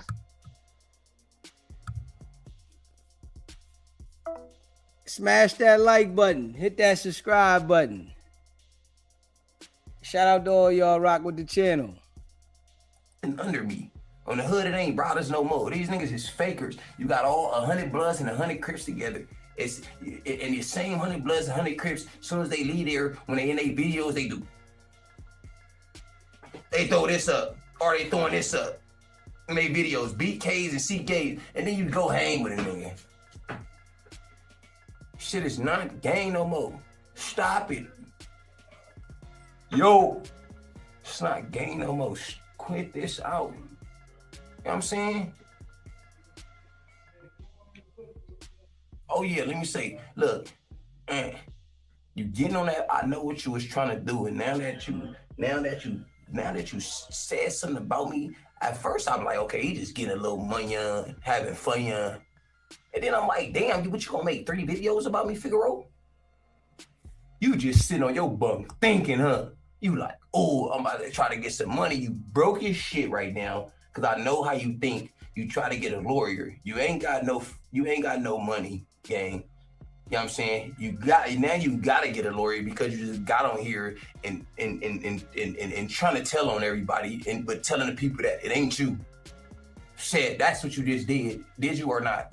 You just got on the internet. Hey, if he just did that, comment all my whole social. This is real now. This is what I want my people to do. If anybody fuck with me on lanes, comment if I'm right or wrong.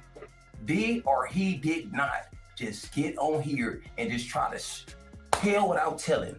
He just said on Bloods. And I don't even like putting that on people. I don't do that. But because you made that whole statement, you said something about now people is being like, you said something like a whore or something like on Bloods, nigga. I ain't with none of that.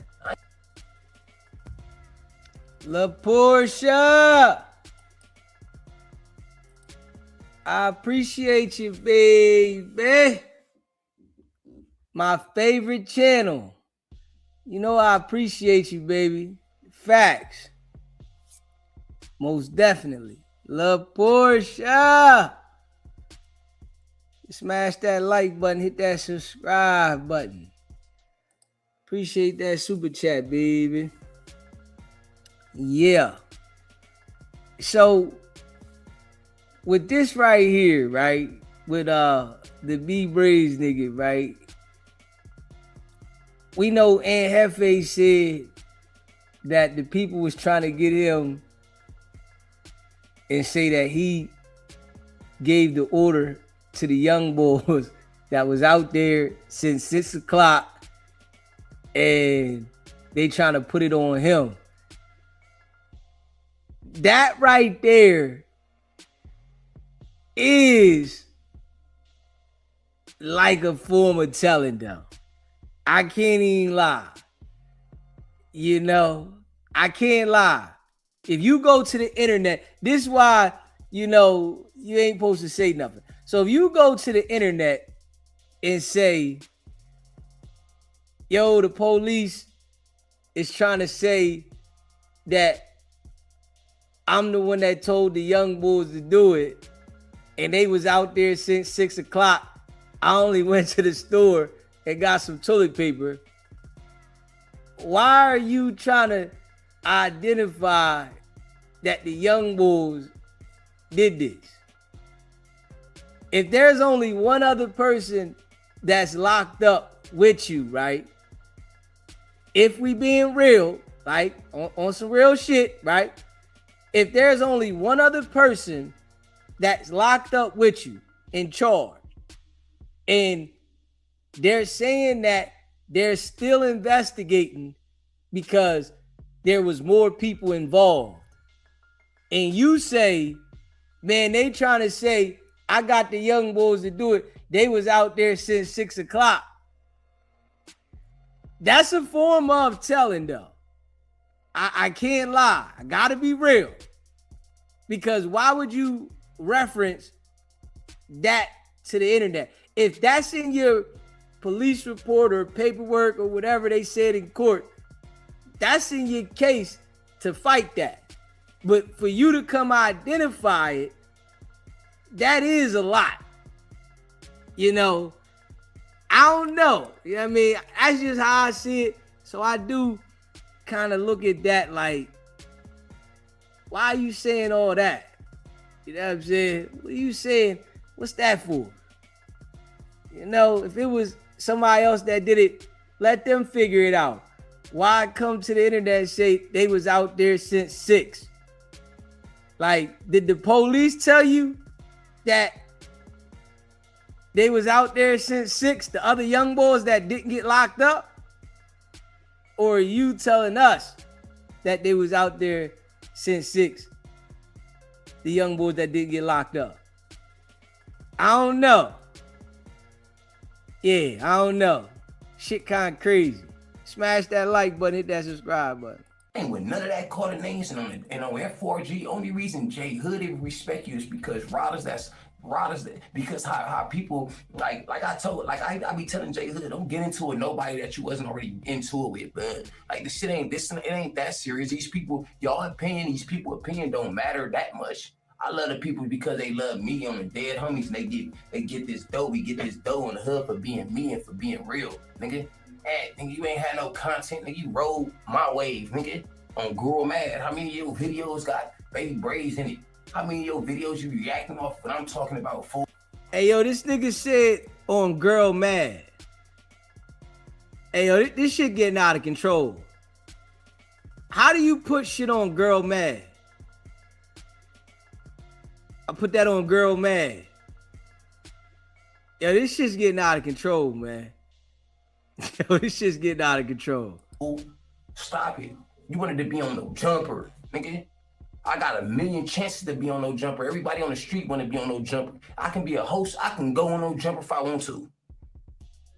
And I mean, what's saying? Adam always be telling me, bro, what on DLB? I just do my own thing because it ain't about with me. It ain't about who's seeing me and who this. It's about on lanes. Really, I'm with my peoples. I started this for y'all. I didn't start this for me. I started this for y'all. I'm like, let me tell these people the real who are Zark and who not on F4G. So I start talking about phase. I start talking about who get marked out. I start talking about who did. You know what I'm saying? I was right there. This is that. I'm doing interviews. I'm doing me on lanes. But I can't believe that though. And on Bloods, you just went on the internet and you mad because you made a statement and saying you seen somebody doing something. You said what they was doing. Remember? You came to buy what you came to buy? Toilet paper? To wipe your shitty ass. So you said, oh, my girl told me to buy toilet paper. When I got there, man, it was, man, people was doing X, Y, Z, man. So you seen somebody doing something, right? That's what this is what the police is going to tell you, gang. You already said you went. You already put yourself on the scene. Now what you see, you said you seen something, right? You mad because you know you messed up right there, blood. You're not mad at.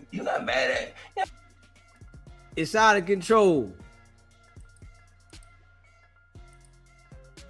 Blue Chicken! I appreciate you, baby. Just because I bring the factual truth. I appreciate you supporting the channel, baby. Facts. Appreciate that super chat, baby. Yeah. Appreciate rocking with SBGB TV, man. You know I rock with y'all. Big facts. Yeah, so Aunt Hefe said he was buying toilet paper. That's what he say. Now you got a nigga that had already been found guilty. He's trying to dissect Ant's case. And what Ant said. His shit's out of pocket. I'm saying you can say whatever you want to say about me. I'll care less now. This shit is getting weird, man. You got people mad because I put the fight out there on. I swear to God, blood, for the people was dropping the comment 100 mark. I want people to drop the 100 mark for this one too. Said all my peoples keep commenting, keep hyping this motherfucker. Dead homies, nigga. Spody Face and J Hood, nigga. I'm keeping it real about that too, nigga. Spody Face. Let me say this with you. You know why you mad? You mad because you went out there and was supposed to get down with J Hood. You didn't put down what you know you didn't put down on GM grave. That's the only reason J Hood didn't fight you. You didn't put down what you know you didn't put down. You went out there, took this thing off. Nah, you wasn't holding it like you was ready to do something. You was holding it, talking. Man, why we do? So nobody don't put you down or nobody don't rush you. You hold some, come on now. You know what we ain't even gonna say, man, you know what I'm saying? On Bloods. You did not want to fight. You're a content creator now. I don't want to go back and forth with you. Just leave. I'm ready to keep doing my interviews because it's looking like it's looking like you sit in your car, this popping it. You ain't even a member no more. If I'm gonna get with somebody, I'm getting at somebody on the same level as me. On DLB, nigga. We got global shit going on now. On lanes. Nigga, I'm on a whole different level with people's, man. On GM. Bodie Face level is down here. I swear to God. In his hood, his level is down here and everything. He don't even do nothing and nothing on Bloods. Hey yo, real shit though. This nigga got the mind of a goldfish, man. I ain't gonna lie. This nigga got the mind of a straight goldfish. Yo, nigga, you locked up. You ain't got no level, nigga. Straight up. You ain't got no level. You locked up. Anybody that's a free man is doing way better in life than you. Just because they're free. You are in jail, my man. Straight up. on girl man. Straight up. This shit's crazy. I don't even know how a nigga in jail can act like he's above anybody that's in the free world. Like, real shit. Nigga got life, ain't never coming home, and he think he's on a higher level. Nigga. Yo, these dudes is special. Like, they special. Like, special, man. Hey, yo, this shit, wow. Appreciate Blue Chicken being a member 13 months. Appreciate you, baby. Yo, this shit crazy. My man been in jail for a while. Life sentence, and he gonna say he on a higher level than who? Nigga, a nigga outside holding the sign, I'll work for food, is on a higher level than you, dog. They can come and go when they please. You tweaking on everything. Whatever you put it on BL, ML, Girl Mad, Figueroa, Lanes, whatever you want to put it on. Nigga, everybody in the free world is on a higher level than you, bro. You tweaking. I ain't even gonna lie. This nigga tweaking. Like, yo, he say, yo, this nigga down here. Like, bro, now I know what the rack feel like. Nigga, you sitting on your rack right now. I know what it feel like to sleep on that motherfucker. Man, it's a different ball game when you go sleep in the king bed, bro, than to sleep on that rack. Hold up. Hey, listen, that rack ain't no joke. Nigga got back problems and everything messing with that rack, nigga. Straight up. Yeah. Nigga, I put a sheet up to block the light in this motherfucker. Get some privacy. Nah, nigga, you on the bottom level, bro. Straight up. Yeah, he definitely need to be in the law library. Nigga just gave up on life. Yeah, he gave up. Gave up. This shit crazy. Yo, yeah, this shit wild. Hey, I'm 109th Street. I say it all the time. 109th Street.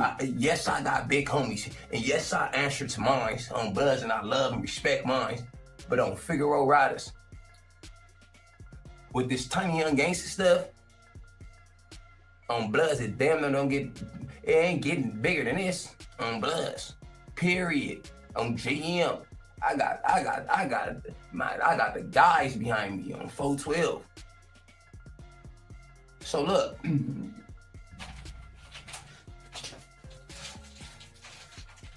so I be forgetting, write shit down what I'm going through. Oh yeah, who? So now you lying on me too? You said Figaro facts. Now y'all go on here lying and said I said J Hood and Spody fought? When did I say they fought? You talking about I know you ain't talking about the caption I wrote when I said Spody face knocked out. I mean, when I said Spody face, what I say Spody face got on J Hood. The caption, I wrote that caption because somebody. Like, you look how I look in there. Man, it's disgusting in there, man. It's disgusting in that cell, man.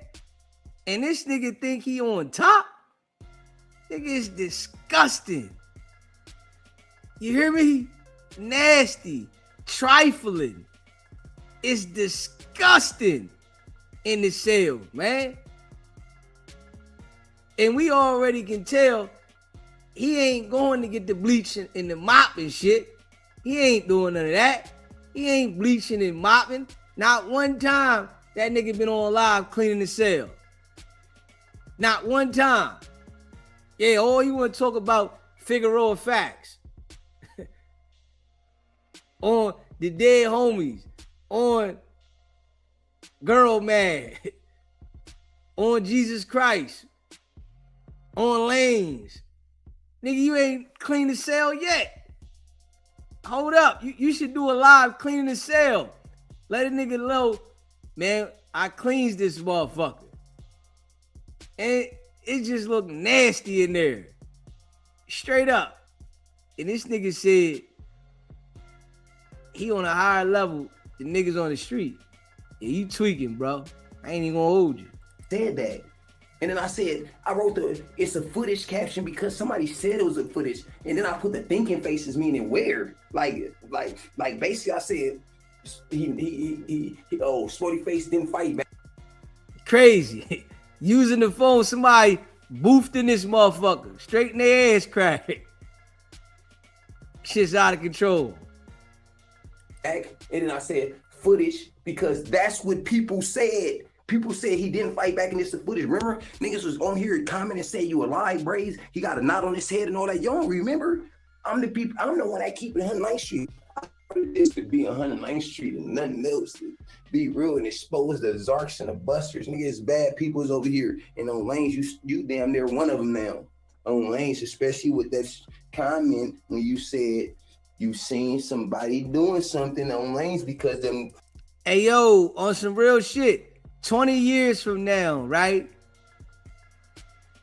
When he gets older and, you know, he wish he could be a free man, he not gonna sound like this. This a young boy talking that really don't, you know, understand that when you get older, you gonna be sitting in this motherfucker. Yeah. Shit wild. Police, cause your shit only went viral, gang, because of other people. It went viral because people like, nigga, I know you ain't just going here and say that you was somewhere at a scene.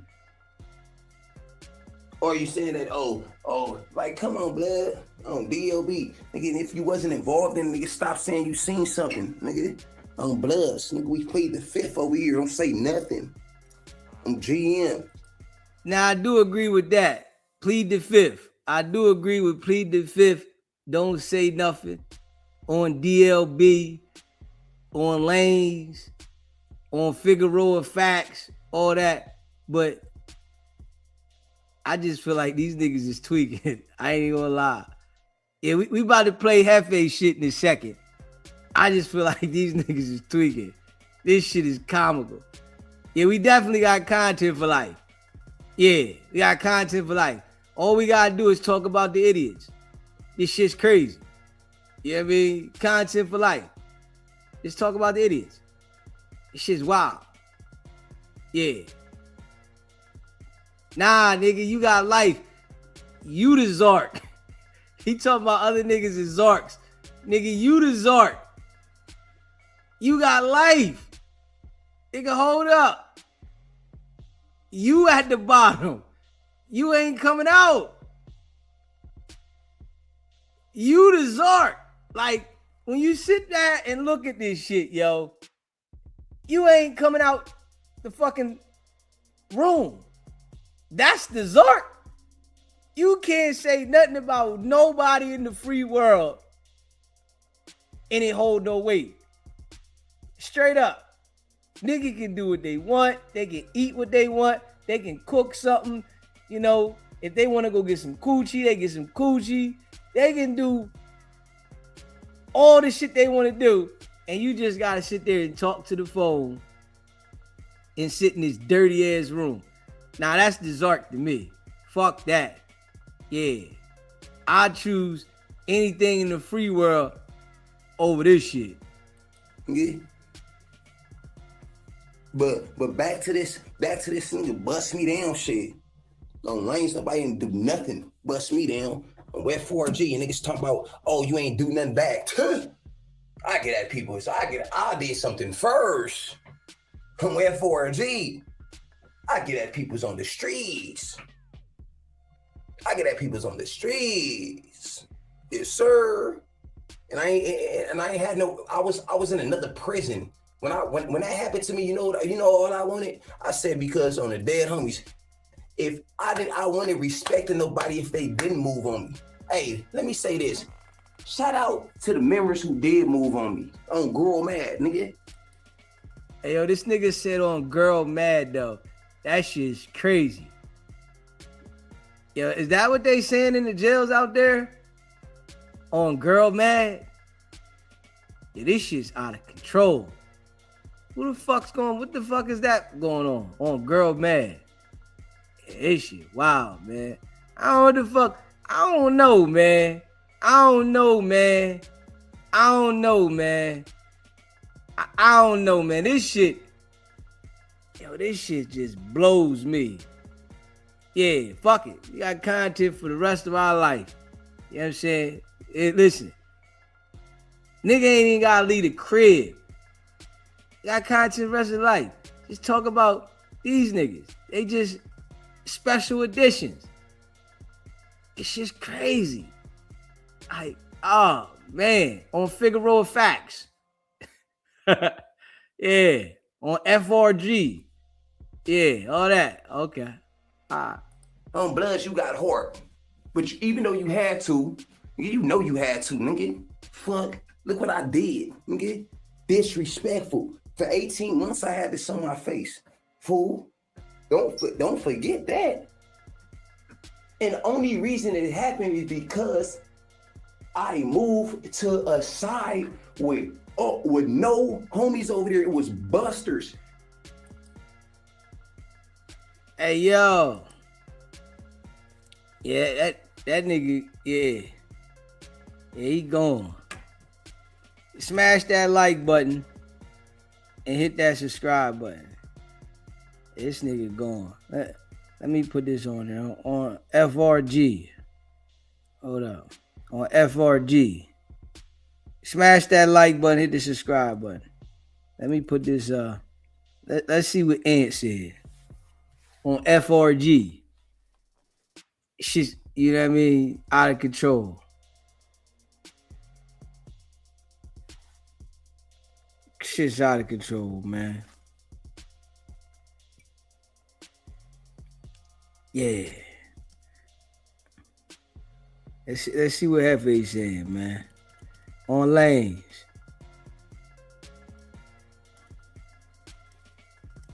On Lanes.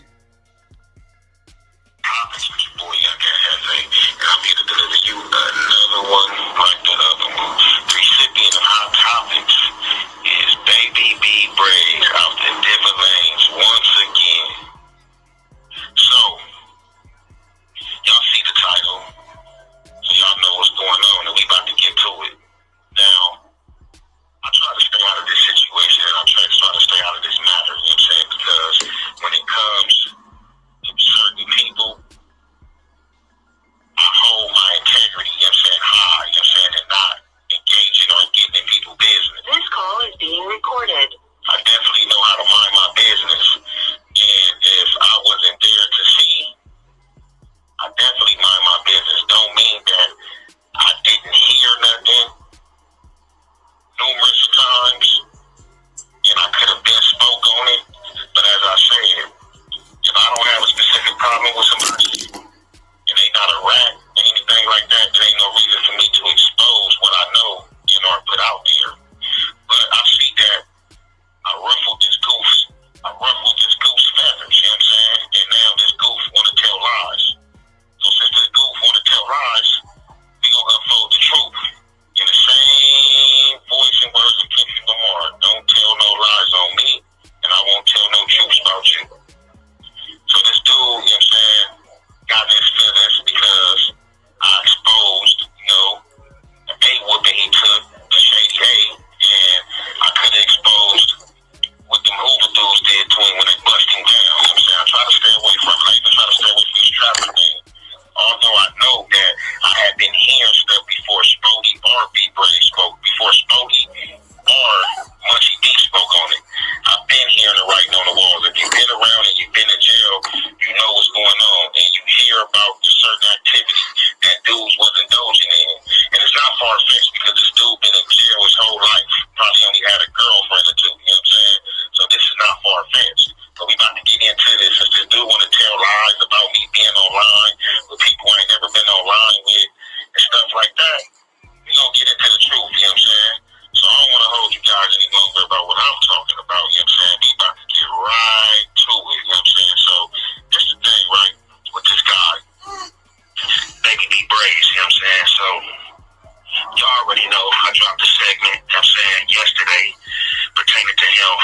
blowing his homies up. You know what I'm saying? That's like his favorite thing to do, and I don't even understand how his homies is not hollering at him.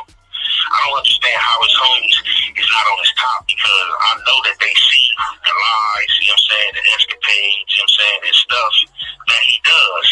And mark my words, I guarantee you, mark my words, all this tough shit he's talking on the internet, I guarantee you somebody is going to intervene with this boy program, you know what I'm saying, if not altogether cut his TV off, you know what I'm saying. He's a poison. He's messy like a woman. That's all he do, get online all day, talk about BS and trying to claim it to be his lifestyle. I guess a lifestyle of jail. He don't know nothing beyond jail. Even making a little YouTube money this dude making, it just seems like he don't know how to stack it and put it in the right places, you know what I'm saying? But this dude should be in that law library or paying a jailhouse lawyer or a real lawyer trying to get back out. He continued to play these goofy games. So we about to indulge in them, you know what I'm saying? But what I want somebody to do, you know what I'm saying, anybody that's listening to him, man, whoever this guy is from 6 East Coast, please tap in with him, you know what I'm saying? And let's bring him on and or speak with him, you know what I'm saying, to debunk more lies this Goofy is talking about. So this Goofy, you know, spoke on the situation, you know what I'm saying, pertaining to a guy, you know what I'm saying, that young menace that was my co-defendant, you know what I'm saying? And I guess after I left YA and went to fire camp, you know what I'm saying, he had a situation with whoever Yak is from 6 East Coast. Hey, yo. Hey, yo. Can't nobody tell me that this is smart for Ed Hefe to do. Nobody can tell me this, man. I'm just keeping it a buck. Can't nobody tell me that this makes sense for him to do this on some real shit. Live call-in show. What's up, DZ, man? This Adrian. What's going on with you, bro? Oh, nothing much, man. Still subscribe, still watching you every day, man.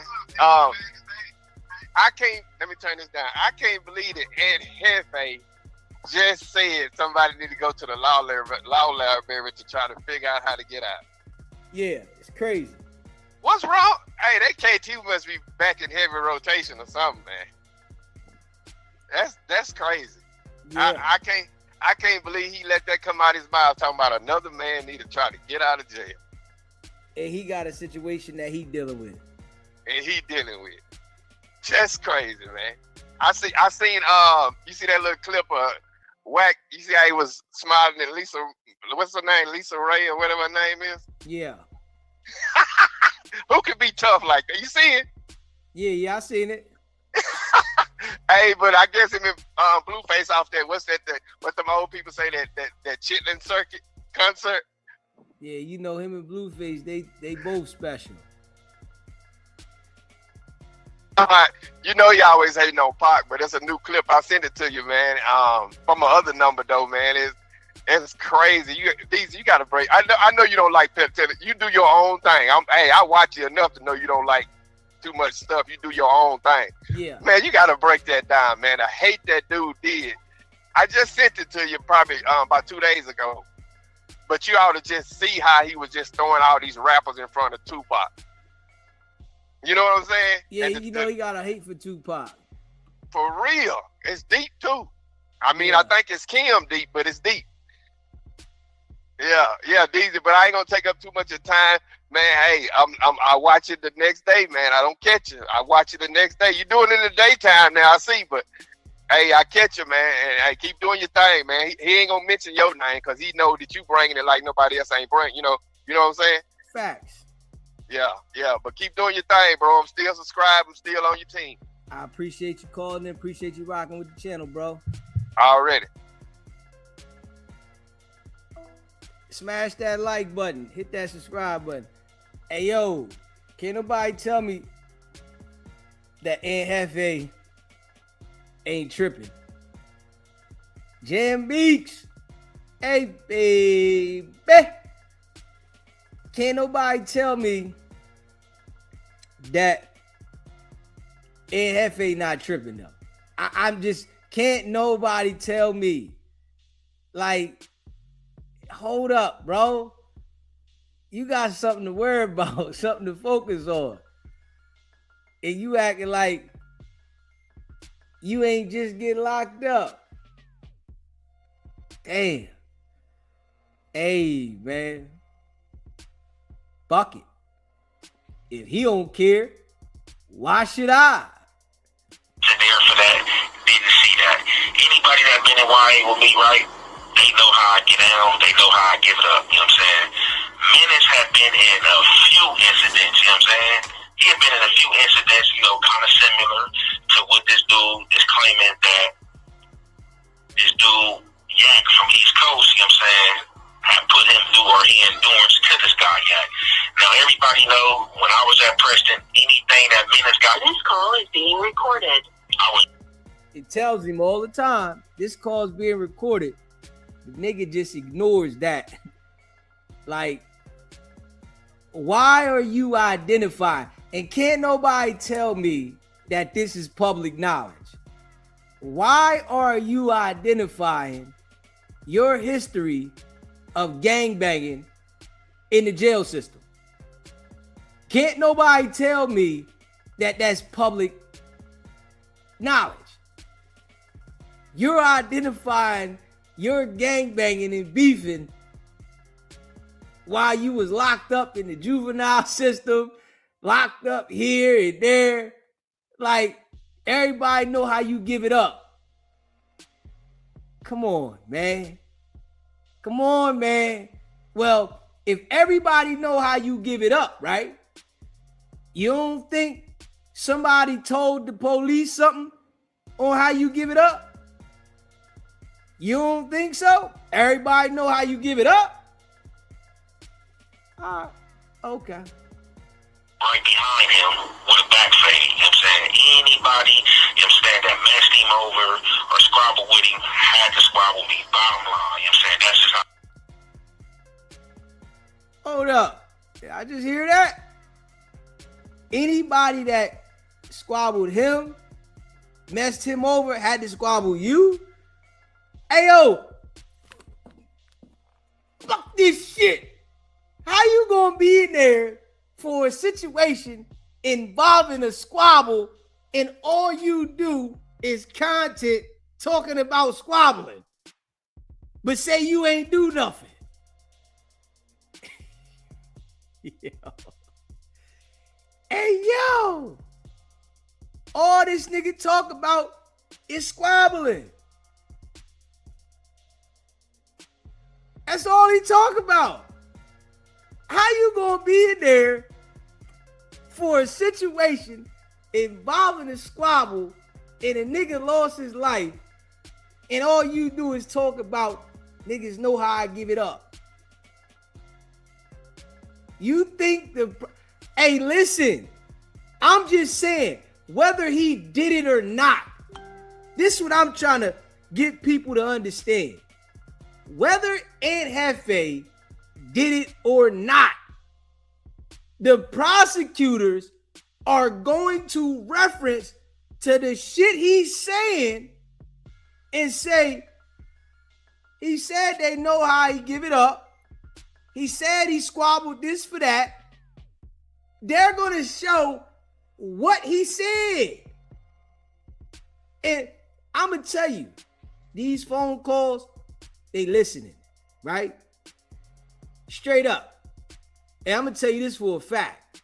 When I was locked up, I told somebody on the phone, fuck my lawyer.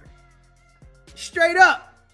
This my lawyer that I'm going to trial with for a homicide.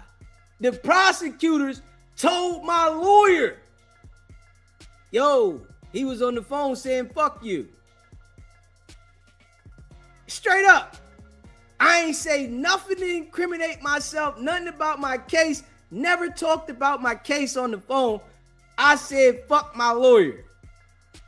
The prosecutor told my lawyer that I said, fuck it.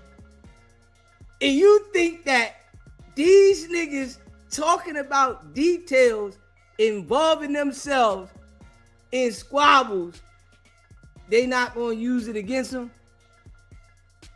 All right. Okay. Yeah, all right. Anybody thinking that, you tweaking. I don't care what gang card you from. I don't care what's normal in LA. I don't care what set does what. I don't care. The prosecutors got a job to do, and these niggas make it easy. Straight up. Is Aunt Hefe going to identify the niggas that put their hands on somebody? Is he going to say it was Lil Ron and Lil Tommy? Is he going to say that? And I ain't tell him to do it? Okay. All right. So like I said, this dude got on here and said I had one fight.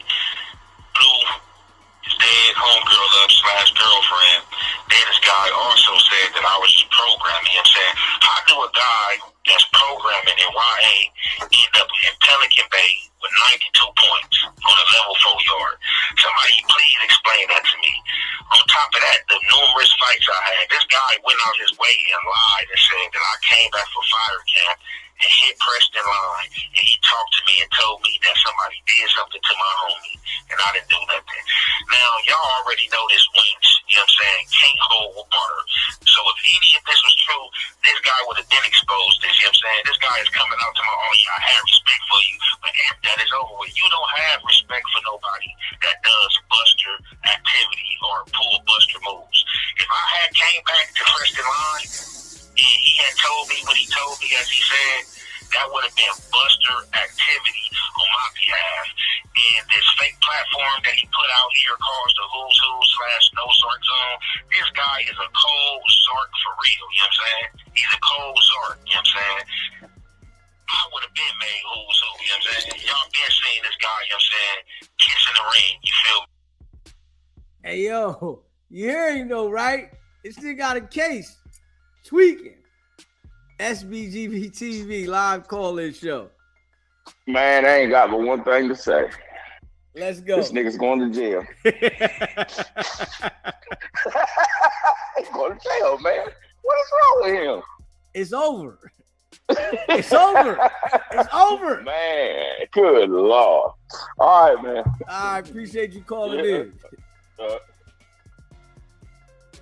Man, it's over for Hefe, man. I don't care what nobody say. It's over. It's over. This nigga giving them all the evidence. Damn.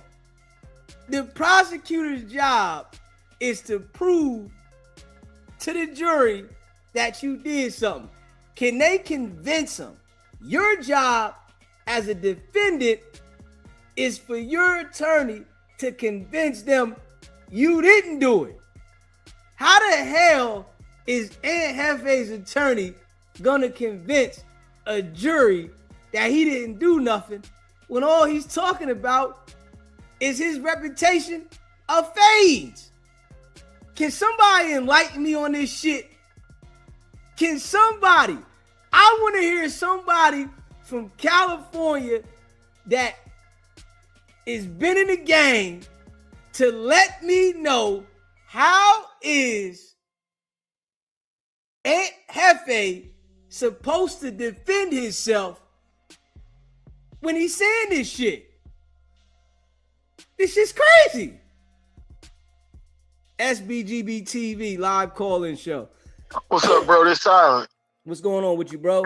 I'm chilling. All I'm saying is Brazy might as well get ready for Aunt Hefe because he on the way up there. They might get their fades together. They get it in. They can get it in. Aunt Hefe is on his way. He's going. You see what I'm saying? Yeah. And Brazy there. You mean he ain't never coming home? Oh yeah, they gonna be able to fade all day. All day. They gonna get it in. Yo, these niggas is crazy, yo. Wow. This shit blows my mind every day. I don't mean to curse and all that, but it blows my mind every day. Yeah. Like, they getting dumber by the minute. Yeah, that's a fact, though. For real. It's the goldfish brains, man. Straight goldfish. Bro, I think this probably been the best, like, lunch break I had, like, in the last month, listening to these fools. For real. Crazy. This is pure entertainment, yo. Yo. Like, I don't know. Sometimes I think, like, it can't be real. Like, it can't be serious. This shit's wild, man. I think the brain is just gone. I think Brazy on that K too. He on that 2 key up there. He like that on that 2 key. Yeah. Yo, you be cool though, man. I'm out of here. Appreciate you calling in, bro. No doubt. Smash that like button, hit that subscribe button. This shit is out of control. Straight up. You know what I'm saying? Yeah. Hey, listen, on some real shit, I didn't think Hefe was gonna be this slow. Listen, I already know niggas be super slow and shit. I just didn't think he was gonna be this slow. How can anybody take up for the nigga when he's trying to prove a point for what? If you know you can rumble, you gonna squabble, you gonna do that if a nigga mess with you. Why is you trying to do content and get people to, side with you and try to validate your squabbles when you locked up for a situation involving the squabble? God damn. Like, the prosecutors, they don't even gotta study the case. All they gotta do is make sure these niggas got a phone and an iPad, something in their room so that they can get on the internet. Yeah, just let them, they gonna give us the work. We ain't gotta do nothing. This nigga's identifying the squabbles, his reputation for squabbling. So you gonna identify your reputation for squabbling, but say you didn't squabble or had nothing to do with this squabble that they lock you up for. You trying to validate that everybody know that you squabble, and then he's validating that he's taking the squabbles for other people. Man, anybody know that he had a problem, I was taking the squabble. Come on, man. Come on, man. Come on, man. Straight up. It had to stop working once they landed in juvenile too much. Straight up. Shit's crazy. Like, this shit's crazy. This shit's crazy, man. Smash that like button. Hit that subscribe button. Hey, listen. Hey, I don't know. Hey, man. Anybody in Cali taking up for Hefe, I'm convinced you slow too. I ain't even gonna hold you.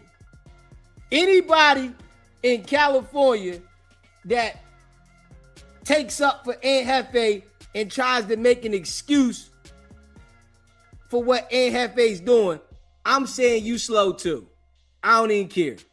Straight up. I'm standing on that shit. You know what I'm saying? Because this shit don't make sense. Nah, nigga.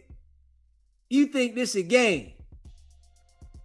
Oh, you really want to be like Braze up there, convicted, you know what I'm saying, doing a elbow, sick, just being real. Smash that like button, hit that subscribe button. He can't F with me. If he had ever got out of line on my mom, I would have put pause on him, you know what I'm saying? It's always been respectful, you know what I'm saying, because I held that respect, you know what I'm saying? Like, that respect was given.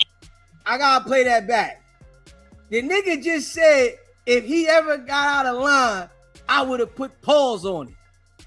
I gotta play that back. Hey, yo. Nah, this shit can't be real.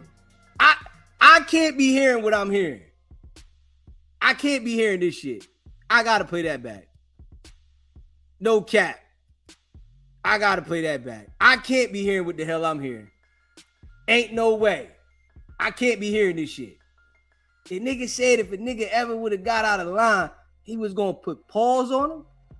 Nigga, you locked up because they said you put pause on somebody. Why is you saying you was gonna put pause on a nigga? This shit crazy. For real, you know what I'm saying? He's a cold sort, you know what I'm saying? I would have been made who's who, you know what I'm saying? Y'all been seeing this guy, you know what I'm saying, kissing the ring, you feel me? He can't F with me. If he had ever got out of line on my mom, I would have put pause on him, you know what I'm saying? It's always been respectful, you know what I'm saying, because I held that respect, you know what I'm saying? Like, that respect was given. You had to give that respect, or I was going to get with you. There was no other way. It was simple as that, you know what I'm saying? But I just can't believe, you know what I'm saying, through his emotional, you know what I'm saying, rants and, you know, his panties being in a bunch, he decided to just tell lies on his internet. This guy don't care what he said, you know what I'm saying? And I'm glad that I burned him, you know what I'm saying? The way I burned him, you know what I'm saying, and didn't come back and clean it up, because first, this guy said that I shouldn't have said what I said. They gonna double back. Oh man, it's real serious. He made a statement. You are a statement. Like you, this Wicked100 guy, and a few of you other guys, you guys all got on this internet and said that Spody Face pulled a gun on J Hood. Is that not a statement, you goofy? Why would you get on the internet, you know what I'm saying, as you think you this top-rate gang member that you is, and you talking about, oh, he didn't want to fight J Hood. He put a gun on J Hood. Who says that? That is snitching, you know what I'm saying? That's a statement for real. Since we talking about snitching a statement, you shouldn't have said that, goofy. You shouldn't have said that, goofy. On top of that, he has to get into this Trevor ordeal. So, look, I know a lot of y'all gonna be like, hey man, you already said you wasn't there, which I wasn't there, and I'm gonna still stand on me not being there because I'm not a fake individual. Did I hear anything?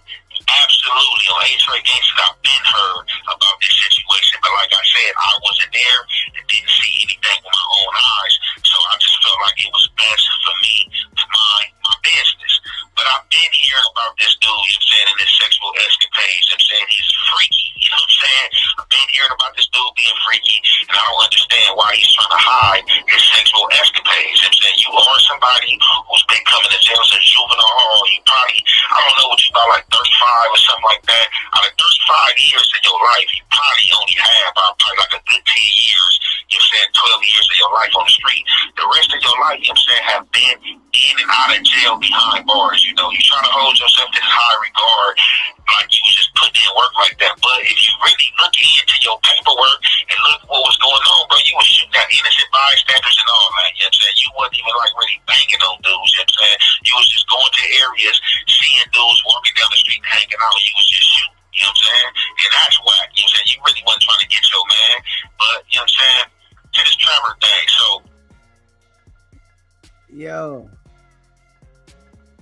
Yo, you can't make this shit up, man. You can't make it up, man. Like, that shit watered down, man. That shit over. Yeah. That shit over, man. That shit watered down. You hear these niggas, man? That shit's over. I have been heard, right? Because, like I said, this dude only did 5 months, about 5 or 6 months in YA with me. And then, how long was this dude in YA? I think this dude probably was in YA like 7 years or something like that, because this dude caught YA with my baby brother. You know what I'm saying? I was long gone from YA, as I said, you know, from putting that work in. I ended up in Pelican Bay. You know what I'm saying? You don't end up in Pelican Bay from being a programmer, you know what I'm saying? So, I had been hearing that it was a white guy, you know what I'm saying? I never heard the name, but I guess the name is the guy Trevor, and I had heard that he had this guy like a case, you know what I'm saying? Had this guy like a case, was taxing him, you know, for food, you know what I'm saying? Was taxing him for whatever money, you know, he had coming in, and, you know, occasionally he was getting them sexual favors, you know what I'm saying? You know, in the form of mouth, you know what I'm saying? And, you know, probably, you know, backdoor culo, you know what I'm saying? Like I said, I've been knowing this, I've been heard this, you know, Red Bull for Families, you know, he's another guy that was at that prison with him, you know what I'm saying, when this situation was going on. And I'm pretty sure it's other guys that can come out and could contest to this too. But a lot of this call is being recorded on this situation because they know it's gonna make them look crazy, you know what I'm saying? But obviously it's not gonna make you look crazy because it's a lot of dudes that think they top ranked or, you know, think they somebody that's been taking cheeks and culo and then allowing a man to put their mouth on him. This guy is no different. As everybody see how I handle myself, you know what I'm saying? I try to stay away from the messiness stuff and I try not to speak on stuff that I wasn't there for or didn't see. That's a lie, bro. That's a lie. You speak on the messy shit. You involve yourself in the messy shit. You are talking about the messy shit. Let's just be real. Smash that like button, hit the subscribe button. I'm about to act like we didn't hear this before this was brought to the internet. But being that I didn't see it, I didn't want to be the one to be like, oh yeah, you know, no, I did hear that and stuff like that. Because I would have been rough with this guy's feelings and he would have been like, man, come on, bro. Like, bro, that's how you gonna do it. You know what I'm saying? And stuff like that. But, you know, the truth is the truth. You know what I'm saying? And that's definitely the truth. You know, Spody Face was not lying. Now, I don't know if Spody Face was lying about really meeting the dude. You know what I'm saying? The dude be from Sacramento. You know what I'm saying? He had a segment coming, but I know for sure that it definitely had been stated that this dude was playing with guys, you know what I'm saying? And this guy was a white guy for sure, you know what I'm saying? But like I said, we gotta put it out there, man. He wanna tell these lies, talking about I was on the line with a guy I've never been on the line with. He talking about I hit the line and he told me something.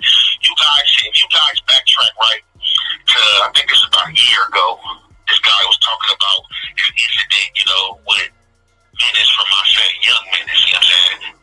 And he was talking about Young Menace and this Yak guy from the East Coast, you know what I'm saying? And I had came in and I was like, yeah, I did hear that situation. I did a segment on it, like I definitely heard about it, but I wasn't there for it. And this dude know I wasn't there for it. But here we are a year later, this weirdo coming out saying that I came back from fire camp and hit the line, and he told me that something happened, you know what I'm saying, to one of mine, and I didn't do nothing.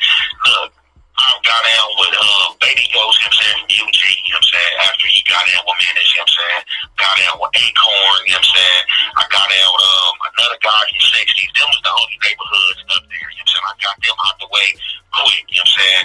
As I said, I got down with another crib, you know what I'm saying, named AJ, you know, that was from Seaside, you know what I'm saying, me and him got it in, we squabbled twice, you know what I'm saying. I got down with Monster from Duroc, me and Monster got it in twice, you know what I'm saying. I got down with two essays, you know what I'm saying, one from San Diego and another one from like Clontone 14, you know what I'm saying. I got down with 3 North days, you know what I'm saying. I got down with 3 North days because I got down with their homie, knocked him out, you know what I'm saying, and the back favors from his 2 other homies, you know, one met me on train line, got down with him by the metal detector, another one, you know, met me at the school, you know what I'm saying, I handled my business on him. The guy that I airlifted, Bam Bam, you know what I'm saying, got down with him, you know what I'm saying, amongst the other fellows. X-Ray from 9-0, got down with him. I'm the reason why, you know what I'm saying, church was closed down. So it's just like, you know, this guy, you know, is coming on the internet, you know, just running his mouth, you know what I'm saying, because he's... Yo! Hey, yo! Hold up, man. Hold up, man. How Hefe gonna beat the case? Can somebody tell me how he's gonna beat the case? This nigga's identifying all the fades that he's been involved with, and you locked up for some fighting shit. Man, Hefe ain't beating this case. Negative. Negative. You couldn't say anything else? You couldn't say, it's like you couldn't say nothing else? You had to identify all the fights you've been in? Like, come on, bro. Yeah, you can't make this shit up. This is some old next level bird brain shit. Like, come on, bro. How can a nigga justify this? How? They gonna say it's public knowledge? I wonder if they gonna say, yo, this public knowledge. Man, it's public knowledge. Everybody know Hefe had all these fades. Yeah, the prosecutors, everybody knew about all the fades he had. They ain't right, it's documented. Every fade Hefe had is documented. Oh, it is now. Damn right, prosecutors know. This nigga's giving content about these fades. Did he just give up? Maybe Hefe said, fuck it. I'm going to be here for life anyway. Fuck it. Hey, I'm going to do 20, 30 years in jail. Fuck it. I might as well start talking about my fades now. Yo, this nigga's tweaking. Yeah, he tweaking. I ain't gonna lie, he tweaking. Or is he gonna just tell on everybody? You know, because I ain't gonna lie, I don't put telling past nobody. Straight up. I don't put it past nobody. I don't care what a nigga say. Straight up. Yeah. Because I'm going to tell you straight like this. There's niggas that will take a case to trial and get life and then call the prosecutors and say, how can I help myself? We already know Terrence Gangsta Williams did it. There's plenty of niggas that done this now. Get life and then call the prosecutors after they lose trial and say, I got something I can tell you. How can I help myself? So I don't put that by nobody. Facts. And the way this nigga talking like, nigga, you tweaking. Yeah, you tweaking. You talking too much. Yeah, I can't. Hey, listen, I thought the bull was smarter than that. Hey, listen, I thought the bull was just a little smarter than that. I know a lot of these niggas be banging, they slower than the mother. I ain't even gonna lie. They banging, they slow. I ain't gonna lie. Fuck is you doing that shit for, bro? Yeah. Yeah. You ain't making no money. You 30, 40 years old and you want to be a part of some nigga. Get the hell away from me, nigga. Get your ass away from me. These niggas is tweaking. Yeah. AF ain't tweaking. Can't nobody justify this shit. I'm waiting for a gang member to call me and justify this shit. Hey, listen, that'd be some great content. If it's a gang member watching, call me and justify this shit. Call me so you can tell me why NF ain't do nothing wrong. Yeah, straight up. Yeah, I would love to hear that shit. Mostly discharged. You know, you can even hear that in his voice. Man, I'm about to get off this internet, but I'm about to leave it. Yeah, please get off this internet with your messy ass, because all you do is messy content, and you act like you turned up like that, bro, and you really not, bro. You know what I'm saying? You really regular, bro, but you are a messy individual. You like the Grinch who stole Christmas, you know what I'm saying? Or everything. You miserable as hell, you know what I'm saying? You don't have shit going on, you know what I'm saying? And social media was the best thing that ever happened for you when you discovered this app right here. But boy, stop playing with me, boy. You know you fruity. You know you been letting that dude put that mouth on you. And you know you ain't really dealt with too many women in your life, you know what I'm saying? You in jail thinking you sexy, trying to brush your hair with these waves and stuff like that. Like all this sounding stupid as hell, bro. You sound like a goofball, bro. But for real, you need to go back to the drawing board and stop playing with real people, you know what I'm saying? Talking about people nice. You ain't never been around me. And I was nice. Like you said, the whole internet see you. The whole internet not feeling you. They not feeling you or that other boy, you know what I'm saying? Because it's just lies. Niggas see the makeup, you know, the makeup is starting to come off. You know, you had the makeup take on real good, you know what I'm saying? And what real wasn't exposing you or speaking on situations and kind of endorsing you. You know, you was looking kind of good, but, you know, it's trying to unravel, you know what I'm saying? It's trying to unravel your fake ass, you know what I'm saying? Because you a fake individual, you know what I'm saying? Period, point blank. You don't know nothing foul about me. You ain't never been around me, and I was nice, you know what I'm saying? And you lying, you know what I'm saying? Name these fades you had, talking about you came up here, you was just whooping all these people and tapping people, talking about let's get down, bro. I don't remember none of that in the little 5 or 6 months I was with you, you know what I'm saying? Before I left the fire camp, and then got kicked out of fire camp, placed in a hole, and then sent to the pen, bro. Like, stop playing, bro. Like, you fruity, you know you fruity, and I don't understand why you denying it. It's okay, bro, you know what I'm saying? When you did this much time in jail, and you hadn't really had a chance, you know, to play around, you know, with the PUSSY, I mean, it's just kind of understandable. This type of behavior suits you. You know what I'm saying? It suits you for real, for real. And like I said, man, we gonna just keep on coming with facts. I got more coming down the pipeline, you know what I'm saying? Like you know, on some real shit, right? I don't understand why these niggas understand to follow the rules on YouTube and watch what they say, but they don't understand to watch what they say in criminal situations. Like Loose Cannon used to do the same exact thing. When he would go live, when he would talk and do his videos, he would make sure he didn't cuss. He didn't say certain words. When he called me, he made sure he didn't say certain words. Now, I don't want to mess up your show. They know not to do certain things to violate YouTube's rules, but they don't understand not to say certain things to incriminate themselves with the law. That's some wild shit.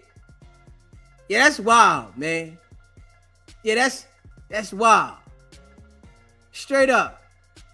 Smash that like button and hit that subscribe button. I'm trying to reach out to my boy C.T.G right now so I can give y'all that whole exclusive story of what happened to this guy. And like, what guy can you trust, right? What kind of guy? This call is being recorded. Trying to line the blood up, you feel me? This dude was trying to line Munchie B up with a whole crib. That's how hatred this dude, you know what I'm saying? This how much hatred, you know what I'm saying, he has and how deep his hatred runs, you know what I'm saying, that he's trying to line one of his Beehive members up, knowing, you know what I'm saying, the history that his hood had with this hood. He continues to play these internet games and try to get his homies out here in a war while he's stuck in a cell, like as if he's headed or he's like some head honcho or something. Cold, goofy, you know what I'm saying, on everything. And I'm glad that the internet see what's going on, you feel me? And like, why is this nigga worried about what the internet says? Hold up, man. What the fuck are you talking about? Nigga, you got bigger fish to fry, my man. What is the fuck is you worried? You need to be worried about what the jury gonna think. Fuck what the internet think. You should be worried about the jury. It's only 12 people in there that you gotta worry about. Straight up. Why is you worried about the internet? Hey, yo, this shit crazy. This shit wild. I ain't even gonna hold you. This shit wild, man. For real, people need to stop tapping in with it. You know what I'm saying? This guy always coming on the internet promoting, hey man, tap in with me. You got it over here, don't listen to nobody else.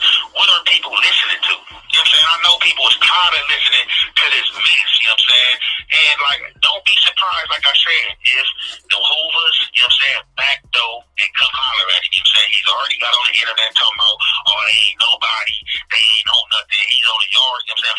From what I'm understanding, before level, you know what I'm saying? So don't be surprised if the politics already not in play and the ball is already rolling. You know what I'm saying? To get this dude, you know what I'm saying? He's in his feelings, you know, he's talking about the blood that got on him on the other yard. Oh, they wasn't really on nothing. They didn't do nothing and this and that. Like, he just keep running his mouth. And in a minute, you know what I'm saying, he's about to be in the hole. But what y'all got to really question, right?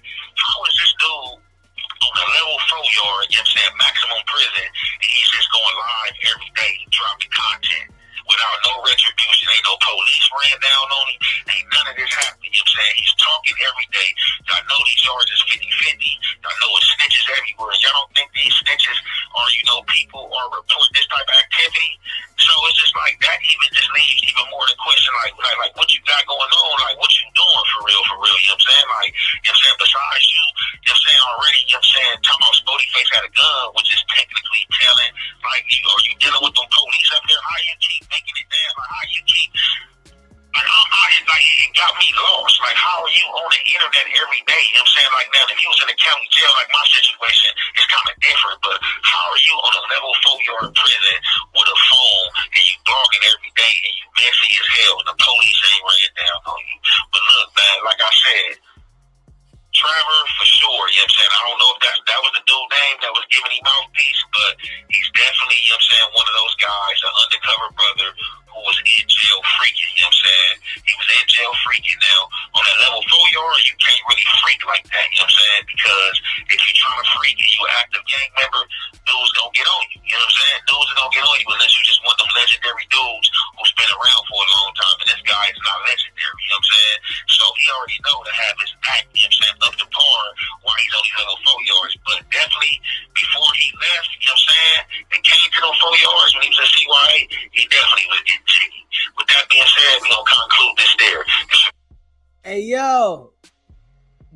definitely the prosecutor subscribed and hit the notification bell. Straight up. That's a fact. That's a fact. That's a fact. That is a fact. Straight up. The prosecutor subscribed, hit the notification bell so that you can bring them mail. Straight up. I ain't gonna lie. That's a fact. God damn. Yeah. This nigga worried about the internet. Yo, this shit crazy. Oh my God. Yeah, this shit is wild. This shit wild, man.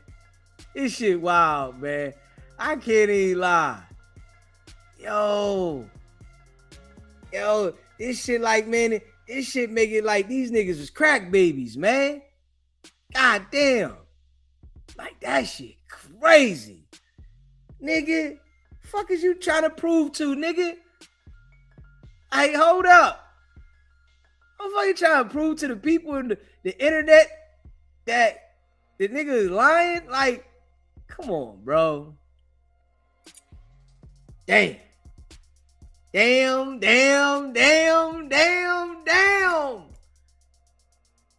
Yeah.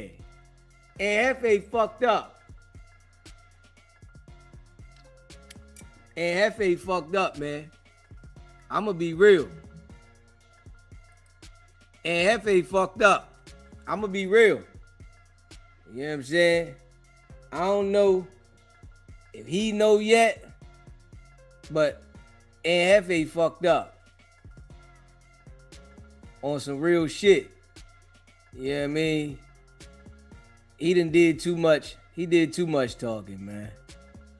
That nigga giving all the damn, he giving the prosecution so much ammo. That shit wild, man. I can't even hold you. SBGB TV live call-in show. What up, big bro? What's happening? Shit. Just marinating and shit. Just checking out the show and shit. Hey, man. Hell yeah, that fool going on. Hey, yeah. But, hey, man, ain't even got to worry about NFA. I don't know, man. Some of these people, I done ran across a few of these dudes before, man, and they quick to go to jail because some of these dudes know how to do time. I don't know if they got a lot of family in there or whatever, but they probably tired of paying bills or whatever, bro. I think they probably just sick of life.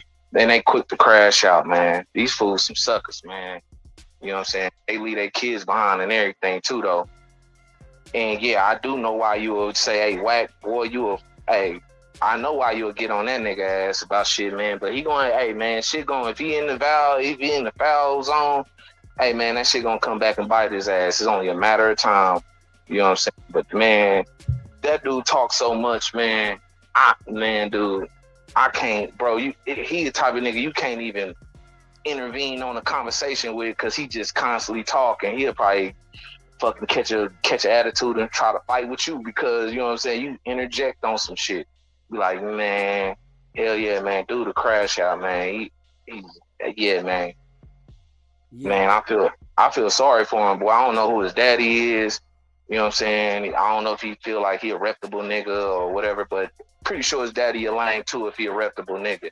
Cause you know what I'm saying, man, that nigga talk too much, too fast.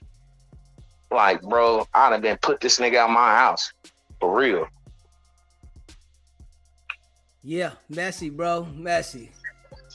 Yeah, I don't fuck with food though, man. I don't fuck with none of them fools.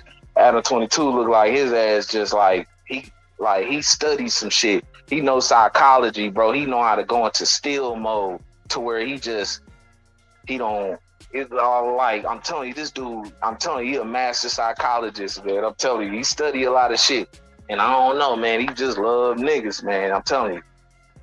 Like, he won't even white people do a lot of shit, man. He won't even, cause they born. They don't thug fly. They don't motherfucking die fly. They don't motherfucking get it in fly, run the block fly. These motherfuckers looking lame as fuck. So I do understand why Adam would love and attract a black. We be flushed out, jury, bust down, all type of shit, man.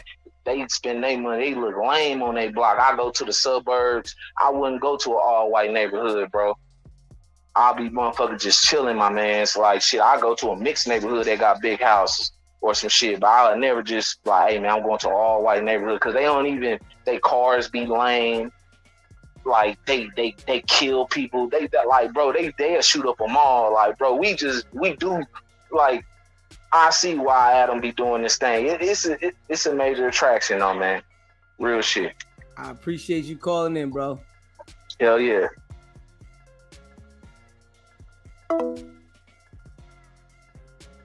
Hit that like button, hit that subscribe button. Went straight left. Shit's crazy. Kia! What's up, baby? What's poppin'? Hey, yo. Shit's out of control, man. Yeah, shit's out of control. Yeah. FA in trouble, man. I ain't even gonna lie. I ain't gonna hold y'all. FA in trouble. Y'all know I'm keeping the buck with you. FA in trouble. Real shit. You know what I'm saying? FA in trouble. Yeah. That boy in trouble. Smash that like button and hit that subscribe button. FA in trouble, man. Yeah. Always live. Kia! Been a member for 14 months. Hey, baby.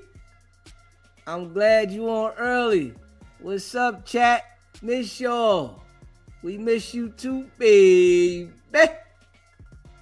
Yeah. You know I appreciate you, baby. 14 months and counting. Hey, yo. This shit wild though, y'all. I can't even lie. This shit wild. You know what I'm saying? Straight up. Hit that subscribe button. Hit that like button. This shit's out of pocket. Okay, got you. Lost your phone? Yo, this shit's out of pocket.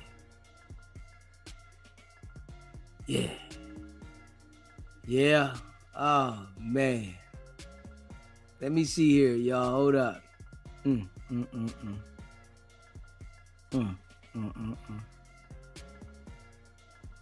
Can't believe this shit.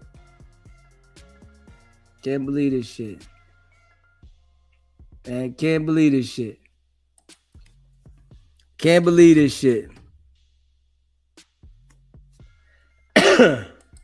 Can't believe this shit.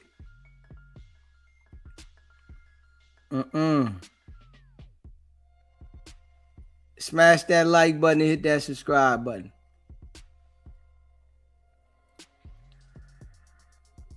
All right.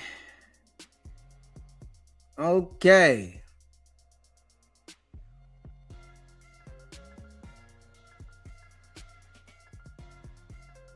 Let's see what we got here. Hit that like button and hit that subscribe button. Yeah. They out of control. You know what I'm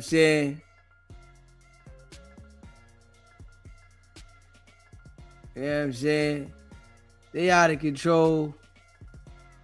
Hit that like button. Hit that subscribe button. All right. Let me see here. Hold up, y'all. Let me see here. Hit that like button and hit that subscribe button. Hit that like button, hit that subscribe button. Let me see here. All right. We're going to talk about the Carmelo Anthony case. And we are going to check this out right here. the Carmelo Anthony case. He got 35 years, was convicted of the homicide. Now,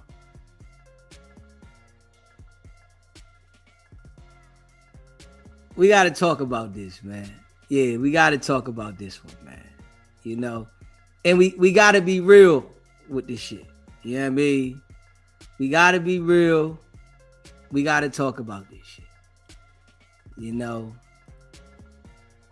the young boy was convicted. Let me see here. Hold up. Smash that like button and hit that subscribe button.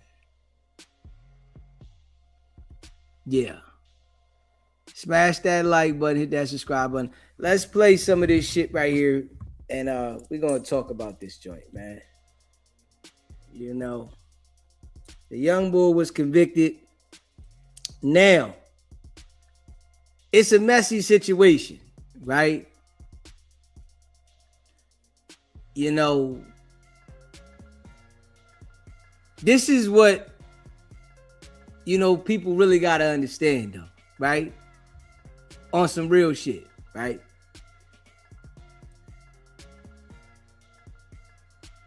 You can defend yourself, right? And it's right for you to defend yourself.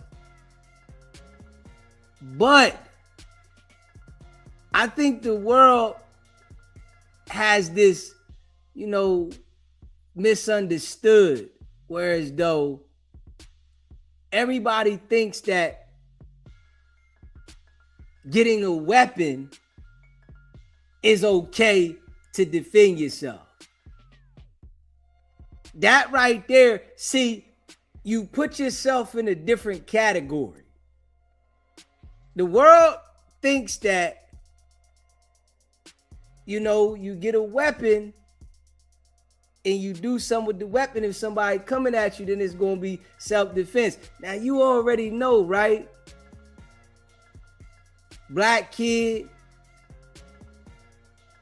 takes the life of a white kid, and then you got all white jury. And they say he brought the knife to school. Like, it's a bad situation, but the situation could have went a different way. You understand what I'm saying? If he didn't bring the weapon. Straight up.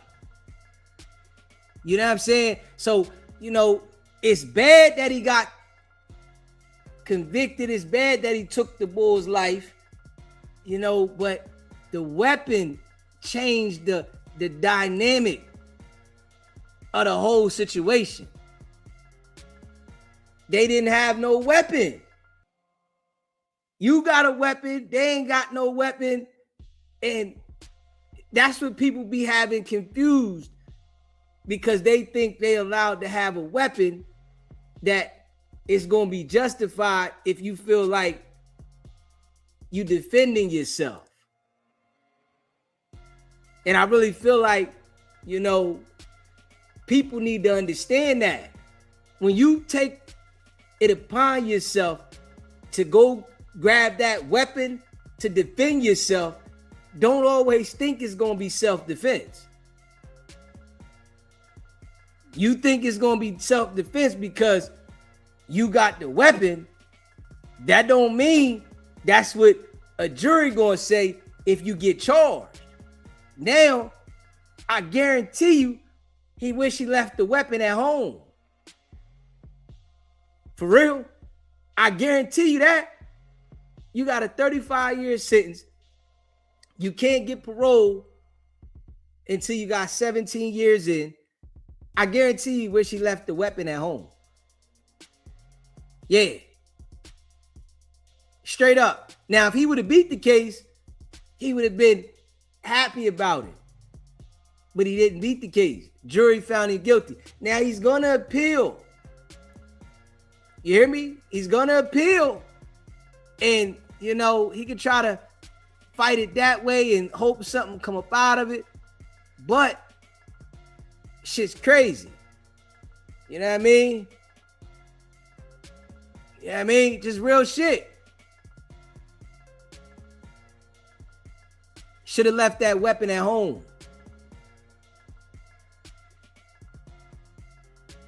Straight up. Should have left the weapon at home. Yeah. You see how the white racist Chud is in jail after he tried to self-defense from shooting that unarmed black man. Yeah. You right about that. You right about that. You are right about that. You know, that's a fact. Smash that like button and hit that subscribe button. That's a fact. You know, understanding that, you know, every action has a reaction. That's a fact.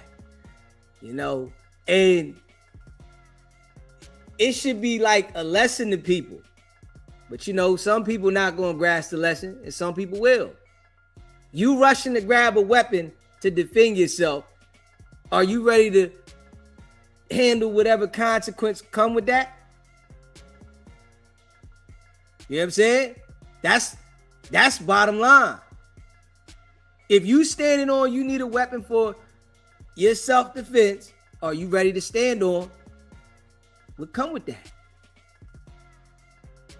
You know? Because now he got to stand on that. And nobody going to be there with you inside of that jail. You know? Nobody going to be there with you in the jail. You got to deal with that. While everybody else can be out here rallying for you, fighting for you, saying whatever they want to try to make people support you and having, you know, issues with other people because they hate the other race because they feel like the jury got it wrong. You know, hey, listen, we all know that, well, if you don't know, now you know. When the jury is getting your case, they can make a decision either way. You know, that's the thing. That's the gamble. You know what I'm saying? And obviously, his lawyer couldn't provide enough evidence to prove self-defense. You know, obviously. We're going to go over some of this shit, and we're going to play some of this stuff from the case. Smash that like button, hit that subscribe button. Shout out to all y'all that rock with the channel. You know, just keeping it a buck. We're following breaking news out of Texas and the murder trial of a Texas teen. 19-year-old Carmelo Anthony has been found guilty of murder in the death of 17-year-old Austin Metcalf. Metcalf was fatally stabbed at a high school track meet, as you may recall, last year. NBC's Ryan Chandler is outside the courthouse in McKinney, Texas. We're also joined by NBC News legal analyst Misty Maris. Ryan, I'll go to you. The jury deliberated for less than 3 hours. Walk us through this verdict. What was the reaction inside and outside the courtroom? Well, I'll tell you, as soon as news of the guilty verdict reached the crowd that has been growing here since Thursday, tensions boiled over. We heard visceral tears and angry confrontations break out in this crowd. The police presence seeming to triple here as they try to keep the peace. Since Thursday, there have been supporters of both the Metcalf and the Anthony families here. Now the Anthony family is protesting, as they have since the beginning, raising concerns for a fair trial, but certainly a lot of bitter comfort for the Metcalf family. Our eyes inside the courtroom said that there were tears bursting out as soon as the verdict was read out from both sides. No reaction visible from Carmelo Anthony as he embraced his lawyer. We are now still awaiting some major news from inside the courtroom as well. They will now move on to the sentencing phase. Anthony found guilty of first-degree murder, but not capital murder. So he is not eligible for life without parole. His maximum sentence, 99 years, potentially. Misty, let me turn to you. 4 days of testimony, less than 3 hours of deliberations. Are you at all surprised at how quickly this all happened? I was, Kate, because this is a complicated case. Even though you had, 4 days of testimony, you had a lot of witnesses, you had a video, but the video wasn't necessarily dispositive, could not see it. So the jury had a lot to go through. You also had murder for them to determine whether or not there was a conviction on murder, which there was, manslaughter and the self-defense element of it. So this was a very, very quick verdict. Carmelo Anthony did not testify in his own defense. What kind of an impact do you think that might have had on this jury? Well, we can see from the jury's determination of a guilty verdict on murder that they dismissed the self-defense as an argument, that they did not find that he acted in self-defense. Hey, listen. The boy should have testified in his own defense. Real shit. If he felt like it was self-defense and he didn't have a criminal history, whereas though they could have went back and pulled up his criminal history, he should have testified. Now, if he had a criminal history, I would agree. Don't testify. Because then they're going to go back and pull your criminal history up and start talking about all the stuff that you've been convicted for. But if you haven't had a criminal history, he was supposed to testify why it was self-defense.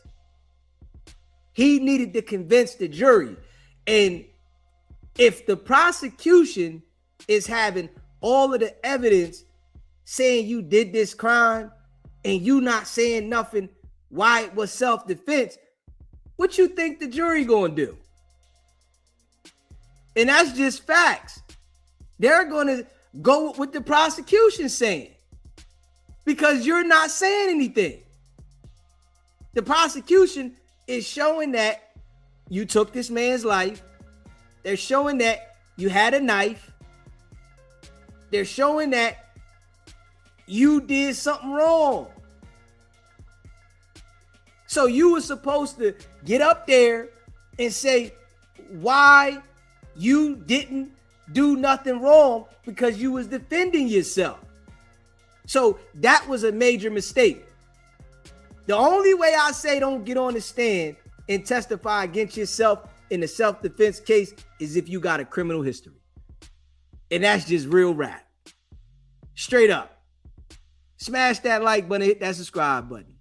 Is what his lawyers were looking for. And self-defense requires somebody to concede that they committed the act, but with legal justification. And that standard is that the individual, in this case, Carmelo Anthony, perceived a risk that was deadly and that perception was reasonable. So that's the legal standard. It's tremendously difficult in a self-defense case when you don't hear from the defendant on what they were experiencing that day. Ryan, back to you just quickly. Do we have any idea whether an appeal will be coming? Hey, listen, real shit. Like, the jury is only getting the side of the prosecution and you sitting there being quiet as if they just gonna go with you saying self-defense without hearing from you. His job was to convince the jury that it was self-defense. This is who wins cases. Straight up. The person that convinces the jury is the one that wins the case. That's what happens in trial. This is how a trial goes. Who can convince the jury? Straight up. A few times that I went to trial, I had people come testify for me on multiple occasions. Yo, I need you to come testify for me, bro. Straight facts. You got to come testify for me. Yeah, because I got to make sure that the jury understands my side. SBGB TV, live call-in show. What up? This Miranda. Hey, what's going on, Miranda? You know I got to say something about this daggone case right here. Okay. I felt as though he shouldn't have gotten that much time, because I know a lot about law and stuff. The young man should have gotten up on that stand to defend himself. But I think if I was a fly on the wall, the young man, I mean, when you on a track, because I ran track, when you on a track and it starts storming and that, you find the closest coverage. So why would they approach this young man if he's sitting there minding his business, and you see the different ethnic comes towards you and start being the aggressor? Yeah, the knife was wrong, but they weren't on a property where it was on a public property, and the knife that he had was under 5 inches. So you can have up to 3.5 inches on a knife. And when you run in these track meetings, you run against different nationalities and that, and you don't know what your position going to be or anything. And he probably was just carrying a knife for protection, and they came up and aggressed him. And I feel as though this young boy should not have gotten as much time as they gave him. But he did kill the boy. Now, had he injured the boy, it would have been something different, because then the young boy could have got up there, the young white fella could have got up there and testified. But I just don't understand why this young man did not get up there. Man, it's your life. You done ruined you gave your life away. That's how I look at it. You just gave it away. You gave your life away. Yeah, he should have never had the knife. You know that this need to teach the young kids, don't worry about a weapon. If you get an ass whooping, take that ass whooping. But you gotta look at times that changed in that. Back in our day, which my day is a little further back than yours, we didn't fight with knives and guns and stuff. We fist fight. Whoever won, whoever lost. If you want a rematch, then it's a rematch. On a fight. But these weapons and stuff is just killing me with these young people. It's like, I don't want you to bother me. I mean, these young people now, they don't even want you to even look their way. They be ready to jump on you. And I'm like, you can't control what my features is with my body. But these young people, their minds is like, it's like, to me, babies raising babies. So they don't know the right direction. So that's why I'm thinking us older people, we try as much as we can, but we get cursed out now. I done seen 4 or 5 years old cursing and stuff. I'm like, what? Let us say a curse word when we were younger. The lips would be reversible. But I just think this young man, I think he should appeal it and get his butt up on that daggone stand and plead his case. It's too late for that, baby. You know what I'm saying? I know he should have went on and did it at that point. He was supposed to get on the stand during the trial. If he appeals this conviction and doesn't get it reversed and remanded, then the get on the stand is over. You know what I mean? Yeah, his attorney gonna have to find out some more information. Where was the supervision? Because I thought under those tents, you at least, each tent at least supposed to have a supervisor, a dog, like monitoring at least 2 tents to keep the confusion down and stuff, right? That's over, Miranda. That part's over, baby. Listen, I know. I know that, but that part's over. See, the attorney, they lost the case, baby. They gonna have to find a technicality. What was wrong? Yeah. He could probably try to say ineffective assistant counsel. He's gonna have to find something wrong with the jury. He's gonna have to find something wrong with the judge. He's gonna have to found something wrong with the jury. That was wrong jury right there. I never seen an all-white jury on a black person case. Man, that Or happens all the anybody time. case. That jury was supposed to have been diversified. That happens all the time, baby. Maybe one day in the future they might make that a law, but that shit happens all the time, baby. But that's crazy though. But I plead the hell out their asses. I will tell them, excuse me for cursing, but I would have got my little raggedy ass up on that stand, yeah, I would have, and told them what I experienced that daggone day and what fear I felt within myself, that I was gonna be harmed. But hey, too late now. Yeah. I feel for the young fella myself. I really do feel for him. Another young brother gone down the drain. This should be a lesson for black people. Don't take no weapon to school with you. You know what I'm saying? Exactly. That's why they got the metal detectors.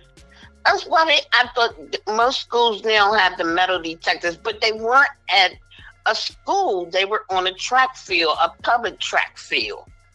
And there's laws with public track fields where they can carry instruments and stuff like that. But I need you to be on the same page with me, baby.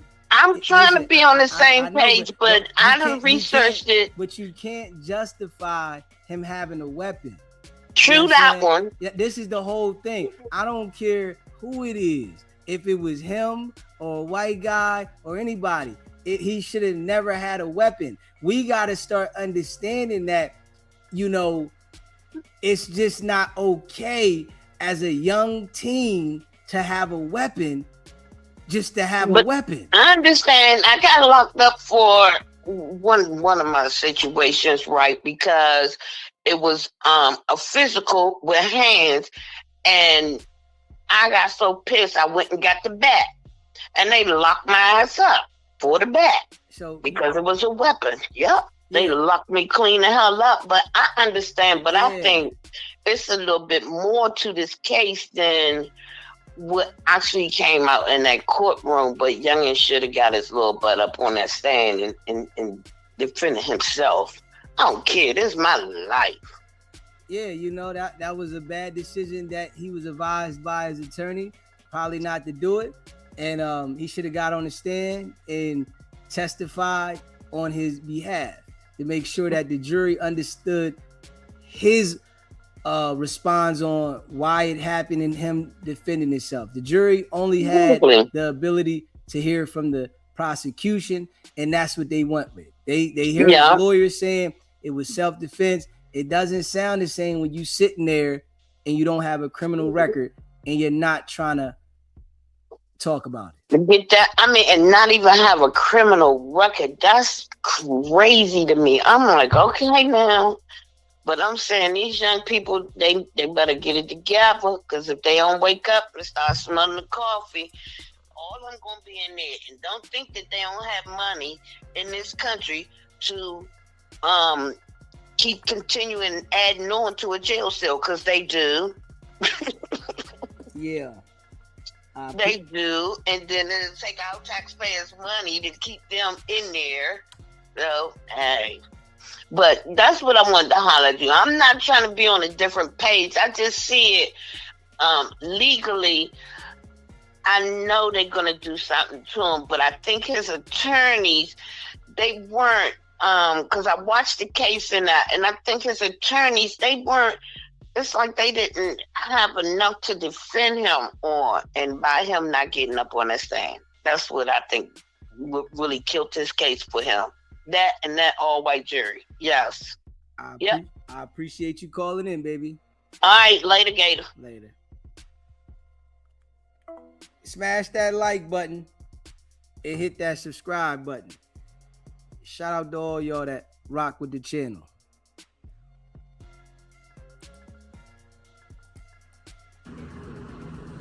It's a good question, Kate. I think that will depend on how the jury chooses to punish him. We have no indication of that yet. Ryan Chandler, Misty Maris, thanks to you both. We thank you for watching. And smash that like button and hit that subscribe button. Yeah. This situation definitely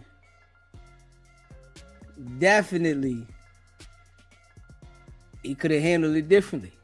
You know, this should be a lesson. You know what I mean? This should be a lesson for the young people.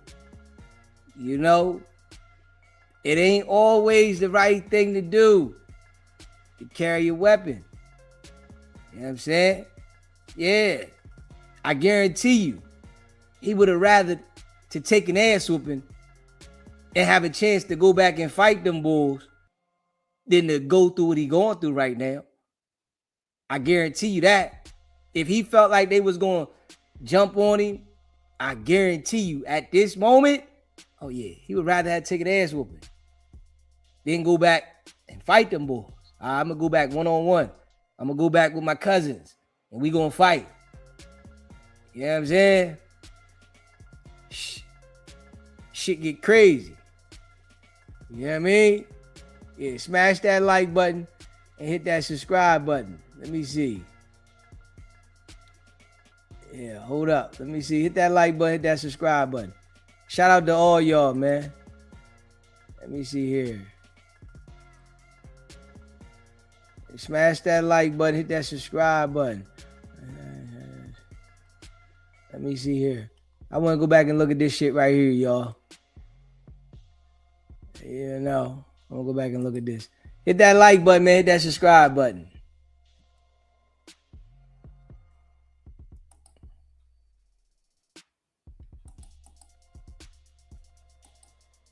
Story. The state has rested its case in the murder trial of a track athlete who stabbed another athlete to death at a track meet. The question is whether what happened was murder or self-defense. Or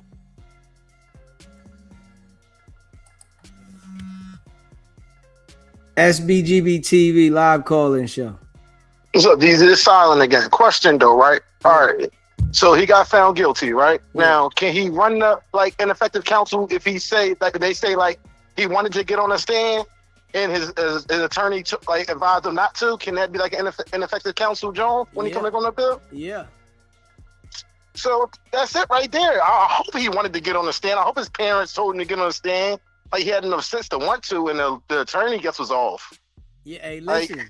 That's something that he's gonna have to bring up in the argument. If he can say that he wanted to get on the stand and his attorney told him not to. See, Max B, that's how he got his case reversed, because he wanted to do something and his attorney advised him not to. He wanted to take the plea, but his attorney told him don't take the plea. So that's how he got back with ineffective assistant counsel. So you can definitely, try to find an appeal and try to get it back in court. And then if he get it back in court, then he could get up there and testify and hope. Right, they got to give him a whole new trial, right? Yeah. All right, I just wanted to make sure that could be considered ineffective counsel, right there. I guess they know. That's what my question was. Thank you. Yes, sir. Hold up. Smash that like button. Hit that subscribe button. one of the only media outlets in the courtroom giving you all the details of what is happening in real time. I'll also tell you why a witness's testimony caused the family of the victim, Austin Metcalf, to step out today. We're on the case presented by Law and Crime. I'm Chris Stewart.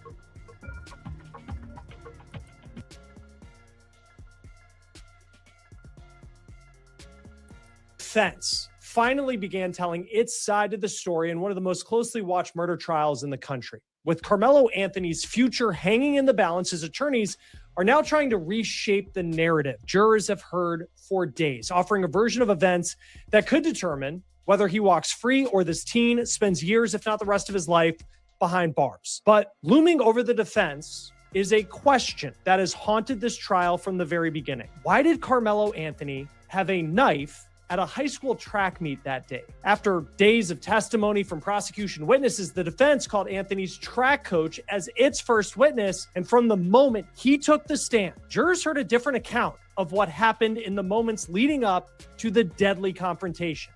All right, before we jump into Carmelo Anthony's side of the story, I want to get with Court TV's Cody Thomas inside the courtroom once again today. Cody, let's talk about how the state finished their case. And they call a witness today who's kind of the link between. Hold up.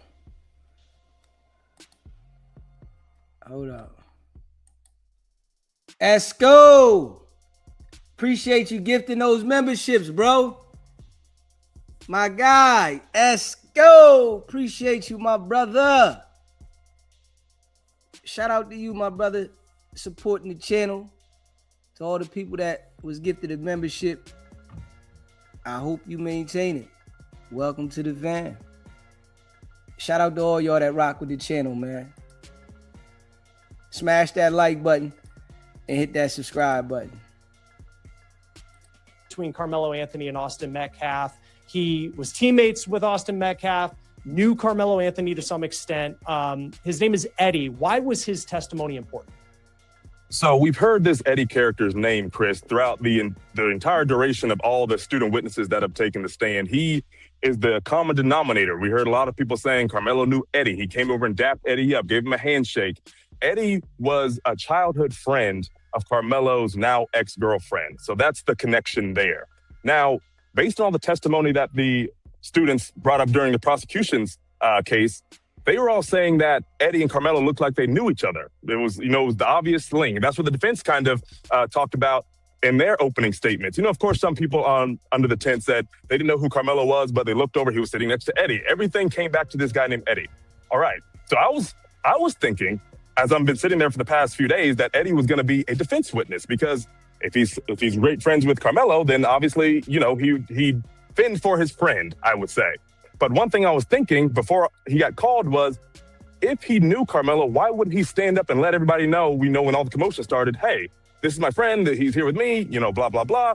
Everything's cool. But never heard that from any of the students' testimony. But anyway, Eddie gets on the stand today.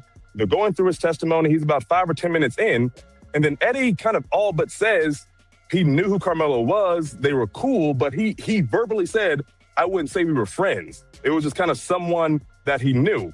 Okay, cool. Now we move on to the cross-examination by the defense. And this is, I feel, was a little bit of a win for the defense. They showed a whole bunch of pictures of Eddie and Carmelo at these different group settings, at Eddie's house, no less. There was 50th birthday parties for Carmelo's ex-girlfriend's mother. Remember, Eddie and the girlfriend, this girl named Valeria, they were the ones that knew each other, and Carmelo was, I guess, the third party, you would say. So when they had these family functions, Carmelo obviously was there. Okay, they showed some group photos, kind of establishing.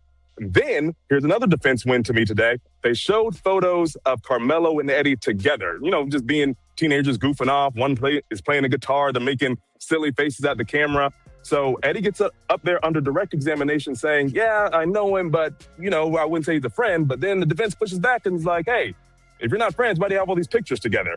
But the crux of Eddie's testimony today, though, Chris, was that he definitely got emotional talking about Austin's death. He said Austin was like a brother to him. He said that on the stand. And when he was describing, everything that he saw that day, when he came back and saw Austin had a hole in his chest, he immediately choked up and started crying instantly. They had to walk up there and give him Kleenex. And there were some new people in the gallery today, Chris. There were 5 young boys, presumably former teammates, former classmates of Austin Metcalf's. And when they were describing that as well, 3 of those 5 boys started crying themselves. And, these are, big football player-esque guys, and they were crying too, just showing the emotional weight that this still carries.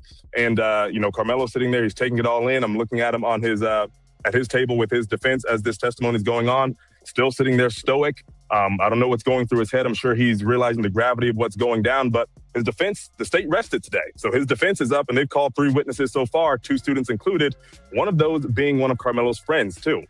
Yeah, and there's been a lot of time spent for both the prosecution and the defense kind of establishing like why Carmelo Anthony was under this tent, because from the state's perspective, they've hammered this like tent culture of track and field where it's like you don't go under the tent of another school. But then with this Eddie character coming into play, like the defense is really trying to show that like Carmelo may have been invited under the tent. That's why he's there. I wonder just how much any of that matters. Because I just think of like, if you're a juror, it's like, when do you enter like the bubble of the information that matters, of like the interaction when we talk about things escalating to the point where Austin Metcalf, maybe it's a hard shove, maybe it's a soft shove, that happens. And then you have Carmelo Anthony responding with this stab wound that eventually takes Austin Metcalf's life. And that kind of leads to a witness that came, one of the final witnesses for the state today, the medical examiner who conducted the autopsy on Austin Metcalf. And before we talk about that part of it, I know you've been sitting kind of near the family of Austin Metcalf. And I know there's been body cam video, there's been 911 calls. I mean, it's just the weight of what they're going through. It's just hard to imagine. What did you see prior to that witness being called? So, you know, the student witnesses wrap up and there was this sort of announcement. You know, all the media, as you mentioned, we're all sitting behind Austin Metcalf's family. All 9 members of the media are behind them. So before this medical examiner comes up, there's an announcement that she's going to be the next witness, to which the prosecution turns around. If you don't want to see or hear about any of these things, I'd advise you to leave the courtroom, because now you're about to get into, you know, the injuries and talking about them. And I was sitting there thinking we were going to see the injuries. We didn't. The jury got to see 4 pictures of it, but us in the gallery did not see those things, but they were describing it in detail. So anyway, the prosecution announces, medical examiner's coming in. If you don't want to hear any of this, go out. Austin Metcalf's mom gets up and goes out immediately, along with some other family members and some people in their camp as well. His dad, Jeff Metcalf, initially said no. He nodded his head. I was sitting right behind him. He said he didn't want to leave. And then the prosecutor kind of makes a face and just goes, I advise you to leave. You know, I could hear, it was kind of a whisper. It wasn't, you know, an announcement. It was more so a direct to him, to which Jeff Metcalf finally got up and left. And, you know, we heard about this 2-inch gaping wound. She described gaping, and she described the difference between gaping and a slit style stabbing wound. Where gaping is more of, it's kind of like filleted open, you know, not to be insensitive to it, but that's the way she kind of described it on the stand. And that it was a 2-inch deep wound that hit the cartilage of Austin Metcalf's sternum and actually pierced one of the ventricles in his heart. So he was literally stabbed in the heart, which is likely why the CPR and life-saving efforts weren't working, because no matter how much the heart was pumping out, it was leaking, you know, from the source. So it was you know, really establishing the gravity of the wound. And the jury, again, got to see 4 pictures. 2 of them were Austin Metcalf on the autopsy table, and 2 of them were the heart removed from the body. That's what the medical examiner was describing they were seeing. So, of course, I'd imagine that a family didn't want to hear that. So mom, dad, and some other people, I don't know who they were, maybe the aunts and uncles, maybe it's just family, friends, and supporters of the Metcalf family. They all got up and left, about 7 or 8 of them. And I wonder too, I mean, I know from the first responders who were there, the people who interacted with Carmelo Anthony right after all of this took place, where it seemed like he didn't think that what had happened was going to lead to Austin Metcalf's death. But then you hear about, I mean, the medical examiner, I think, straight up said something along the lines of like, there's no way that he could have survived this. You know, even if he was on an operating table, like a surgeon might not have been able to save him. The wound was that bad. It absolutely was that bad. And those are the exact words that she said. And then one word that stood out to me, Chris, that she said, you know, she starts describing the 5 manners of death, and to which she, you know, classified this one as a homicide. And when she explained homicide to the jury, she said the intentional, you know, bringing about of death by another human being. But the key word to that to me was, Chris, and I thought the prosecution would harp on a little bit, was intentional. You know, it wasn't like accidental. It wasn't this and that. She said the intentional causing of harm that results in death by another human being. So I thought that was a powerful thing, you know, that she said on the stand. And you just wonder too, like a statement like that, just that one line. And then I also know from some of these student witnesses who have just very bluntly said they don't believe that this is self-defense. We're going to talk about the defense side of things here in a moment, and kind of from Carmelo Anthony's perspective, what they're trying to say. But you just wonder over the last couple of days, with so many people just bluntly saying that to the jury, what impact that's going to have. Now, the state ends up resting. Before we get to the defense, I know that there was a quick motion that the defense raised right as the state ended up resting. What was that about? Yeah, the defense immediately motioned for a directed verdict. And in layman's terms, that pretty much means that the defense tells the judge, hey, I don't think the state really proved their point beyond a reasonable doubt. And if it was granted, the judge would be like, you know what, you're right. And pretty much grant this in favor of the defendant, to which there would be a not guilty and the defendant walks free. But the motion was almost immediately denied. The prosecutor said a few words, maybe 10 seconds, and then the judge looked over to the defense, Mr. Mike Howard, and said, yeah, your motion's denied. So they tried for the directed verdict before they started their case. Then we took a recess and came back in for the defense to actually start their case. Now, when it comes to the defense's case, the first witness they called was Carmelo Anthony's coach. And so we heard from Austin Metcalf's coach on the state side. What did he say?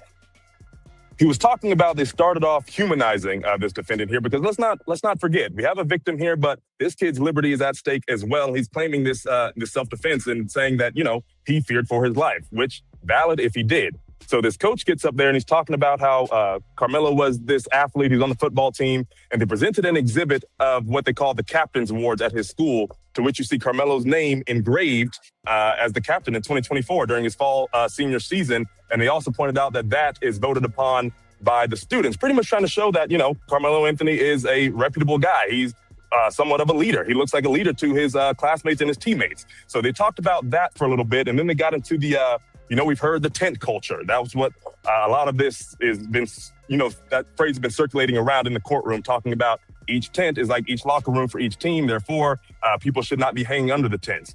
Well, this coach was saying, I get that, but at the same time, it's the discretion of each coach. Whereas we had the coach from Memorial High School, that was the absolute first witness the second witness by the prosecution, talking about how, strict he is and how, he enforces his rules. And we had that several student witnesses talk about how Coach Robert Starr, that's the coach for Memorial High School, has been strict. It's garnered some laughs inside the courtroom when they talk about how strict he was. But this coach here today was saying, there was times where athletes from another school would come under my tent when I'm there and, ask if they could be there. And I was like, yeah, we'll chill out and watch the 200 meters.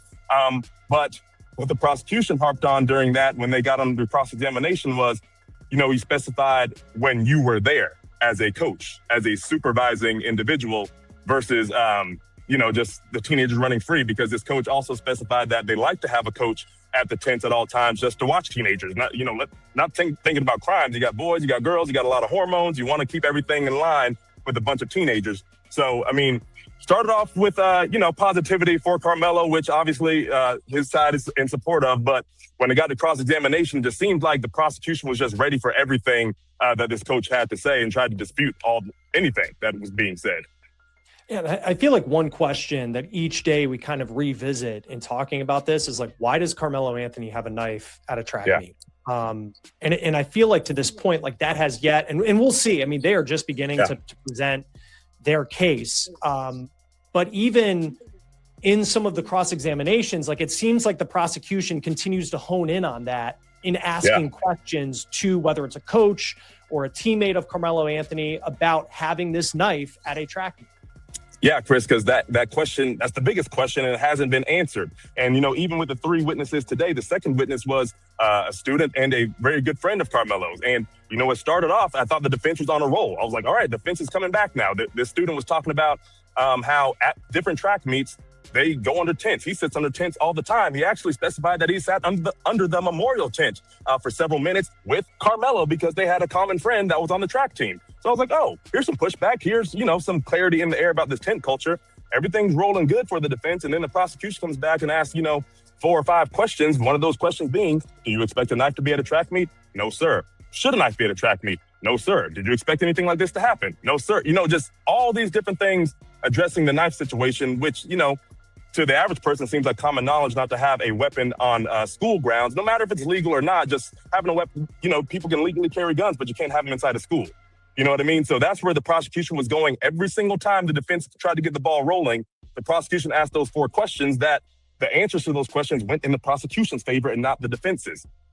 And I wonder too, because I know, like, kind of going back to one of the state witnesses today who had mentioned that he felt like Austin was trying to intimidate Carmelo Anthony. So like eventually it gets to the point where for whatever reason he's in this tent, the members of Austin Metcalf's track team, Austin Metcalf, his twin brother, like they just don't want Carmelo Anthony there. And then they get into this like back and forth confrontation. Maybe there's swear words being sent. I know there was like some trash talk one student talked about related to like football that might have like raised things to the next level. But it still seems like there's still this question of like, was Carmelo Anthony in a position where he needed to defend himself to the point that he pulls a knife out of a backpack and stabs Austin Metcalf in the chest? And it just seems like we keep getting to this point and you're kind of waiting to hear that other side of the story. That's exactly what everyone in here is waiting for. It's what I'm waiting for, Chris. I want to hear the other side of the story, because everything so far from all the students, all the eyewitness accounts who were there on the scene, not talking about the coaches who were may have been scattered out, across the stadium. We're talking students who were feet away under the same tent, every last one of them. And let me just address this too, Chris. I mean, I know, the racial aspect of this is a big deal. There have been several Black and Hispanic students, probably the majority of these students have been Black or Hispanic, testifying about these different things, talking about their love for the Metcalf family and what have you. But all of these students come back saying that they didn't even expect anything to happen. They thought it was just, some trash talk, some boys, just going back at it. And everything you've seen before, may have been some profanity. Some say they don't recall profanity. Some say they did. But none of them said that they felt like anything like this was about to happen. One of them even just said they thought, okay, when Austin shoved them, maybe there would have been a shove back and, that would have been it. But every last one said everything happened so fast, and then they didn't even realize what happened until Austin pulls his shirt up and they see a hole in his chest. So to your point, Chris, I'm waiting to hear the defense, whether maybe Carmelo Anthony will take the stand and testify about his own fears, which I would love to hear. I would love to hear both sides. That's how we get a fair trial. But right now, as of now, we haven't really heard anything that results in self-defense by lethal force. In fact, one of the students today said, the question the prosecution's been asking towards the end, do you feel this was self-defense? Many of the students just say, no, sir. One said, no, that was lethal force versus non-lethal force, which, fair point. Yeah. That there says it. All of the kids testified, and they all said that they didn't feel like it was self-defense. It was important for him to testify. Yeah, it was very important for him to testify. That was the only way he had a shot. He had no shot with everybody else testifying, saying that it wasn't self-defense. And then he don't say nothing. Yeah, that was bad. Yeah, that was bad. Just being real, that was bad. You know what I'm saying? That was real bad. Yeah, that was bad. Yeah, smash that like button and hit that subscribe button. Yeah, that was bad. Yeah, I don't know who advised him not to testify. Maybe they felt like him testifying was going to make him look bad. So they advised him not to testify. But I feel like that was bad. Because how you going to prove your point? If you saying that you did this because you was defending yourself, you gotta testify. So, and then the jury came back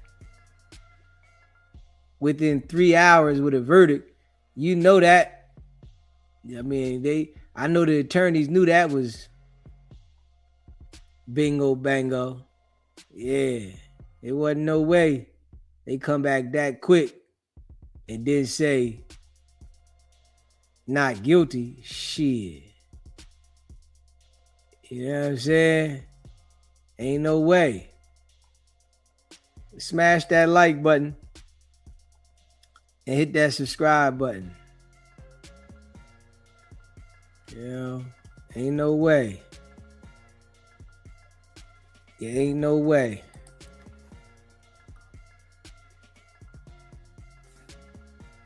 Ain't no way.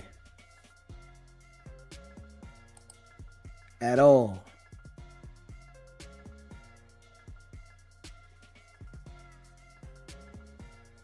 Let me see.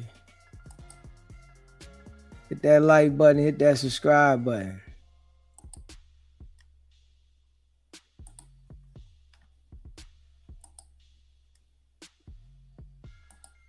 News tonight, a Collin County jury has just sentenced Carmelo Anthony to 35 years in prison for the murder of Austin Metcalf at a Frisco track meet.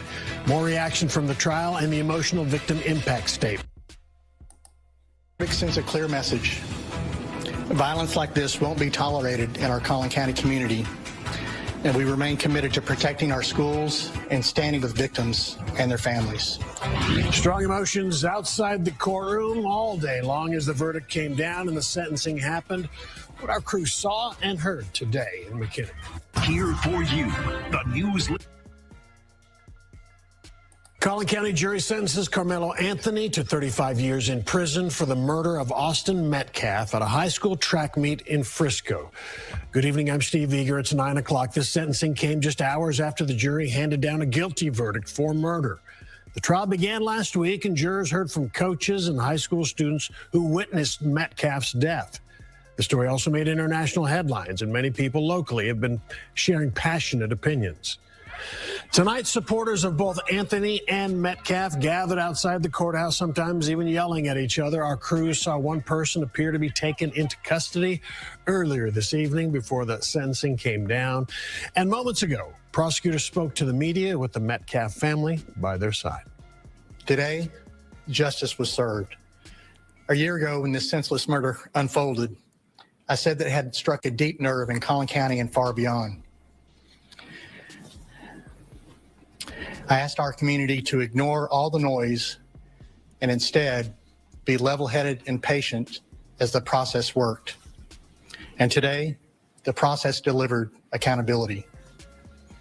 We are grateful to this jury, and we are grateful that the good citizens of Collin County had an opportunity to weigh in on this case. I'm proud of the exceptional work of Bill Werski and our team of prosecutors, DA investigators, and victim advocates, and all the good and outstanding men and women of the Collin County District Attorney's Office. We thank all the parents and their brave kids who did the right thing.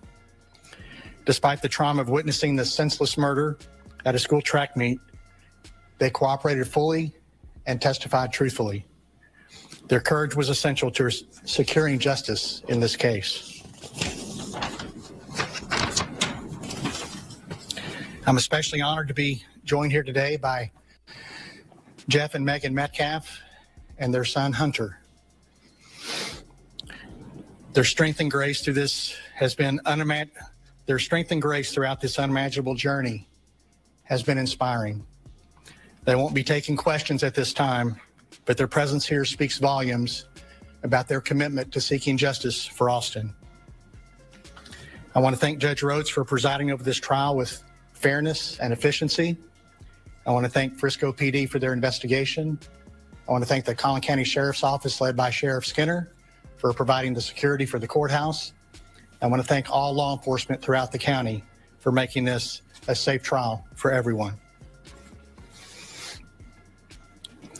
This verdict sends a clear message. Violence like this won't be tolerated in our Collin County community, and we remain committed to protecting our schools and standing with victims and their families. That's Collin County District Attorney we just heard from. Fox 4's Amelia Jones has been outside the courthouse all afternoon and evening, sometimes tense, sometimes quiet. Amelia, what have you been seeing overall? Hi there, Steve. Well, let's start with when the jury actually got the case. So the jury started deliberations at 10:52 this morning and deliberated through lunch, returning a verdict just before 2 p.m. The jury spent a total of 3 hours deliberating and returned the verdict guilty of murder. I was outside the courthouse when that verdict was returned. You could hear some gasps from the large crowd that had gathered outside, some outcries, and some people simply stayed silent, just processing the information. The jury then headed right into the punishment phase of the trial. They heard from 19-year-old Carmelo Anthony's mom. She was the only one who took the stand in the punishment phase, and she pleaded with the jury for mercy. The jury spent a total of 2 hours and 20 minutes deliberating the sentence. The jury sentenced Carmelo Anthony to 35 years in prison with the eligibility for parole after half the time served, which would be about 17 and a half years, the age of Austin Metcalf when he was killed. When the sentence came down, people swarmed in large groups, many live streaming reactions of others on their cell phones. Some were very upset, visibly crying and talking about it. Others told me they believe justice was served with that sentence. After the victim impact statements, Carmelo Anthony's family, including his parents, walked out of the courtroom and into their cars. A large group of people and media swarming them as they made their way to their vehicles. There were some very strong words of emotions exchanged. We saw Anthony's mom hold up a heart in the window as well. Then just about 15 minutes ago, we saw the Metcalf family leave the courthouse. Emotions still running high from those who were here in the parking lot. Sheriff deputies helped them to their car. Now it's just media that's left as the Collin County Sheriff's Office is working to clear the parking lot. And again, media was allowed to stay here. A lot to digest as this very long day wraps up. For now, though, Steve, I will send it back to you. That's Amelia Jones reporting from McKinney. Amelia, thank you. So Fox 4's Lori Brown has been our only reporter inside the courtroom all day for the dramatic moments. She heard the emotional victim impact statements. Lori, we're counting on you to tell us how all of that was for you today and tonight. Steve, the emotion of this full trial really finally was able to be released in the victim impact statements as 4 of Austin Metcalf's family members finally released from a gag order, finally able to. SBGB TV live call-in show. Yeah, Steve Brown, Daisy. It's obvious to me that he was in a town full of white people. His family moved to a town full of white people, right? That's how Texas is. A lot of them people out there. Are they? That's crazy. Hey, that's crazy, DZ, because nigga, like, my bad. Like, I trying to cuss or nothing. Nigga, they're in the middle of a white town, right? You in the middle of a white town. You seen the press conference, right? They made sure to put nothing but white. It wasn't not one black face in the press conference. It was all old white people, young white people, or young white people was in the forefront. Like you know what I'm saying? Like the victim or whatever. All in the forefront, in the front of the goddamn on camera. Like they was there, right? So they showing they white force in that area, wherever they was at. They was all in the white area. Yes, that's how it is in Texas, bro. Yeah, That's wild, DZ. When it comes to crime and cases, black people ain't got no push in them courtrooms in Texas. You know, it's like that in the system period, though. You know? That's everywhere. Yeah, that's everywhere. You know, when it comes to attorneys, it's only 5% attorneys in the world that are black. Yeah, just like here in Indianapolis, Indiana, I know for a fact you're gonna get probably an all-white jury, you know what I'm saying, all that or whatever. I was gonna take my shit to trial, but they never wanted to take my stuff to trial because the police was dirty, you know what I'm saying? So they dropped my case. But the judge told my black guys, they was like, hey, if I see you again, you know what I'm saying? I stopped the judge in mid-sentence. That was the only time I had to speak because my attorney was speaking for me the whole time. I was like, ma'am, I said, ma'am, you'll never see me again. I stopped that motherfucker. Like, you'll never see me again this month. Never. I'm not running down the streets again. Wherever I gotta do is gonna be all legal. You ain't gotta work. And I was young as hell. Like, shit, I'm way older now. Like, no, I'm not doing that. No, I'm in the state of Indiana, Indianapolis, Indiana. And these people are racist around here. I know it's plenty of white people out here. I got a warning. I got a warning. You know, I'm good. No, I'm not doing that. No, sir. No, sir, Bob. I'm not doing that for me or my kids. No way. Yeah, No. that's how it go, bro. You know, the system ain't fair, you know, so, you know, it's best that people try to stay out of, you know, the system the best way they can. Yeah, the thing is with these white people, you know, it don't matter where you at. They're gonna try to trap you up and try to put you in that iron cage, you know, in that iron box, you know, in that concrete jungle where you can't escape. And then it's too late. You know, you gotta hire a lawyer or attorney. That's your first thing to do and stuff like that. But DZ keep telling y'all on a regular basis, if y'all listen, if y'all can listen, if y'all are blessed to listen to what DZ, the message that DZ is telling y'all. You know what I'm saying? Like, y'all need to sit back and chill. Y'all don't need to be doing all this raggedy ass shit that's here. But of course the little kid ain't hearing none of that shit. You know, and his parents, I'm sorry, his mom and his pops wasn't real for none of this right here.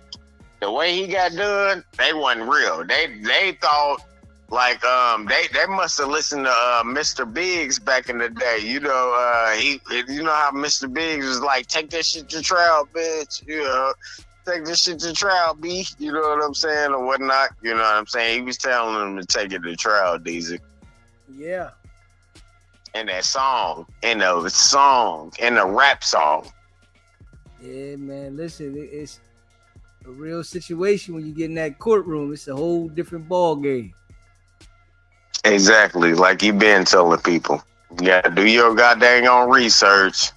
It don't matter about the attorney that you hiring and trying to take it to trial and all that or whatever. You can spend your money on these attorneys or whatnot. You know what I'm saying? Don't mean that you're gonna get it out, but we find out that a lot of these guys, they don't even have money for attorneys in the first place. So, like, that's sad. That's sad alone that you ain't even got money for attorney. So I don't know.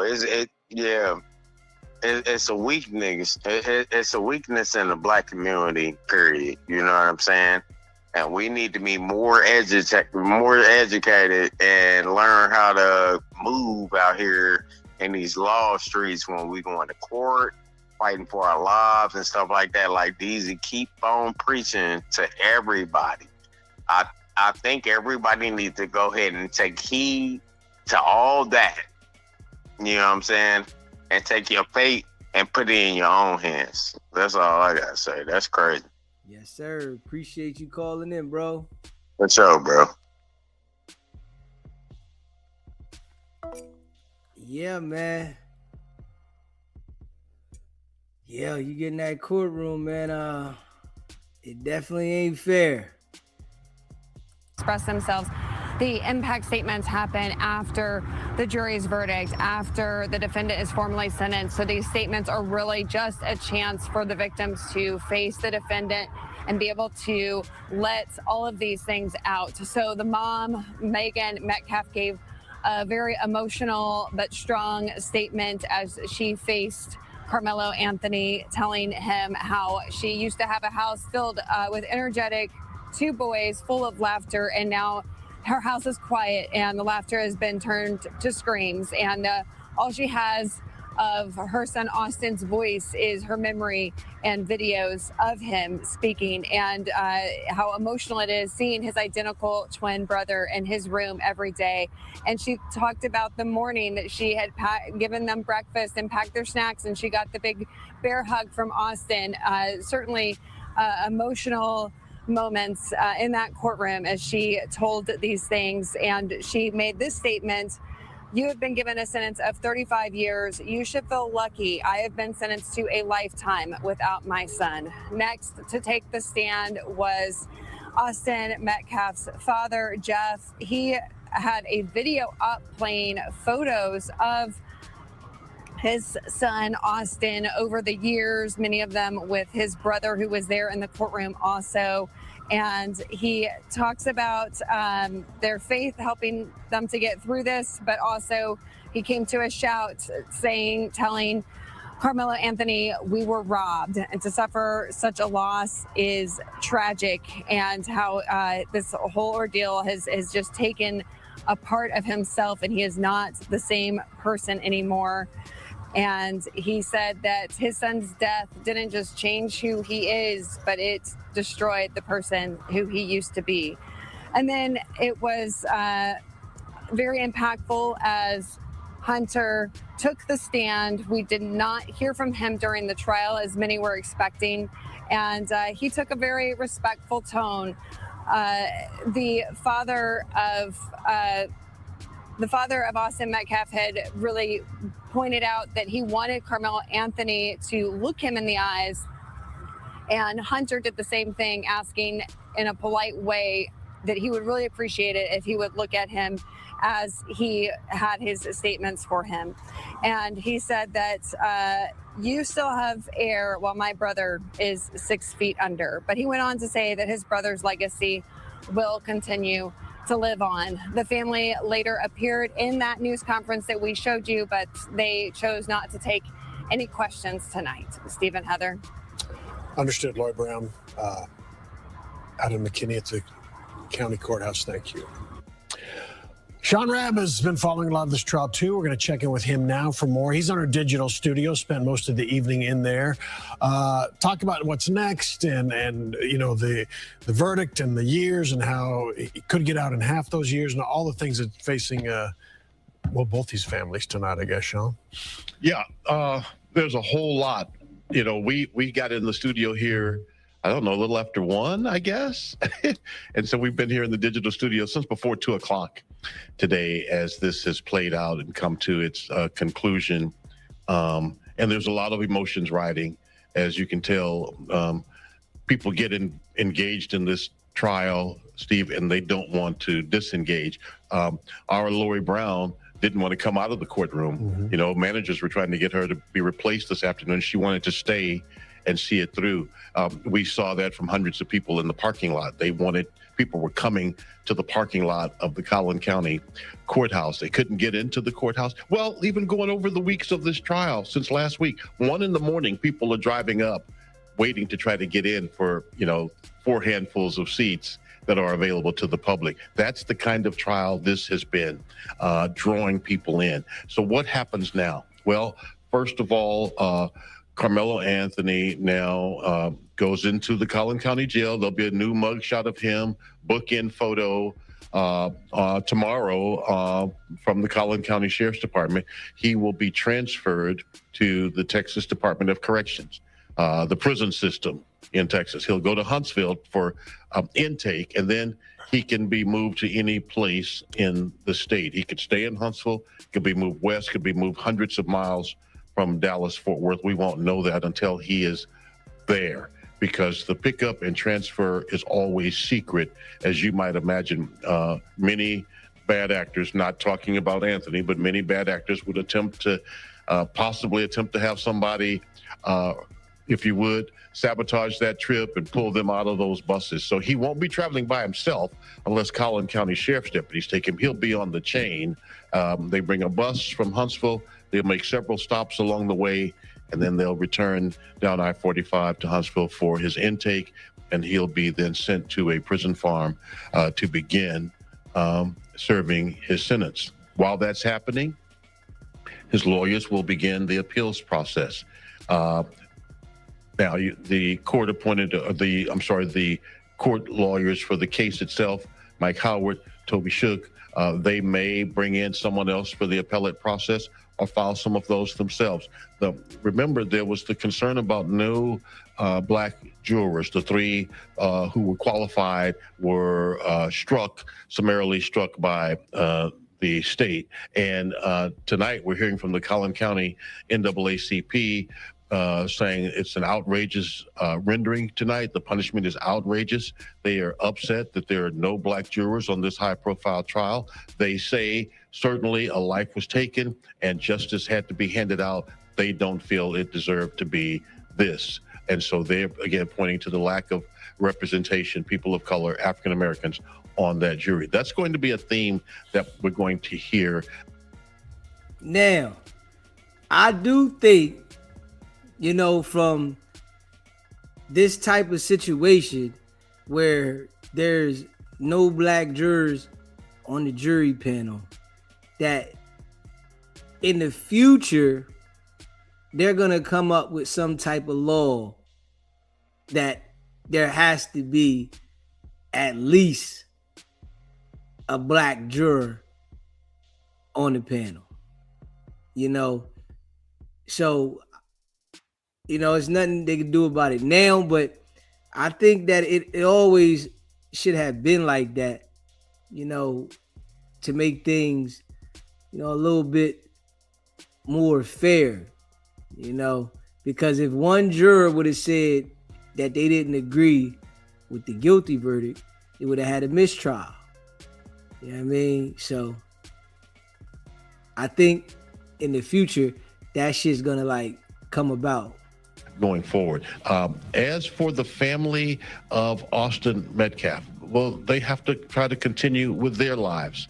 And that's not going to be easy. We heard their pain tonight. We've heard their pain from the day one in April of 2025. And we heard that pain again tonight. It is a searing pain that no parent should have to experience. No sibling should have to experience their twin taking their last breath in their arms. How do you get past that emotionally? How do you stop and begin again? And that's the challenge for this family, to try to keep their lives together and move forward as well. And so too for the Anthony family. Many people have said there are no winners tonight, but this is justice. Sometimes maybe justice doesn't produce a winner, but it produces justice. And that is that someone held accountable for their actions, whether all agree with how that is handed down or not. That's where we are right now. All right, Sean, thank you. So there's been a lot of emotional reaction to the verdict. Dionne Anglin is in McKinney. We move back up there to the courthouse. She's outside. Dionne? Heather, Steve, that's right. From daylight to darkness, the presence of supporters on both sides of this case have been here and remained until they were physically no longer able to. An order from the judge came less than an hour ago. The parking lot is closed as of 9 p.m. We have seen that taking place. Now, through it all, the tension, the emotions have been all over the map through the guilty of murder verdict for Carmelo Anthony, the time spent waiting for a sentence to be announced. And then the moment it arrived, we have seen several clashes, one person arrested, another detained. It has been a definite mix of emotional expression. One teenager whose life is lost, another going away for at least 30 years. A couple of people I spoke to put it in perspective from their own point of view. I have kids myself, so seeing lives being lost as far as children-wise, it's a sad case all around. Everybody's angry. Everybody's upset. We just lost 2 kids. I mean, what more could we expect out of them? But I just feel like we got to heal. We all got to heal together. We got to save our country. This is a beautiful state. Justice was served. And we got to move on. And I feel sympathy for the families. It's sad, but, it's time to move on. We talked to folks who shared expressions very similar to that many times over. Those 2 folks, they said they were close by. They live in the area, work in the area, but they just felt drawn to come here to see for themselves this reaction and this presence by the support on both sides of this case. Now we have probably a dozen patrol cars with lights circling the parking lot, basically making sure that everyone is leaving. We asked if that applied to us, and it was not immediately clear. One person we spoke to said they think we can stay a bit longer. Another said, no, it applies to us. We have to get out of the parking lot as well. So that remains to be seen. But for now, that's the very latest here. Back to you all. Okay, Dion, we'll let you get moving. If they need you out of there, that sounds good enough for us. Thank you. All right, we've got the latest mugshot. Carmelo Anthony now checked in at the Collin County Jail. That'll be his temporary stop until he goes into the Texas State Prison System. And new mugshot tonight out of Collin County. Smash that like button and hit that subscribe button. Shout out to all y'all that rock with the channel. You know, I appreciate all of y'all, man, that rock with the channel. Facts. Shout out to all y'all, man, that rock with the channel. Hit that like button and hit that subscribe button.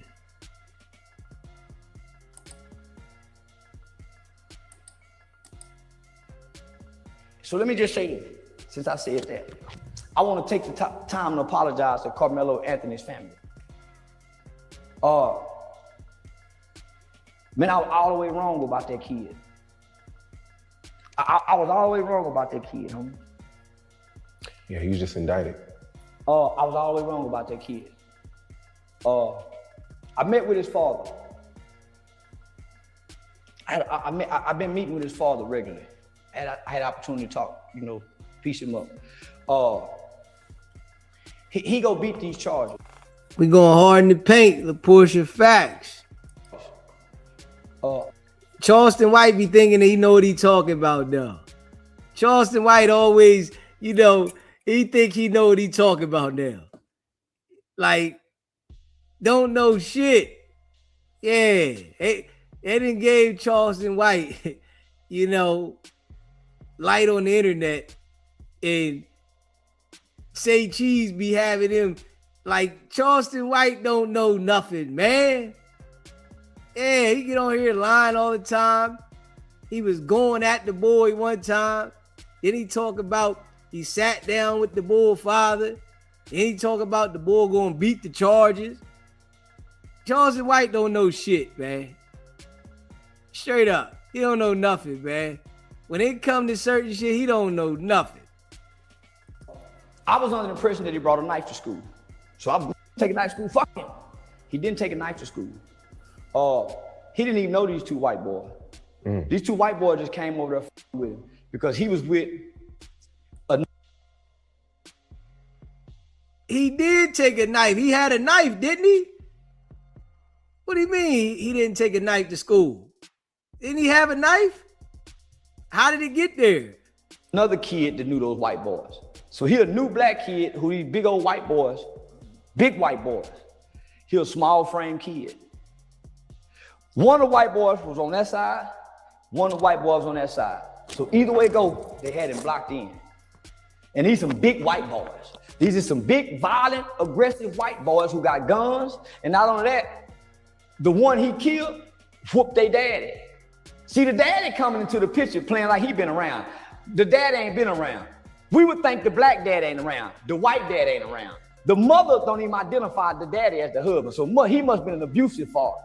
He ain't even been in their life. So he just coming and getting the light. He just coming and getting the light. So he a low down dirty cracker. His sons are bullies. They bullying on the kid. They no, because he black. Get from up under the tent. Man, y'all tripping. I ain't going nowhere. And they got a reputation of beating up people. The one he had to stab, he broke his daddy's ligaments. Big old strong cracker. He should have killed both of them. He should have killed both them Peckerwoods with a that's minding his motherfucking business, that don't bring harm to nobody. This kid ain't a bad kid. These bully white boys just fuck with the black baby. So now they trying to make it about race. No, it ain't about race. Justice was served when he killed that cracker. Self-defense. Like, Charleston White is just ignorant. Yeah, I ain't gonna lie. He's just an ignorant black person that just thrives off of saying anything about other people's situations for attention. Yeah. You know, 1 minute he was saying negative stuff about Carmelo Anthony. Now he's saying that he should have took the lives of both of the boys. Just an ignorant brother. This is why the people don't take us serious. This is why we don't get recognition for shit. This is why they handle us like they do. When you got these ignorant black people that just say anything. Straight up. And the reason I say that is anybody can go see the video. Why do you think the media outlets ain't promoting to go see this video? You can go up to the school to see it. And if you go up to the school and see it, we all to see this kid will be found not guilty. But because it's in an all-white town in Crackerville and they done made it about race, whoever Sarah Fields is, Sarah Fields, you a rotten motherfucker. And if I just had some time, I would put an army behind this family, but I ain't got time. It's supposed to be an army because Sarah Fields and the father and somebody who works for the court have been releasing Carmelo Anthony's family information to Sarah Fields. She's been putting it online and the white folk been going, so they've been having to move. All those lies made up, homie, they can't even get the GoFundMe money. So they hadn't even got, they can't even touch the Go. So they just trying to smear campaign, but that's what the cracker do. Boy, I wish I can go back to when I was saying the type of shit. Boy, I wish they could have caught me 3 years ago when I was really on my let's go get the cracker shit. But homie, I wish I ain't got that spirit no more. So I'm saying, why black people ain't rallying around this family as they tried to rally around in the beginning? They are threatening this family. Homie, they keep having to move. But how do you don't just lose the spirit, bro? It's either you got it or you don't. No, you do lose it. You do lose it. So you sold out? No. You lose it. Of course, he sold out. Yes, Charleston White wants to be accepted by the white folks now. So he's sold out and he's willing to do what they want him to do. You know, he's done apologized to Aiden, Adam, and Vlad to be a part of their program. Yeah, at one point, he disrespected all of them. Now he has apologized to all of them and apologized to the wives, everything, family members. He didn't apologize to all of them because he wants to be accepted and get money with them. Yeah. So, I mean, Charleston White, he just says anything, and now, you know, he's gonna play both sides and act like he's for the people, but then not for the people. I just think, you know, Charleston White is foo-faffy. Everybody loses. Malcolm lost it, homie. Like what you told me a year ago, you said that losing touch with reality. You lose the spirit, homie. You lose once you lose the spirit of the things you once loved. Football players, artists. Dave Chappelle lost the spirit, went to Africa, man, fuck that. You lose the spirit because you fight for a group of people that you shouldn't really be fighting for. Who want to make the sacrifice for black people? After you done seen what done happened, after you make the sacrifice. You done lost King. My nigga, look at us. Who want to make the sacrifice trying to save these people?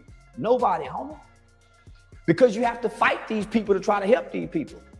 So they're gonna put out your spirit.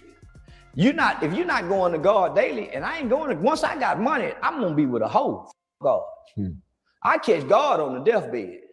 Right now, live and breathing in a vibrant, thumping hip game, I'm with hoes, God. You get to God in the back end of life like everybody else. But don't nobody want to have to be committed and dedicated to a cause that seems. Listen to him though.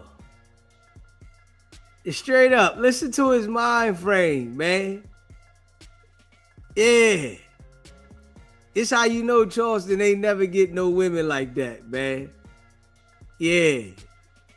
All he talking about is he wants some women. He got some money, he wants some women, and F everything else. Yeah, man. Yeah, how you supposed to listen to him and Wack? Like, how you supposed to take these dudes serious? Really though. Hopeless. Every day, this seems hopeless. You don't think you lose hope? Like kids who grow up in conditions that don't change? You don't think you're gonna lose hope on? You fighting every day? Yeah, you lose the spirit. And you find something else to do with a new spirit where you can enjoy life. How'd you meet his dad? Huh? You met his real dad? I met his real Carmelo dad. Anthony. Because the things I said about his son. They reached out? Yeah, he agreed with it. If his son was innocent, if his son was guilty. He said he got other kids. And homie, he done worked hard to get to where he at. He not fit to put this kind of time and attention beside a son who wrong. I looked the father in the eye when he said that. Homie, why would you come meet with me? All the things I'm advocating for your son to go to jail for a long time. I'm with that family. The spirit I heard in him, I brought him to my home. I gave him my address. Don't know what I'm doing. But wrong, I don't want to be wrong and act like I'm right. Did your son take that knife to school? Nah, Mr. Charleston. It's a grown man, homie. He said, man, I done the research on you. I looked into what you do. If my son get out of this, man, I want my son to work with your youth campaign. But man, my son didn't do this. I got other kids to raise. I'm not for to put, and he really done it. He said he didn't do it, man. It's more things that I can't say. If his son didn't do it, like what is Charleston White talking about? If his son didn't do it, why didn't he get up there and say it? But the lawyers are saying he did self-defense. Charleston White just saying anything. Him and his dad sat down. Like, what is dude talking about, man? What is Charleston White talking about, man? Yeah. What is Charleston White talking about? Charleston White's run of people paying attention to him is over. You really got to be a fool at this point to take advice about serious situations from Charleston White. You got to be a fool at this point. Just go clear this kid. But just the video alone, homie. I said, that's why the media outlets ain't saying nothing about the video. That's why all the media outlets is trying to keep us focused on the campaign, on the GoFundMe, and these people can't even touch the GoFundMe. The lawyers is overcharging them because they looking at the GoFundMe numbers. So everybody is praying on this family. Ain't nobody praying with the family. Shout out to Dr. Umar Johnson. Dr. Umar Johnson spoke with the father and gave them comfort. Shout out to Dr. Umar. I spoke with the dad today. His dad want me to come see the video. I gotta go see it. They don't want you to. So the father and this Sarah Fields white lady, they some racist peckerwoods. These are kind of peckerwoods, I say this would make me feel good by standing over a white man and watch him die. See, I got something nobody has what it feel like to watch a white man die. That's in my heart and that's in my mind. Whenever I get mad. Hey, listen. You told on the people, bro. It's like now you acting like you excited to have been with these guys that took somebody's life. But you told on the people proudly, and then you say they shamed me for telling I was a kid, but now you got something in your heart that make you proud to stand over them and watch them lose their life. Like, straight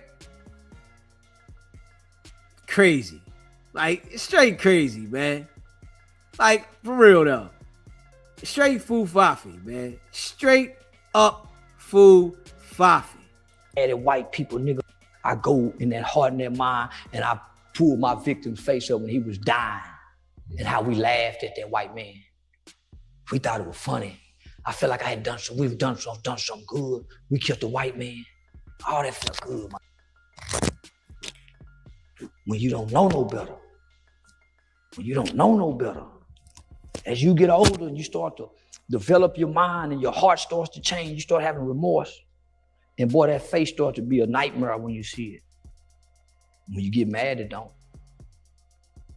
And when white people make me mad, that's my comfort. They can put me in jail and they comfort myself with the fact I know what a white boy looked like to die. So that as Sarah Field and that Carmelo Anthony father, he should have killed both your sons. He should have stabbed that other motherfucker too, but he ain't no killer. He ain't got that in him. He did it out of fear. Yeah, that's a big thing on social media. This is gonna be as big as I'm probably the OJ trial. Yeah, Zimmerman. Let's go to war. Let's have some that's willing to go wherever we go and punch on white folks. Let's see if they really hateful. Let's see if we really hateful. Let's have a riot. Let's have a race riot. If we really if we that imperative about a kid's dispute. It ain't the kids that's saying we hate, it's the adults. It ain't the kids online taking sides. You know why? Because the kids know that white boy is wrong. And their parents is telling them to be quiet. Because white people cover up one another's wrongs. Black people don't. Yeah, I even feel the animosity like when that happened. Did he just say only white people cover up their wrongs, not black people? Man, shut up, man. Straight up. Yeah, Charleston White, yeah, you need to shut up, bro. That don't even make sense. Everybody covers up their wrongs in life, no matter what color, nationality you are. The hell is he talking about? Like, the hell is he talking about? Shit don't even make no sense. Yeah, this shit don't even make sense. I had took my daughter to the park. I was feeling the animosity with other white parents. Well, that's why when I go around white people, you know what I do? I take my drawers off and show the white boy I got a big dick and be grabbing that print around his women and his kids. You hear me? Be grabbing, letting that dick dangle, letting that head bounce like that. Yeah, that's how I give. Man, I bring a big dick around white boy. That's why they used to hang in. That's why white folks hated black men, because his dick was big. His athletic skills and physical abilities superseded his like a god. But he used to watch that woman's eye when he said, I want that nigga. And look over there at Miss Sally, and Miss Sally got a gleam in her eye, looking at that nigga lying this way, that motherfucker's wank. Man, you hear me? So that's what that white boy mad at us about. He'll damn near kill us going to go get that law. Get that. Listen, the white man is so obsessed with a black man's dick, he made his missiles to look like one. All these torpedoes and missiles he bombed the world with come from this structure right there. And if you think I'm bullshitting, that's why every nigga hung, they would castrate him.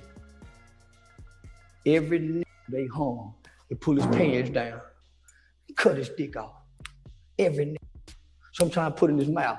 Because that's his disdain for us. He know what it do to his woman and his daughter, and he hate us for it. And we ain't all of them. He know every man. So that's why they acting like that. And this was a good kid, homie. This is the kid we should lay our life down for. This Carmelo Anthony kid, nigga, I can say when I'm wrong, I was wrong. This is the kid where at least 50 black men should be willing to die, kill, or go to jail behind. And I'll sign up with us. So are you pro-black? I ain't pro. Listen to him lie though. Listen to Charleston White lie though. Come on, man. Like, dude, this is the character. I'm telling you, these dudes are straight characters, man. Straight characters, man. I'm pro-right. I'm pro. Because sometimes you stand with black people and then I don't stand with black people. I stand with black people who think like me. I don't stand with black people. Black people don't stand with nobody. They celebrate Cinco de Mayo. I'm gonna stand with them for, nigga. They celebrate Valentine's Day, Irish Day. Go drink with the Irish people.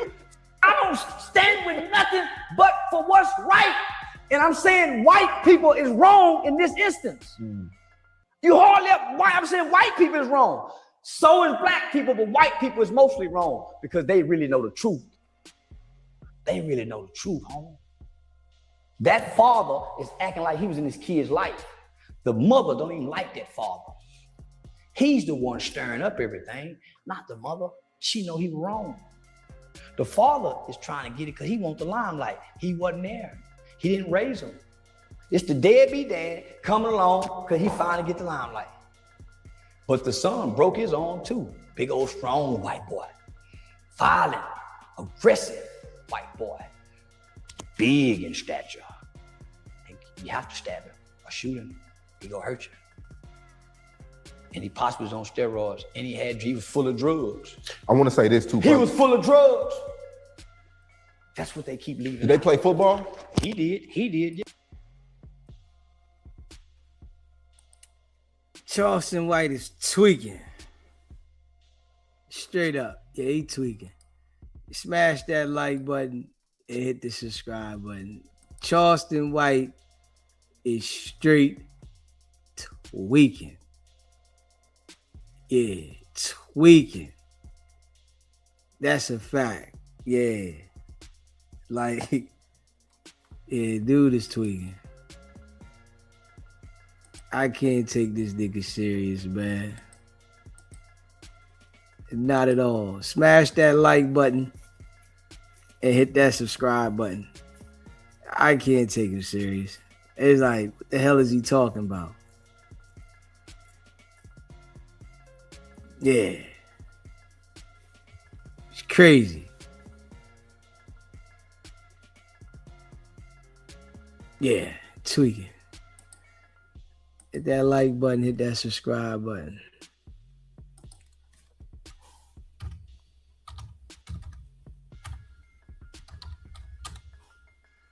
Yeah, he tweaking.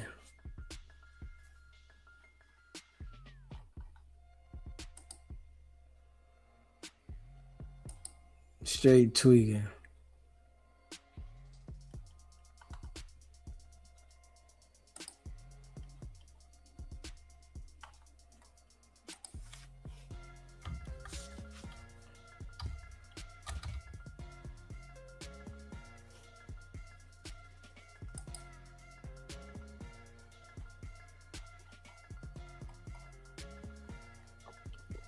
Yeah, that nigga tweaking. Yeah, that nigga tweaking. Facts.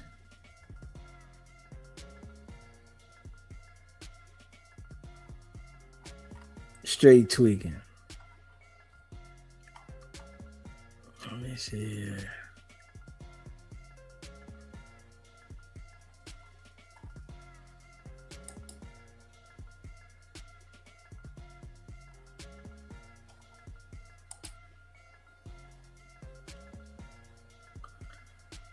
Hit that subscribe button, hit that like button. Let me see.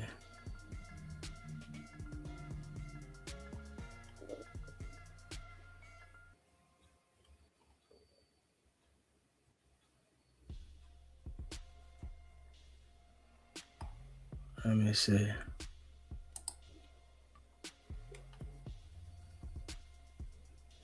Smash that like button, hit that subscribe button.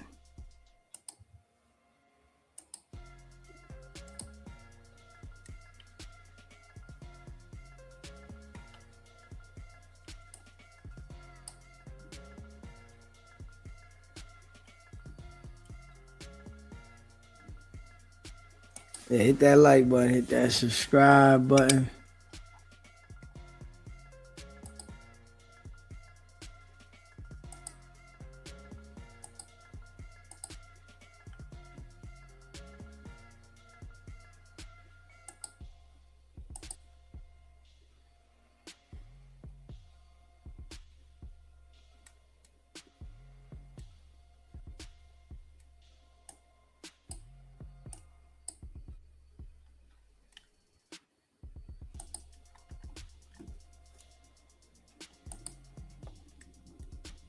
developments that actually might spring him free. Now, for some of you guys, he may have been an afterthought, but for his family and friends, they've been fighting hard for his attorney. And not gonna lie, this seemed a little bit promising for the take. What are you talking about? Your son coming home, girl. That nigga ain't I coming think home. he gave me the converse. That nigga ain't coming home. Yeah, nigga talking about TK coming home. That nigga ain't coming home. Yeah, that nigga ain't coming home. At all. Yeah, that nigga's not coming home. At all. Facts. Is the authorities were investigating people, why would they give all the info to Charlemagne the God? Just 50 spins per day for 20 days, valid for select games. Yeah. You want me to play it? Oh, yeah, you can play with Akademiks Day. Shout my man Charlemagne. He gave me a call. He said, "Act, this was going around. I seen it." What? Where'd it come from? I don't know. Oh. Akademiks and Charlemagne is beefing. Akademiks is riding with Drake. And he feel like Charlemagne is riding with Jay-Z. Jay-Z's coming at everybody. You know, Jay-Z and Drake got smoked. And Akademiks is riding with Drake. But what I do want to say is, I feel like when you got your own thing going on and you build your own support system, it does make it, harder for people to cancel you. You know what I'm saying? I feel like when you line up with certain, brands to build yourself up, you give those brands the ability to cancel you because you pumping under their platform. So I do think it'd be hard for them to cancel Akademiks because he has his own support and fans. So it's like when you build them support system up on your own, the people rock with you directly. It's not like they're rocking with the platform that you're attached to. So, I really feel like it'd be hard for them to cancel him, even though him and Charlemagne beefing. So I guess, they're going to go back and forth for a while, but, his voice is loud on the internet because, he stands alone and he puts so much work in with this shit. So, yeah, it's going to be hard for them. Okay. Charlie, if I wasn't supposed to air you out on that, it's okay. But listen, I got to get to the bottom of this. I hear Laura LaRosa got it in the background. What Laura LaRosa got? What?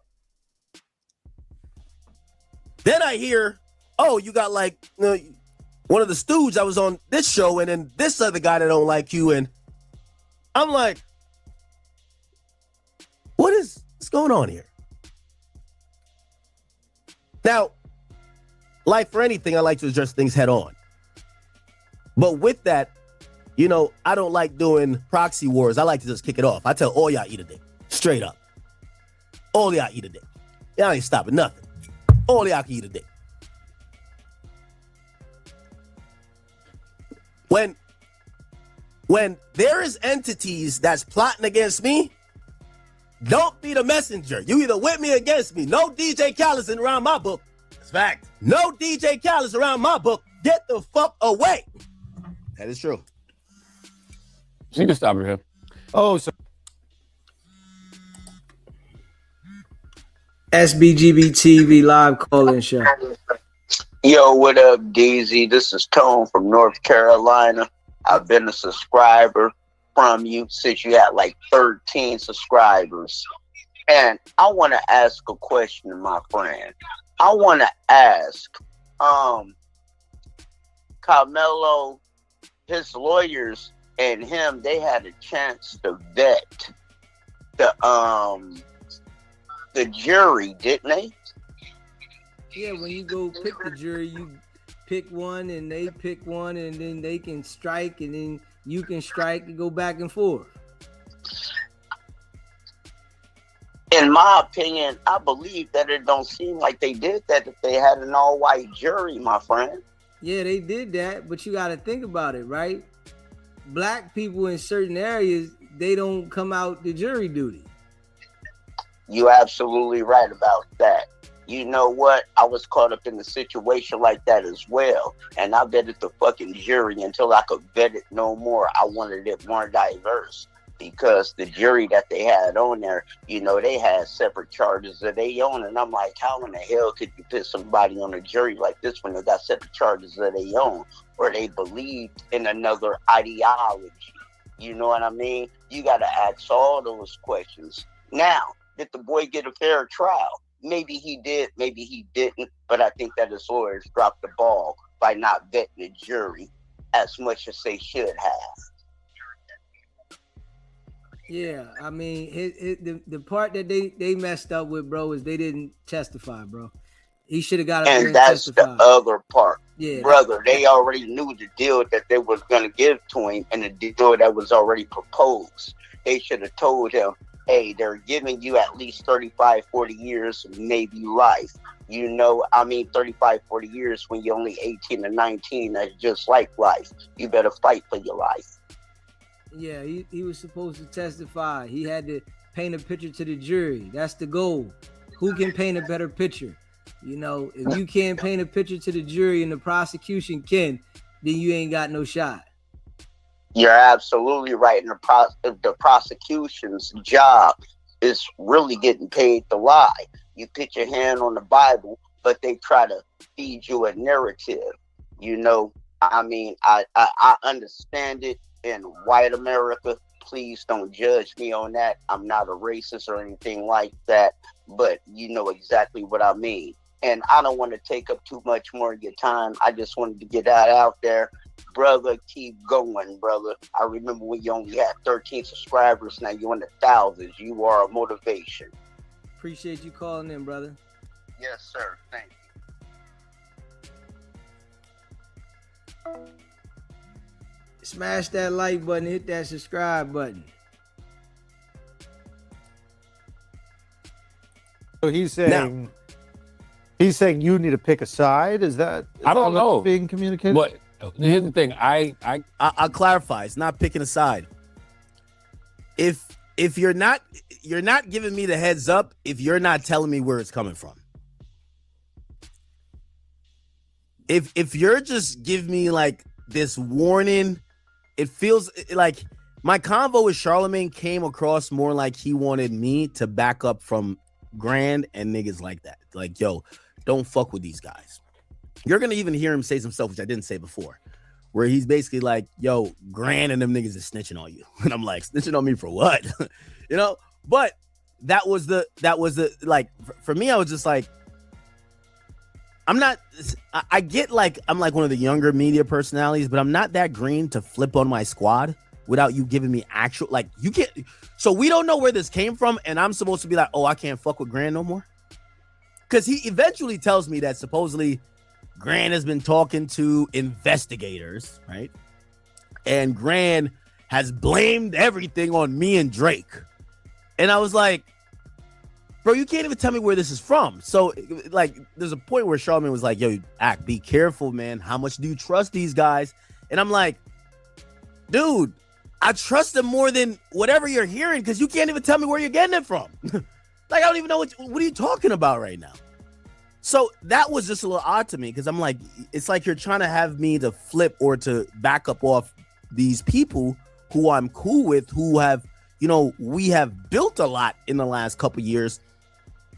But with you giving me these details, me even asking you, yo, where did shit come from? Like, what the fuck is this? It's like, yo, I don't know. I can't even talk about it. I'm like, what? Like, what are we talking about? Anyway. Gave Akademiks a heads up because Akademiks has done that for me before. Mm-hmm. You know what I'm saying? Akademiks has reached out to me before. Yeah. To say, hey, I don't know if you see what's happening over here, but such and such is doing this, such and such is doing that. Oh, hey, you know what? Good looking, right? So I was returning the favor. And you know, usually, man, stuff comes across the desk all the time. We do media, right? So in media, you get tips, anonymous tips. I got so many files on so many different people. I don't know if things are true. I'm just saying that these things come across the desk, right? Usually, there's a lot of stuff that I ignore. This was one I was like, you know what? I'm gonna reach out on. And I don't know if I reached out through text before Jeremy Hecht said what he said, or after. Jeremy Hecht? Yeah, let's play what Jeremy Hecht said.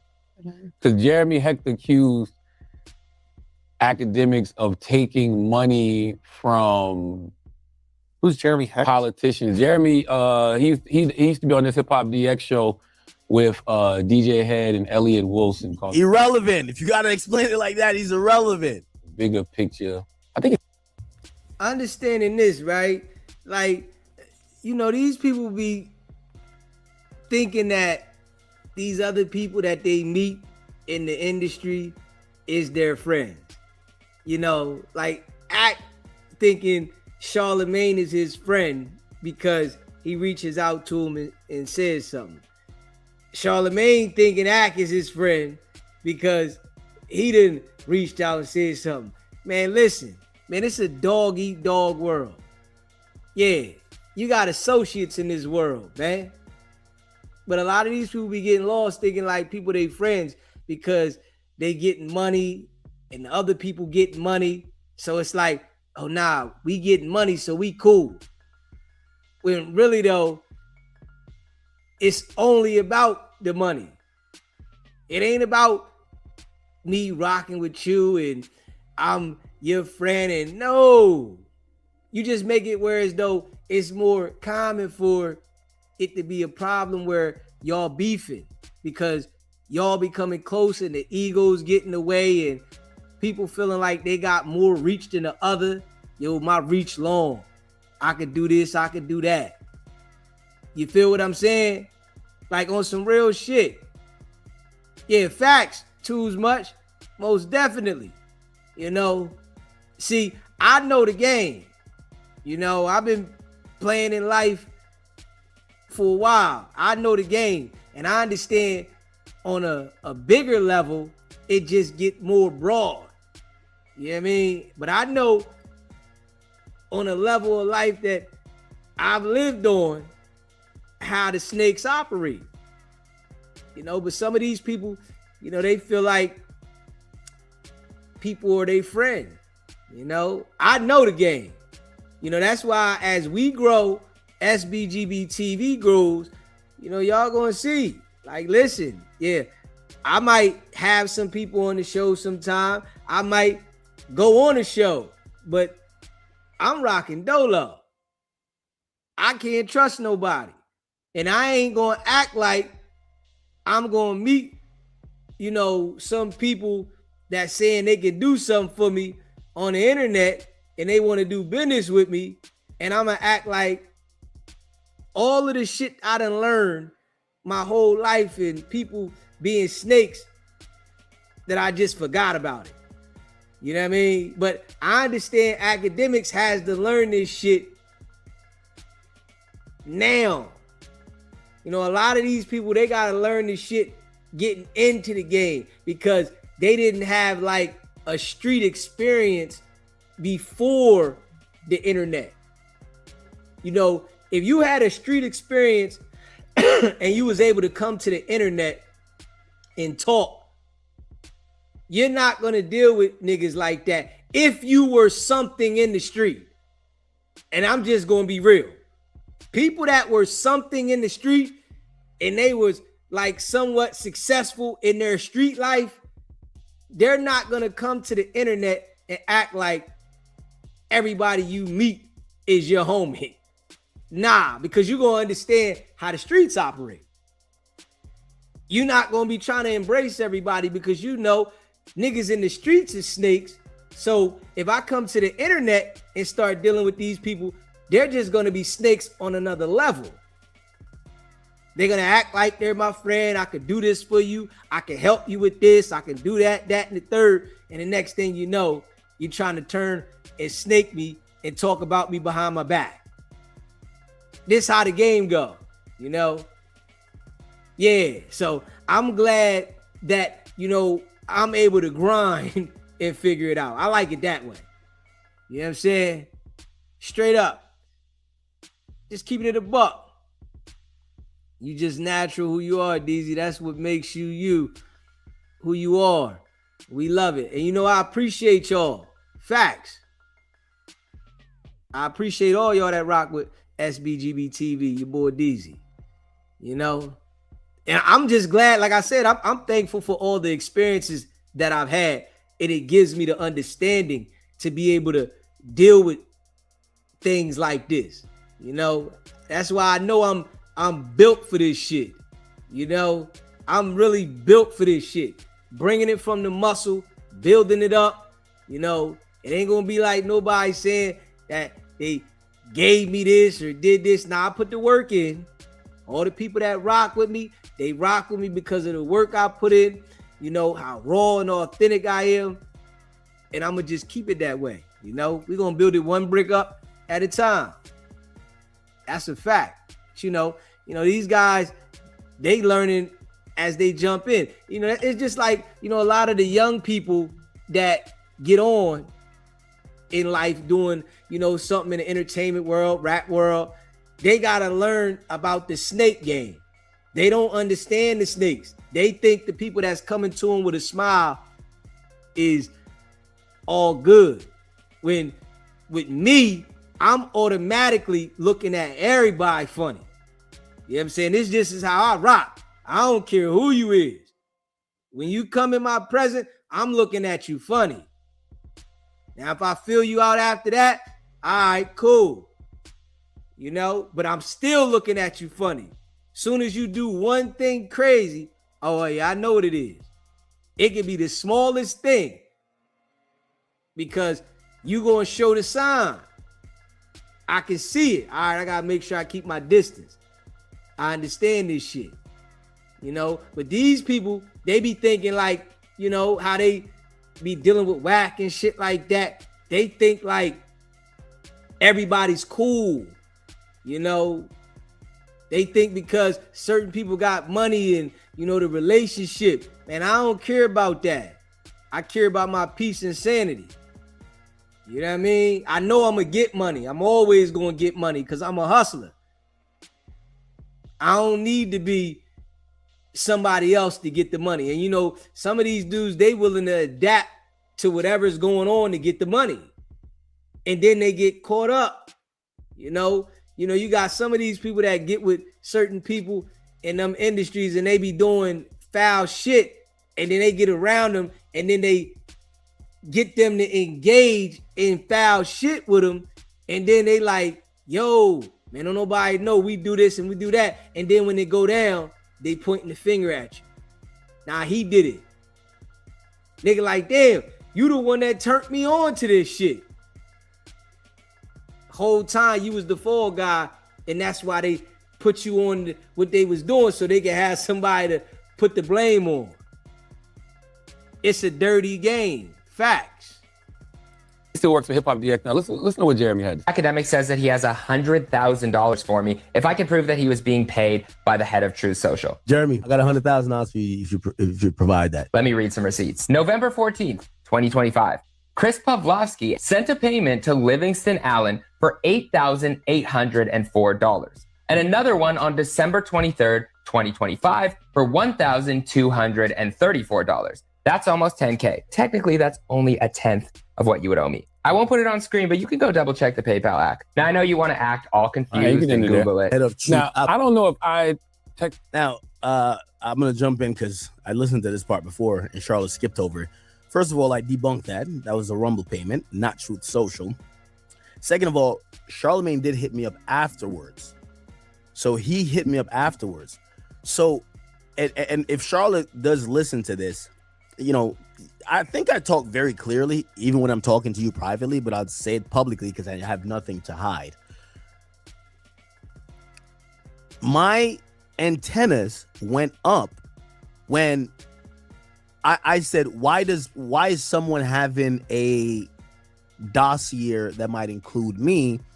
And I said, I've always told that people could pay for music promotion. I have a platform. I've always said that. This has never been a secret. Charlemagne legitimately told me, this is bigger than just entertainment. And then he evoked politics. He says, yo, it's an election year. It's politics. They're saying that, either you or the people around you are taking money for political shit. And I'm like, huh? And that's where I connected that to Jeremy. Because Jeremy said I was taking money from politics. Like, nigga, I know if I took some money from politicians, I would have been said it, nigga. I would have been said I robbed them niggas. That's what I do, nigga. Stole that. So I was caught off guard when Charlemagne said, no, this is not about money and music. This is about politics. Your platform and the people around you are so big, people are investigating to see if y'all are influencing. That threw me for the loop. So that's the part that I'm not too sure if Charlemagne didn't realize. I was so confused. I'm like, you're saying we're influencing. So that's basically the thing. They don't care if I promote Drake or whoever. They're saying your platform and the people around you, they're starting to influence elections. And then I hear this MAGA shit. And I'm like, huh? So whoever's like doing this is also having that angle that we're influencing people, and it's an election year. We might flip votes. So then I start thinking about a bunch of stuff. Number one, why Charlemagne hit me about this, but I'm like, he does deal with politics a little bit. But then I hear the Jeremy nigga has the same thing, and I'm like, this isn't making sense. I keep asking Charlemagne questions. It was a weekend. He was like, when I get back, I'll ask Lauren LaRosa. And I'm like, okay, so I'll never hear about this again. You know what I mean? And by the way, I've never heard about it again. I've never heard about it again. You get what I'm saying? Before this or after, but I do remember when I saw this, I said, oh, shoot, let me hear that. Because what came across our desk was the same information, but not that. It just was like this spreadsheet that was like, yo, DJ Akademiks takes money from music people and media people and, political people. And also. And that's the confusing part with Charlemagne. What came across our desk. My question even to Charlemagne, if you're trying to give me a heads up, how did it come across your desk? Don't just tell me that somebody is, I heard somebody trying to kill you. How did you hear it? How did this information that you're saying that you have verified and you could send me pictures of people at their houses, who sent it to you? See, and this would be happening, right? Charlemagne is cool with some other people that he's acting like he has the same type of relationship that he has with you. Now, these people must be more in tune with him than Akademiks. So the relationship he got with them, he's gonna, keep that over there, but play the mental game with I heard this from over here. I'm just letting you know, and because they want to switch up how he's operating. Don't do this for this person and that person. Try to scare him to stop doing certain things. Nah, we don't want you to be promoting Drake shit, and we don't want you to do this for that person. The manipulation game. Once you got influence in this shit, you become a target. Straight up. When you got your own influence and it's big, you become a target. They don't like that shit because they can't control you. And people like to control you. This is why certain people try to come to you when they see you start getting in position to try to get next to you to control your influence. Like Wicked100 is going over there messing with 607 He wants to get next to him so he can start trying to control, to put his narratives out. This is why he goes to different people that he sees channels are growing. so that he can try to control the narrative through him. Now, this shit just happens on a bigger level, you know? Let them control, you know, let him control his narratives through certain people. This is why he deal with Adam, Vlad. So, you know, the people on bigger levels, they really try to, you know, not pay attention to people that might have influence on the YouTube space on a high level on YouTube until they feel like it's messing with their game. Now, when it's messing with their game, now they want to pay attention. Now they want to say something. But if you over there messing with somebody else and going at somebody else, it's cool. But once you mess with their game, oh, now they trying to, you know, this shit here, it's all manipulation. It's all con artist shit. It's all scams. And, you know, they feel like because they're on another level that they can do it and they can't be touched. Life ain't what you think it is, for real, for real. You know, it's a bunch of lies and manipulation and scamming and a whole bunch of funny shit going on. When you deal with people, you know, it get wild. That's why you got to watch who you deal with.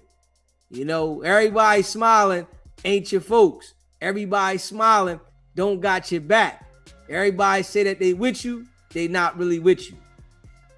It's a dirty game. You only heard about it from Lauren LaRosa? Who sent it to her? Where is this info coming from? Whose angle is this info? And I'm getting nothing. So once I'm getting nothing, I'm like, all right, you know, I gotta just back up.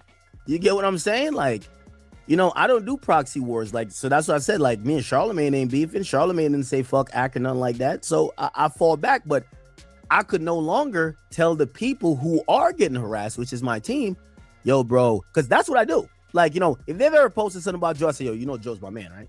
Joe's my man.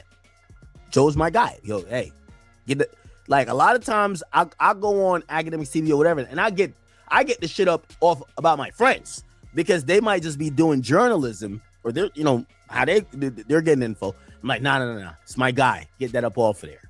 You get me? However, if we get into this media space where it's like, you know, everybody got like these hidden things, all right, I can't keep doing that. So I'm like, all right, let the victor goes the spoils, because I thought I've saved a lot of people. If they don't feel that way, all right, cool. Let me show you when I don't tell nobody stop or I don't tell nobody no. And that's it. And you know, that's what they do too as well.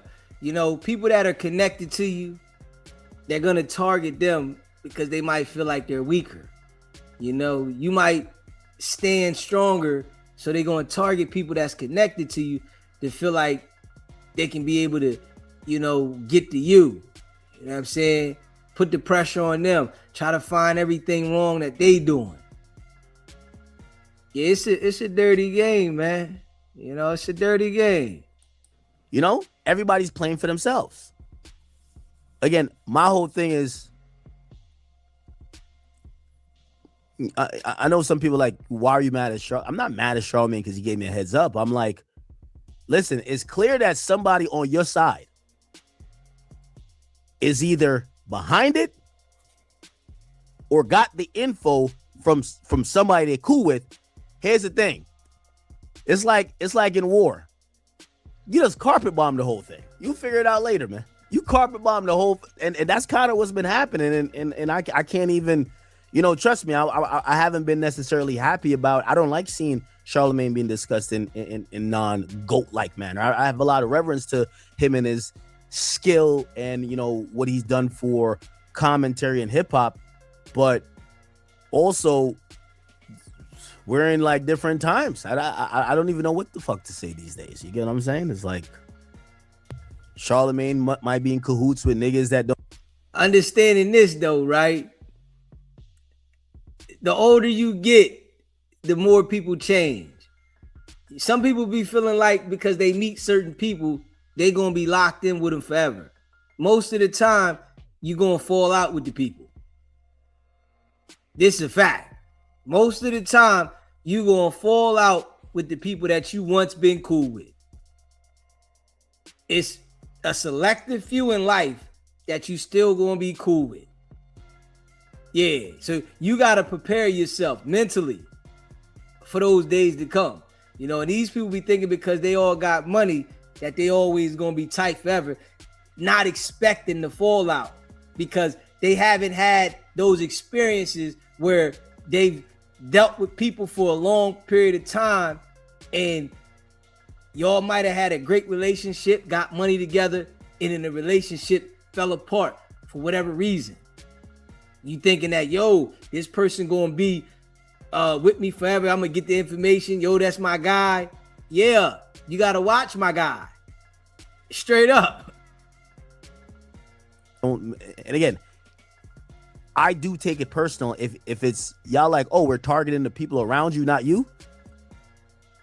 Nigga, that's how it works. Niggas like Russia. If you let them surround you, nigga, after a while, they just get you. So I can't let y'all just go in and try to dismantle Grand Wizard, this person. No, hold up now. They take money to spread false narratives about folks, like do these smear campaigns and things of that nature. And that wasn't even what I was really calling them to get a heads up on, because Ak will tell you himself. Ak's like, yeah, I take money to, from music people. Like that's not a secret. Facts. The political stuff he said he didn't know anything about. Whatever. The reason I called Ak, and Ak said, I think that he asked me who was behind it, and I said I couldn't tell him. That's not true. I said I don't know, but I would find out. But what I did tell him was that these three individuals, Carson McCoy, another guy named Alex Ocha, and George Nguyen. How you pronounce it, Chris? It's a Vietnamese name. Nguyen. By the way, the second name I've never heard it in my life.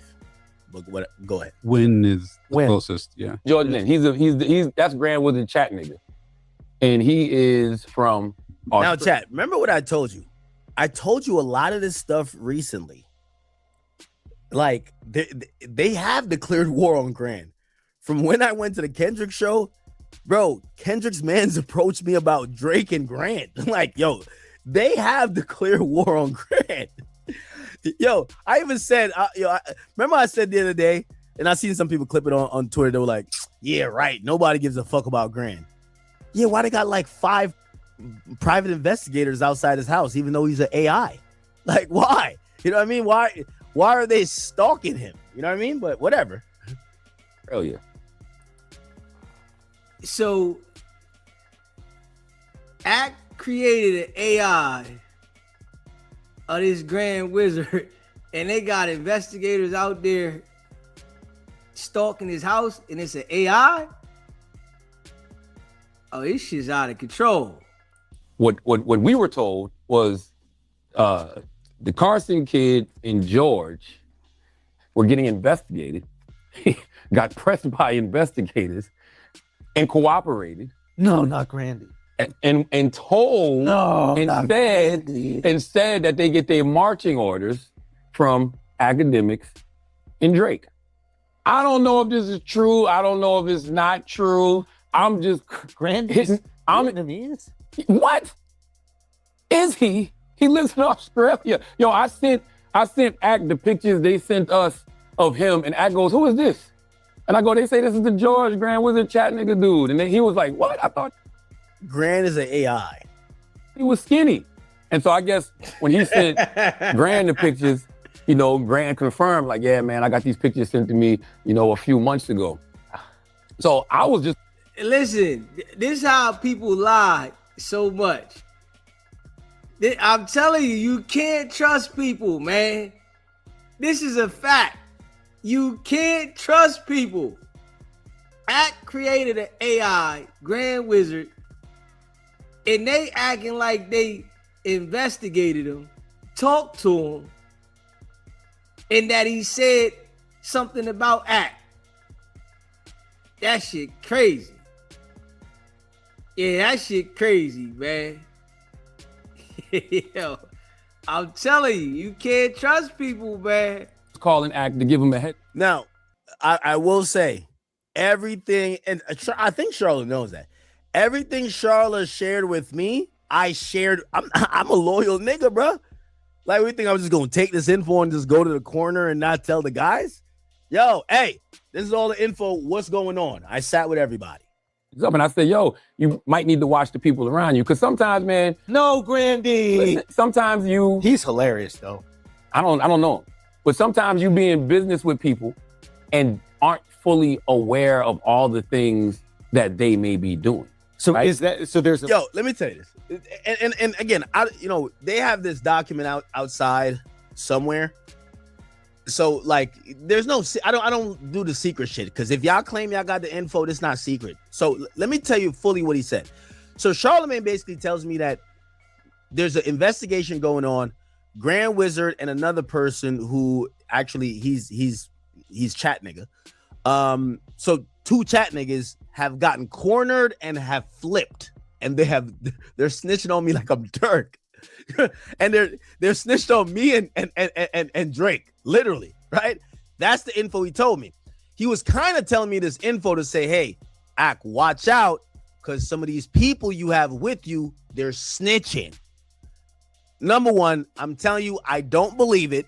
Okay, I've talked to these people, and by the way, I hate the fact that he even put that into the air, because there's nothing to snitch about. What all this inquiry shit is a civil case. There's no criminal shit. Second of all, I felt like it was a weak attempt to divide and conquer. I told y'all, I'm the most loyal nigga in media. If you ever see my downfall, you're gonna say, damn, Ak was a little bit too loyal, and it's okay. That's my tragic flaw. Okay, I give people too many chances. It's always been in my life.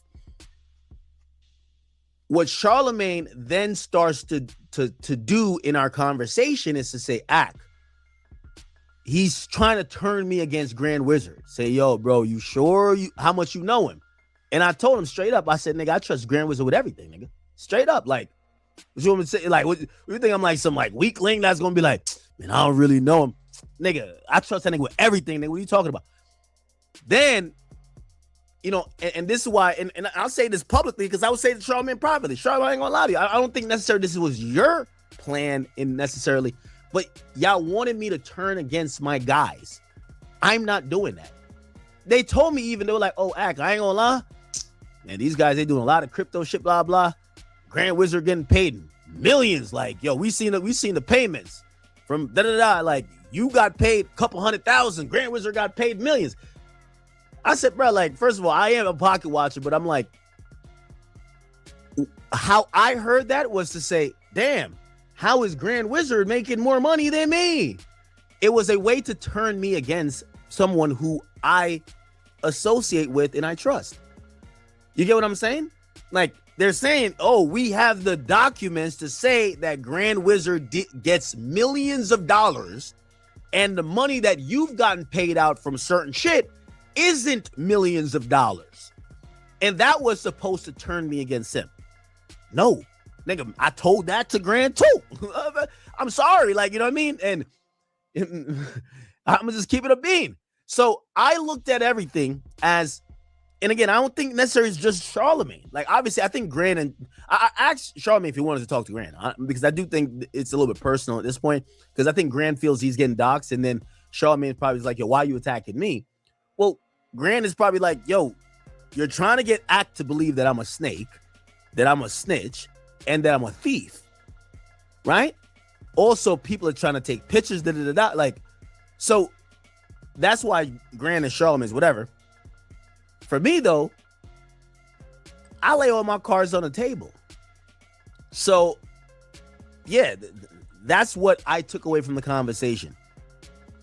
Charlamagne literally asked me, he says, Ak, how much do you trust these guys? And I was just like, I trust Grand with everything. Like, Grand is like Grand day one. You get what I'm saying? So that's how I took it. But so anyway, you're going to hear him kind of say that he was really trying to give me a drop on that. And I was just like, this is why it's confusing. Also, Charlamagne is on this podcast framing this as if it's a federal investigation. Let's use our brains here. If the feds or some type of investigative body that is the authorities were investigating people, why would they give all the info to Charlemagne the God and Jeremy Hecht? So he keeps saying investigation. That's why when he told me, he's like, yeah, these guys are snitching. I'm like, how are they snitching if it's not the cops they're talking to? You know who they talk to? They talk to private investigators for a company that I believe Rock Nation funded to sue Drake, me, and Aiden. That's what I think. But Charlemagne is telling me that it's snitching. And I'm like, well, when you say snitching, it kind of feels like it's the cops. But why would the cops give you the details? Unless you're the cops. Right? It doesn't make sense. It doesn't make sense. Just listen to this. Legal activity because they're being paid to do things? Look. What's illegal about that? So Schultz is saying, is this some illegal or legal stuff? Because when you hear people are cooperating, you hear police. Here we go. I really, to be honest with you, I really don't know. I really don't know. When I say I don't know, I really don't know. I saw there's this guy in Australia. He wrote an article called, what was his name? His name is Kishore. Damn, what's his name, Chris? You know his name? He wrote this article. Is this alleged, by the way? Like, are we? Well, this is an article from Australia. It says the rapper, the crypto billionaire, and the Instagram mystery man. The Instagram mystery man is Grant with a chat nigga, AKA George Nguyen, or whoever it is. Now, Act told me that the dude Carson used to Act told me that the dude Carson used to work for him. Even more hilarious now that I know these Vietnamese. Yes. Oh, actually, I'm showing a picture of it. It's insane. We should put a picture up. But Act told me that. What's his name? You want to report his name? It is Kishore Napier Rahman. Kishore Napier Rahman apparently has been doing this story. Like, he writes for like a newspaper out there in Australia. So apparently this was a big deal. Like, they came to Grand Wizard's house, AKA George Nguyen, and was talking to his parents and was talking to him. And this is all allegedly. Him and the dude Carson were cooperating and just told them, hey, we do these things because of these two individuals, you know, Akademiks and Drake. Once again, I don't know if this is true or not. I just decided to tell Act what the hell was going on. No, and by the way, for the people who think that I'm ungrateful, no, thank you to the heads up, but follow the heads up with where the hell you heard this shit from. What? What? Right? So, also, Act told me that Carson... So they're rolling on, according to this, they're rolling on Act. Who's rolling on that? The Grandy and then the other person. They just said that they're cooperating, and they said that the two people they get their marching orders from was Akademiks and Drake. But are they so they're cooperating against? That's what it sounded like to me. And we know this is true, or this is all alleged right now? I'm just showing you what they said. They said it's been an investigation. I just don't want to throw things on people that I find hilarious. Man, shut the fuck up. You know what I mean? If you're not funny, you're guilty. But shout out to Schultz, man. Schultz loves Grand. It's too funny. I'm like, God, man. But Act told might be innocent. But Act told me that Carson used to work for him, but Carson don't work for him no more. And we were told that Carson used to run Akademiks TV, but now allegedly George and Drake. Now, this is why I keep saying about Charlemagne having this info. Charlemagne says we were told that this guy used to run it, but now, like, who's we? Like, who's telling you this? Run Akademiks TV. Now, I told Ack all of this last Akademiks TV is it's like a Twitter page that is crazy. Like, they go crazy on people. Like, they number one Twitter page in the space. I gotta let y'all know. Like, I don't know if y'all heard the news. Like, you know, Akademiks TV is one of them ones. Still, I gotta keep it a beam. If you guys have it, if you're on Twitter, you gotta go to Akademiks TV. This is you know, the most trusted source in hip hop. I'll say that. The most trusted source, okay? You know, never sleeps, always with the updates, and always calling out people on their hypocrisy. Akademiks TV, you can't beat it. Can't even lie, okay? All right, let's get back to it. My bad. I mean, they just say the wildest shit. Like they say the wildest shit about people. So this is apparently, this is allegedly George right here. That's a Grant right there. The GOAT, bro. The GOAT. So nah. That's apparently him. Now, but by the way, so see, Charlamagne has some private pictures of Grant Wizard Chattanooga. Yo, I keep trying to tell y'all, me and Charlamagne not beefing, but he beefed with my man Grant, and I offered to put him on the phone. I think we should make it fair. So Charlamagne offered to put me on the phone or try to squash whatever with me and Rock Nation. And he said, would you be down to talk to Desiree or Jay? Well, he didn't say Jay, but he said like Desiree. I'm like, yeah, I'm down to get on the phone with him. You know what I mean? Even though I'm like, you're Charlamagne. They must have not told you the latest update. They definitely would never get on the phone. But I said I was down to get on the phone with him. I did try to get Charlamagne on the phone with Grand Wizard Chattanooga. It gets crazier, right? So, yo, George, stay true, George. Don't roll, George. He might have already did, but anyway, don't do it. Here's my thing. I told Act, I can't unfollow. Listen, I told the content's too good. I can't unfollow. I told Act this information. Yeah. Right. I don't know what Act went back and told the team. Okay. But I told him everything you told me. I'm sorry, everything. Nigga, every single thing. I love you, Charlamagne, but like these are my people who like I didn't tell him to like, oh, this is Charlamagne like snitching on it. I'm like, yo, hey, there's some info out here. This is what it is. I stand with the gang, you know? And it's funny if I go to you and I say, yo, this dude, George, Grand Wizard Chattanooga, runs Akademiks TV, allegedly. And I'm telling you that this dude and this guy Carson might be cooperating and telling things about y'all that may or may not be true.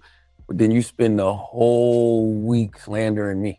Oh, Act was slandering you? No, Akademiks TV, who's ran by George, aka Grand Wizard Chattanooga. Oh. Yeah, that's what I'm saying. So you spend the whole week slandering me because of what I told Akademiks.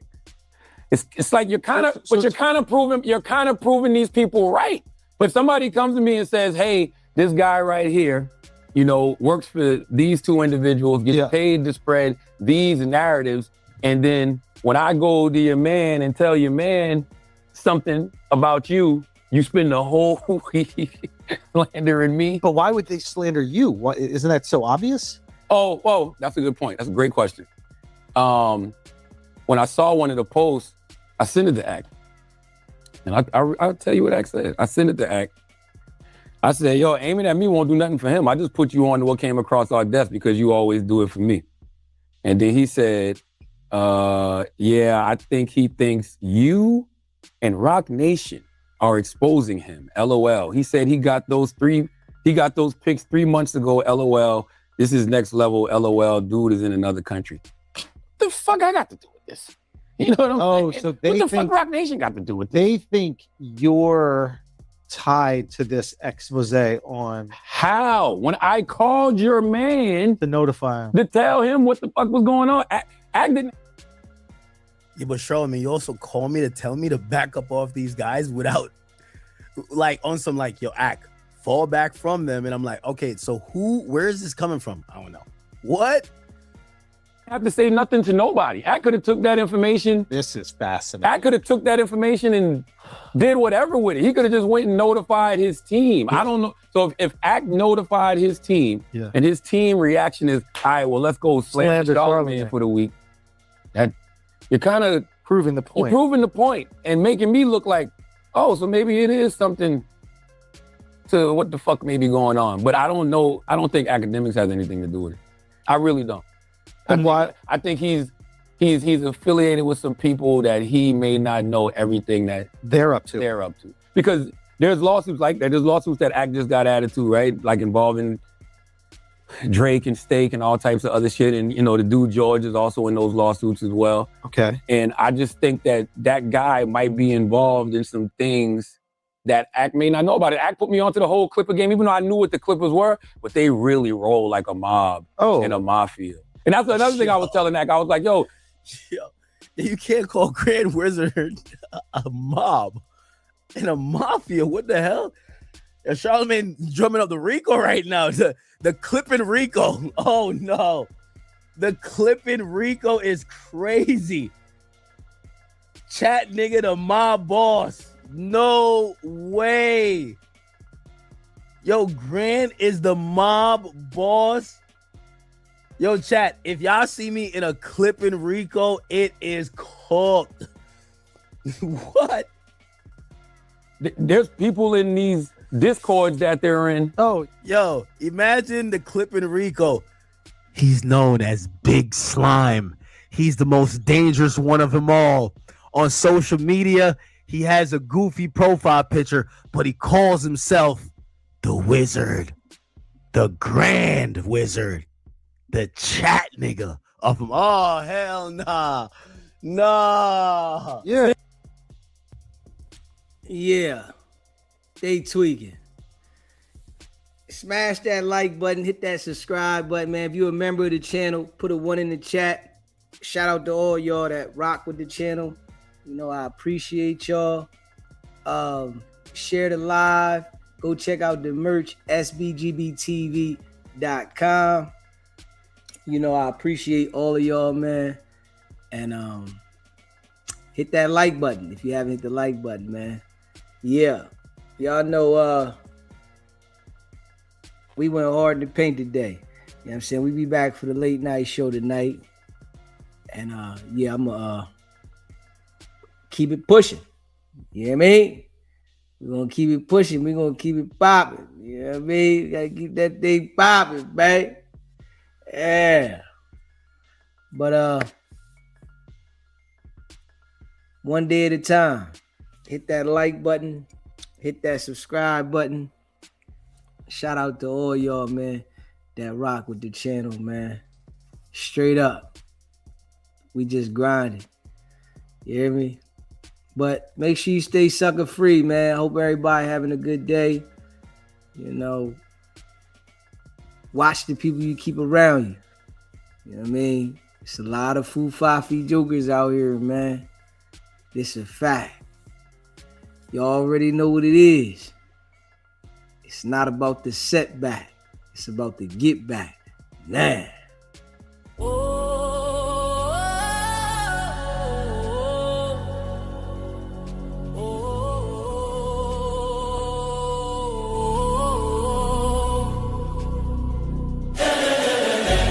Came out the mud, now we map out the stuff. Hands on the wheel, got my life in the car. Up and down roads, they said ain't for me. Now I run routes like a wide body Jeep. Selling work out the trunk, I was freezing at lights. Eating chips for dinner, counting quarters at night. Now it's bags in the back, got them strapped to the seats. Every mile one prayer, one now police. State line after state line, I was chasing a shot at mile marker, felt like a kicking clock. Hit a rest stop shower just to rinse off the pain. Then I double that flip, did it all again. Highway to the million, I bled for it. Turn that stress into stone, then I built with it.